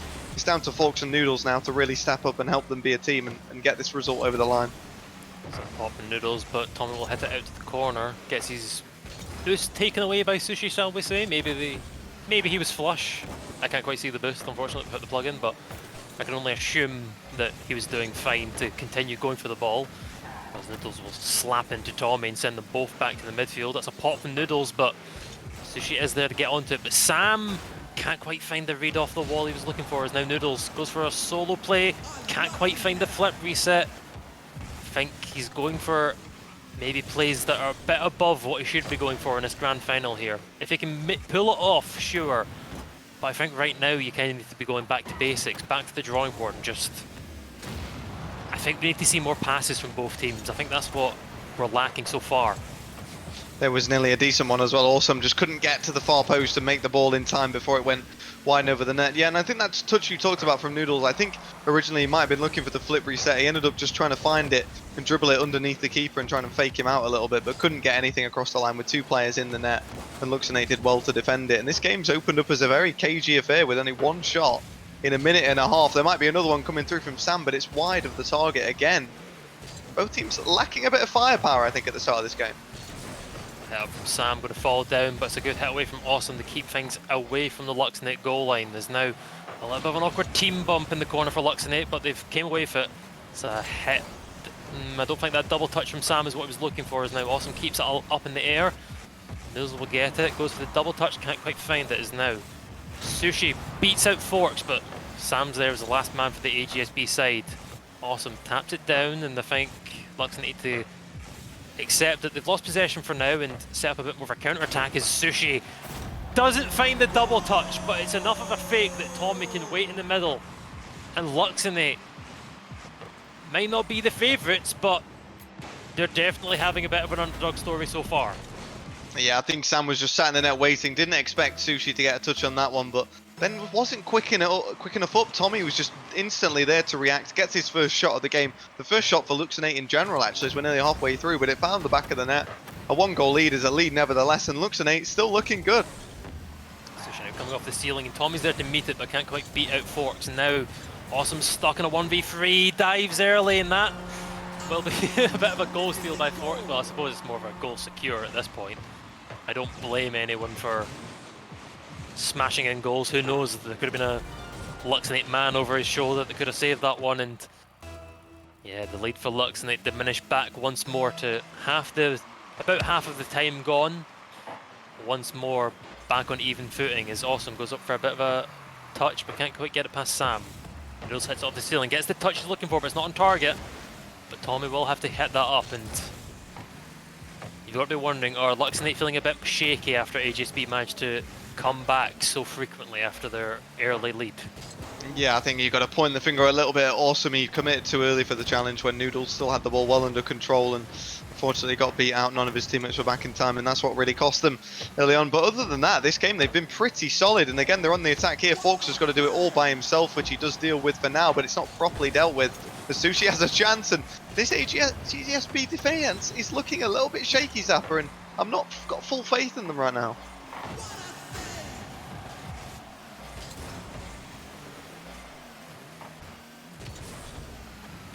I have been muted, thank you Elliot for letting me know quickly. There's a lot of pressure coming in for Luxonate there, and now Tommy managed to set it up, but it's kind of just a pop for Sam, and now Sushi will have to hit it across, but that's fortunately high enough to not be dangerous. But now Forks plays it, well, I can't even commentate, there's so many hits going on at once. Tommy now looks for the hit, it's going across to the right hand side for Awesome, but will he get bit by Noodles? No, they both fake each other off. Who's on it? Sam. Sushi's been taken out. Tommy's the last man for Lux, needs to try and buy time or just get the ball away. And that's very difficult. Awesome needs to get up for that. Never mind, it's Sushi. But Sam now on the ball, smacks it, crossbar down, still out. Awesome jumps up for it, and man, oh man, the crossbar seems to be favouring Luxonate today. Yeah, that's really unfortunate for Sam. He just had to get it slightly underneath, and it should have finished the game off because they were in a terrible position to save that one, Luxonate, but they get away with it. They hold on, and now they're going to try and work forward again. I would think if Forks gets beaten out here, which he does, this is a really, really close game, probably one of the tightest ones we've seen tonight, and on a knife's edge, I think anybody can take this one mistake, and Noodles giving away the ball like that. A demo's coming in as well. If the follow-up shot is good, it absolutely is, and Sushi will give Luxonate the lead. Luxonate coming back into the own after losing game one. It's a Sam expecting a hit from Tommy there, but he just plays it easily off the backboard, and Sushi is there to tap it into an open net. Luxonate are coming alive the further this series goes on, and the AGSB defense is struggling amongst the pressure. They need some sort of breakaway, they need some sort of change in their pace, because whatever they're doing just now, it's not beating out Luxonate. Last time they were down 2-1, they found a last-minute goal. Can they do it again is the real question. They've not got long to go. 8 seconds and ticking. It was Sam last time to get them out of it. He's now got to defend all by himself, and as it goes into the corner, I think that's going to ruin pretty much any chance of them scoring this one as he gets beat, and that should hit the floor. It does. Luxonate will take game number 3 and take the lead in the series.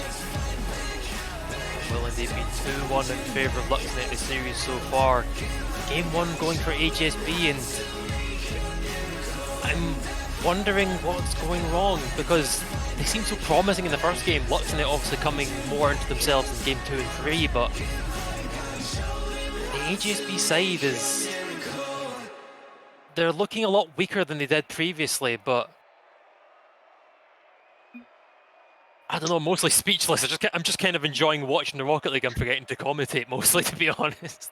Yeah, defensively they've been not the best, I would say. They've been struggling at times to get somebody clearly to get the ball clear. They've been hitting it into the midfield a little bit too often.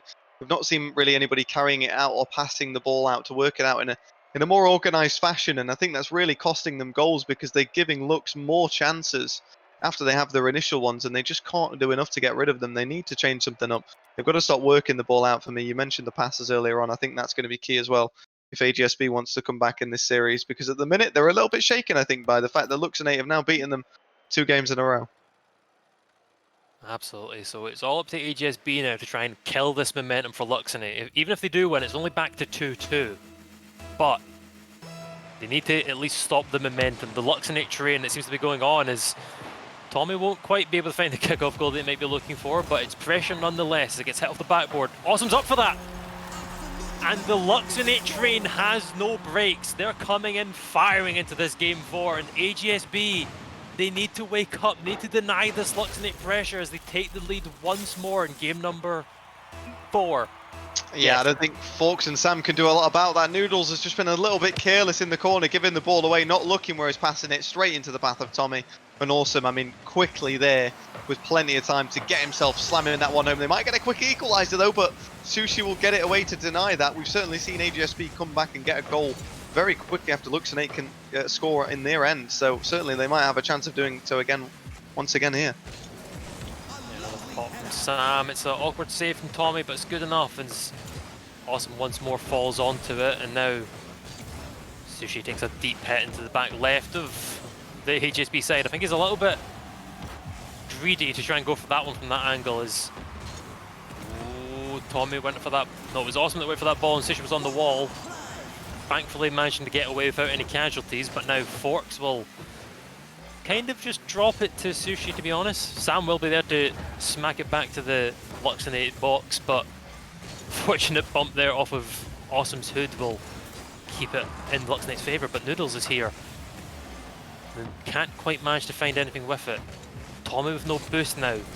But managing to get it by 2 of the HSB players, and man, it's a feisty game 4 for sure. Yeah, it's a little bit scrappy in places as well. People keep losing possession onto the sides and in the corner. Sushi's waiting nicely if he can kill like this, but Noodles will block it out for now. But for me, Luxonate looking the better side again. They're in the lead, they're getting forward, they're trying to find this one into the middle, and Noodles isn't going to get a proper clear, and that will be punished with more pressure, relentless. And it seems to be a struggle for AGSB to kind of keep boost up to get rid of the ball once they sustain this, deal with this sustained pressure for this long. Hit coming in from Sam, but it's well blocked by Tommy's, and now picks up the mid boost and will come off the wall to do something with it.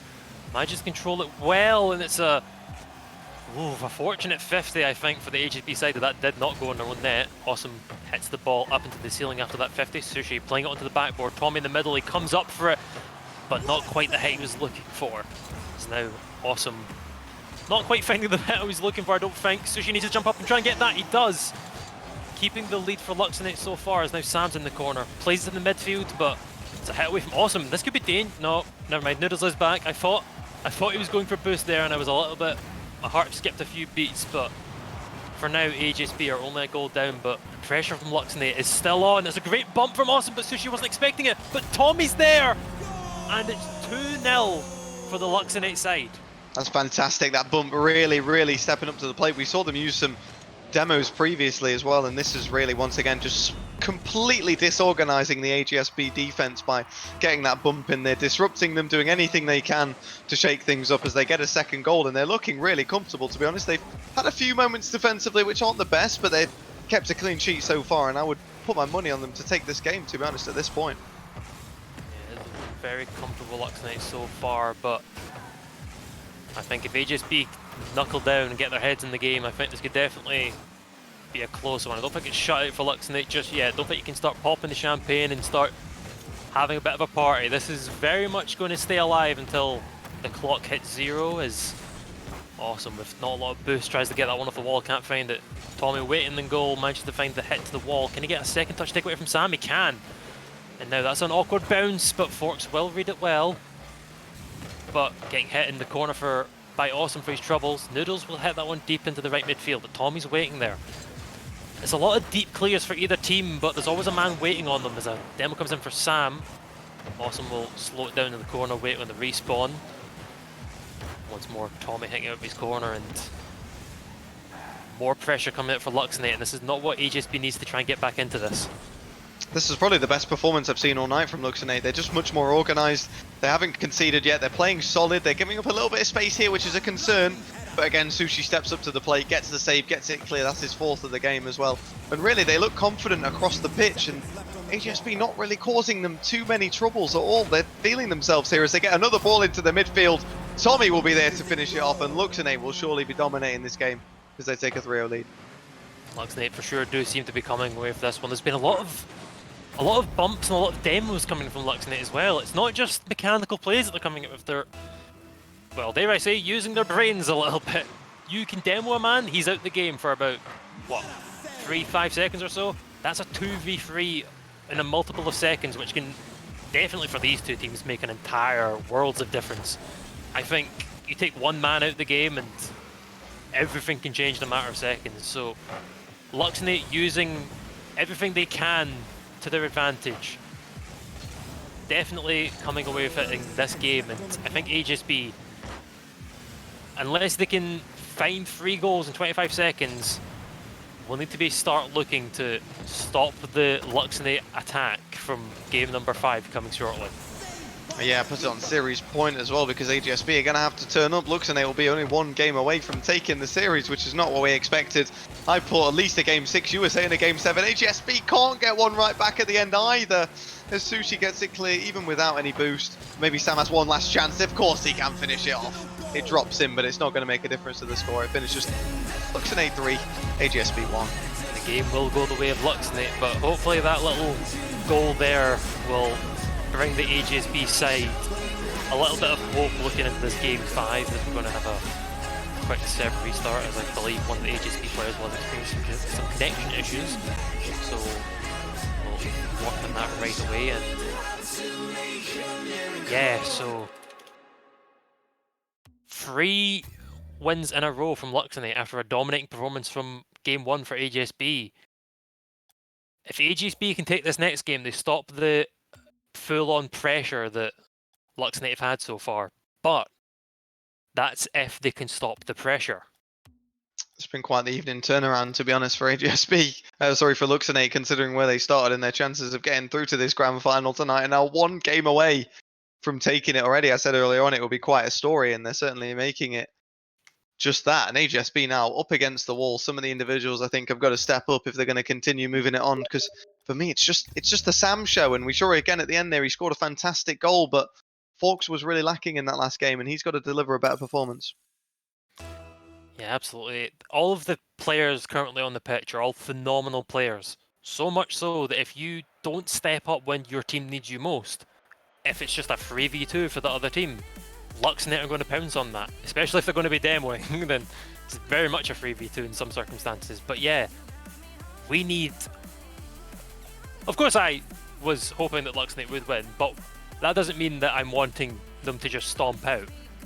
HSB, we've definitely seen from their 3-0 in the series against the Ferrers, we've seen their domination against, I believe it was the Condors from yesterday. There's a reason that HSB have won all of their games against all their teams, and they're just not showing up so far against Luxonate when they need to do it.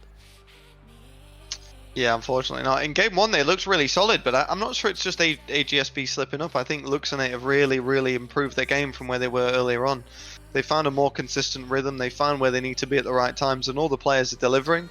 I mean, I think you could make a point to Tommy's connection as well. He certainly had quite a few issues earlier on, and now that seems to be smoothed out, and certainly there's no internet issues there, which is good to see him playing back where he should be. But it's really helping Luxonate perform. That they look solid, they've got the rotation down, they're scoring goals consistently, getting the ball into the box, and they can't have too many complaints right now, that's for sure.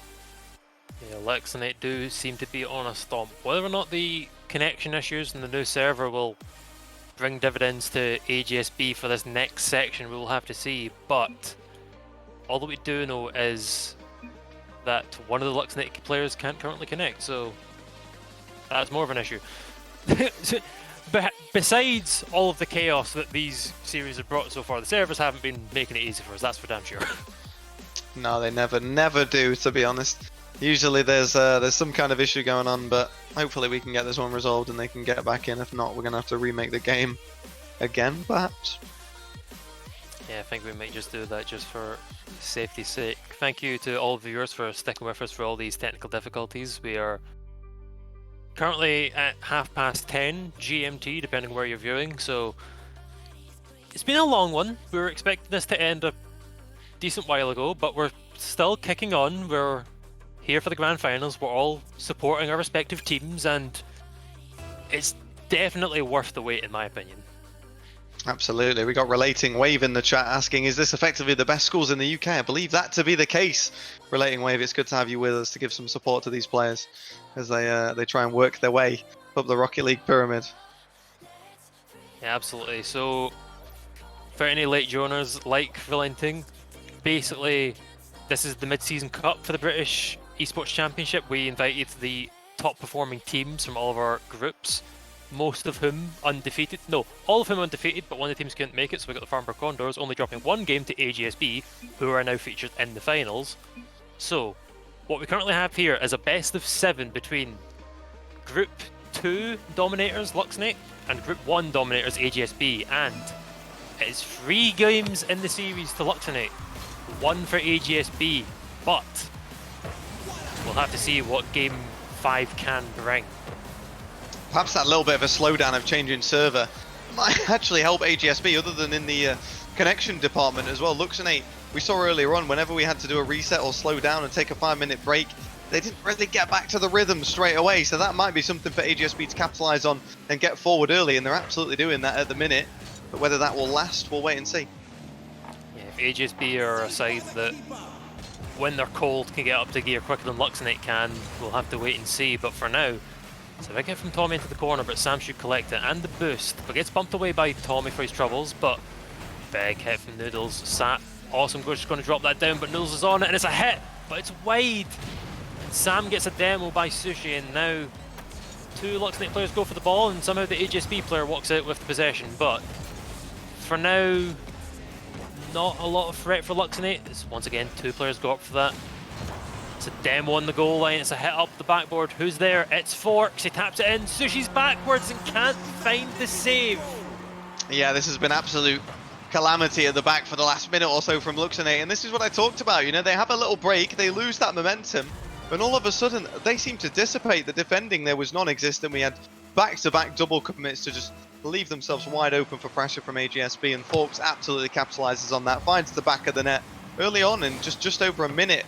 Can AGSB take the lead?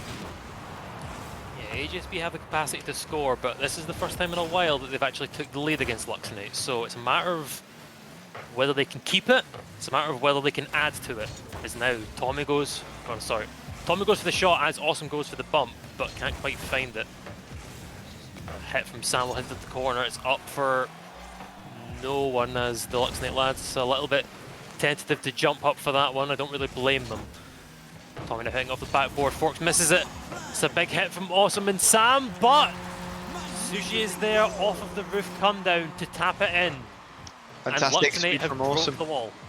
He came straight in there, meted that 50 on the goalkeeper, not giving them any time to get it clear. Tommy nearly stopping Sushi, putting the ball through and over the line there, but didn't block off the shot too much. It does find its way through into the back of the net, and they equalise pretty quickly, and maybe this is them getting back up to speed and realising that they can certainly pull their weight in this game, and they can turn this series back around. Remember, they're only 1 game away from taking this entire series. Yeah, it's match point for Luxonate for the rest of the series. AGSB having to show that they can handle the pressure. Big hit from Sam now, hits it back out. Awesome will tap against the wall, but that should be collected by Forks. Awesome tries to spend his boost to get the block, but can't seem to do so. I'm not sure if Sushi got that boost, if that was Noodles. However, it will be Sam taking it slowly into his own backboard, hits it up, will it get hit by Tommy? It will. It's back over to the right hand side, rolls up. Now Forks, not quite the hit he was looking for. I think the ball bounced off the corner a little wildly than he was expecting. Is now Sushi gets a good secondary hit on the ball, and sadly was just falling with it there for a few moments, couldn't quite do much else.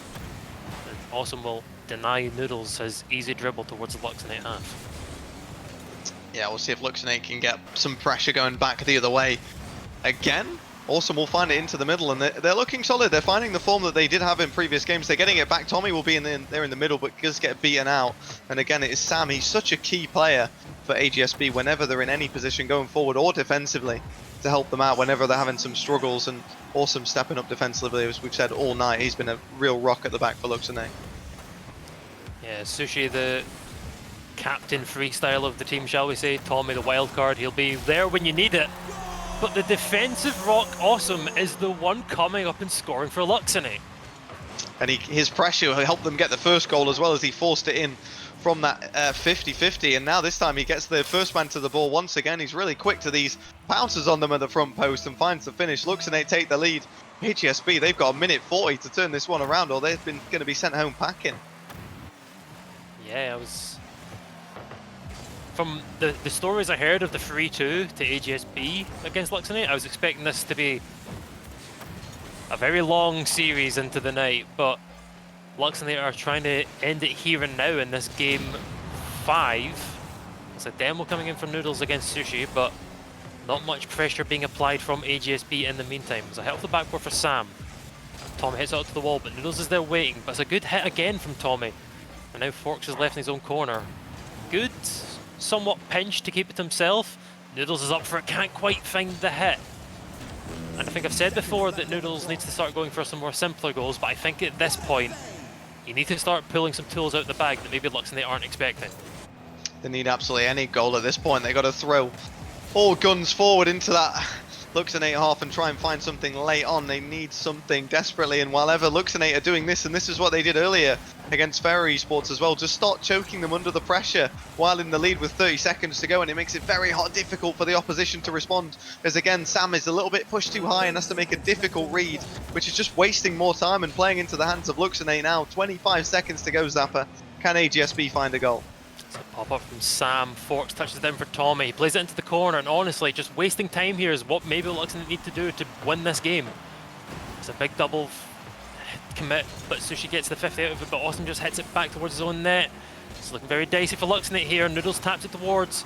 Sam's up for that. It's soft. It's on target, and it's in the net for AGSB. And they've managed to pull back from a goal down for a long while now. 3 seconds left on the clock. They equalise to potentially take us to overtime. Inches for the Luxonate defenders from keeping that one out, but again, when they need him most, Sam is the one there to step up, find the back of the net. He does it at the precious moments. Awesome has a great chance to take the winner immediately, but he can't find it, and we are going to get an overtime as AGSB are fighting for their life. Once more, good kickoff there for Awesome, but not quite on target. Is now Tommy with a big commit onto the wall that beats out the man in the corner for AGSB. Awesome doesn't quite find the hit he's looking for from Sam, and it drops into the middle, but it's a big hit from Sushi, and Awesome is in the corner.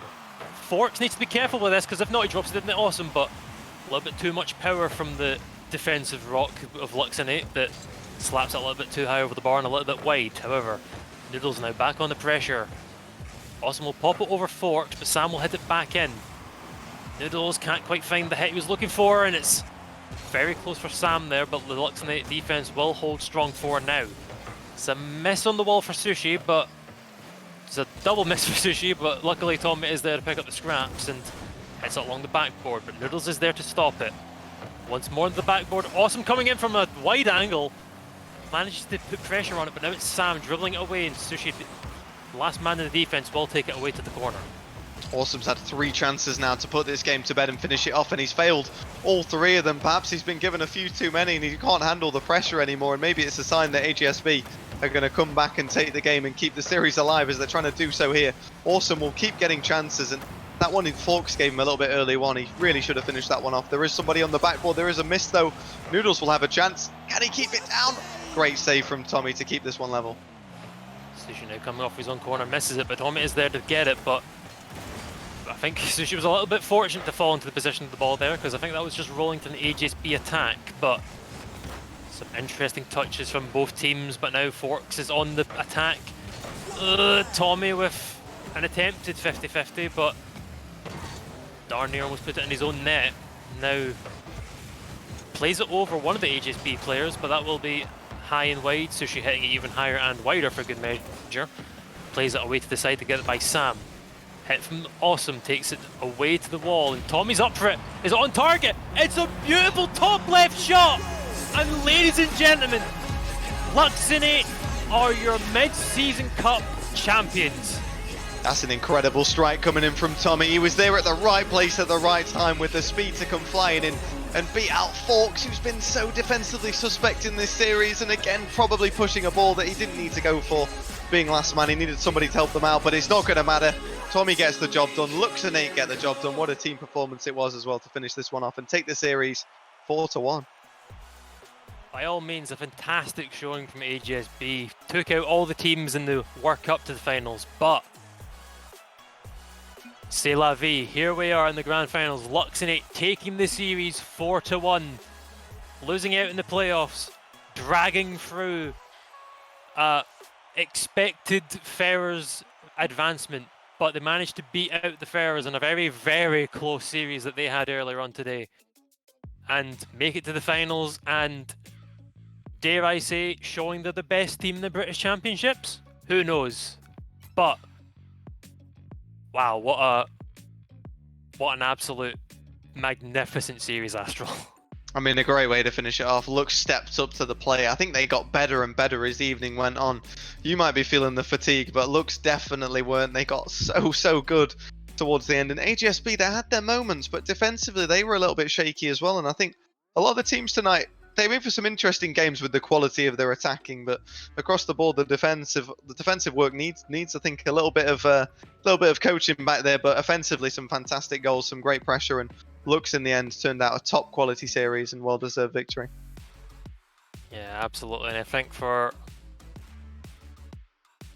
I'm just getting some words in my ear that we might be getting a bit of an interview with the Luxonate lads. I know they'll be excited and wanting to get on the mic. More so Tommy and Sushi, I think. I think Awesome might be a bit reserved, but I'm sure they're very excited with their most recent victory. Speaking of, here they are now. Hello, Luxonate. How are we doing? Hello.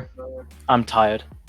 I bet you are. So, coming from the start of the series, had to beat out Wyke, which we didn't quite see. I'm assuming that was a interesting bunch of circumstances. Yeah. Yeah. Yeah. Yeah, we weren't playing that well, but we managed to get through it. I think a win is all you needed, and of course Yeah. that did mean that you then went on in the series against the Ferrers that we got streamed. Quite close. Some questionable plays from both teams, but you managed to get through even with the admin lag issues, but Yeah. still managed to come through, and I think after a 3-minute overtime we can say you won that quite cleanly. Yeah. How were you feeling after the Ferrers game? I who wants to go? was quite happy actually that we'd been under so much pressure, because the same thing happened in the All-Stars, that we'd gone to a game for a 7 just before the finals, so we felt a lot more pressure. So I personally felt a lot more relaxed going into the finals. I think that helped me play better. So I was quite relaxed actually after it. Yeah. By the way, stressed that out. was awesome. You guys were listening. Yeah. Oh yeah, so I suppose I should do introductions. We have Awesome, who you just heard. Yeah, that's me. That's him. We have team captain Sushi, Hola. leading his men to victory, and of course, last but not least, we have Tommy. I'll have you know I am least. No, that's me. Now, I don't think from those performances that we've seen that by any of you are by any means least. It was a fantastic showing. So, Thank you. of course, the pressure from the Ferrers game, that was just to get into the grand finals. How Yeah. were you around the grand finals? Lost game 1 against AGSB, so what were you thinking after going down 1-0 in the series? I think as after we played game 1, we realized that we were playing a lot better than we did when we played them yesterday. Like we were able to sustain the score lines. I don't know if you can see the score lines, but the games we lost against AGSB yesterday were like 7-0, 8-0, or whatever. So they were ridiculously high. So as soon as we lost the first game by a reasonable margin, we realized that we were playing a lot better. So we decided we wanted to keep the pressure up, like we always want to try to do, and that just worked out in the end for us, I guess. We pretty much got clapped in the previous game, not gonna lie. We really did.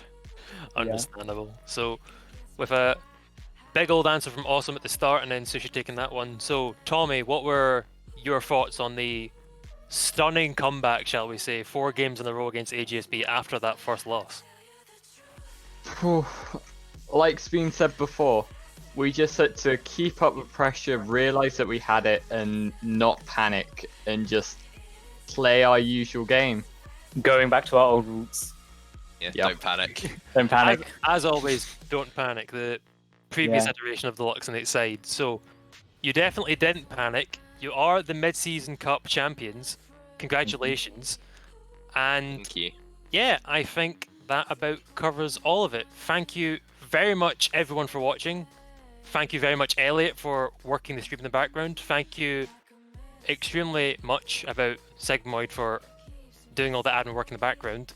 And yeah, Luxonate, where can we expect to see you in May coming up? Winning the Hopefully winning the BEC. yeah, hopefully winning the BC. So yeah, of course, this was the Mid-Season Cup tournament. However, that does not mean that it ends here. We'll see you in May for the remainder of the British esports season. And from all of us here, me, Astral, will you have anything to say before I cut us off? Yeah, it was a great evening. I really enjoyed it. Well played to you guys. You really turned things around towards the end there, considering the start of the night that you had, and it was looking very bleak for you making the final. A great performance there in the final, so well done and a great night. I enjoyed it. Thank you. Thank Yeah, you. so- Amazing production and casters, by the way. Yeah. Oh, stop it. Hats off to Elliot, Zappa, Astral, and of course the big man behind it, Sig. Couldn't have got another gold title without you. Yeah. God, Can't can't forget give Sig, him can't forget another Sig. gold roll in the server. Damn. That'll be a third one for me. But yes, thank you everyone so much for watching. Thank you to everyone who's worked on this. Thank you to all the players, and we will see you in May for the remainder of the British esports season. I've been Zappa. This has been Astral. Thank you once more, everyone, and we'll see you next time. Bye bye.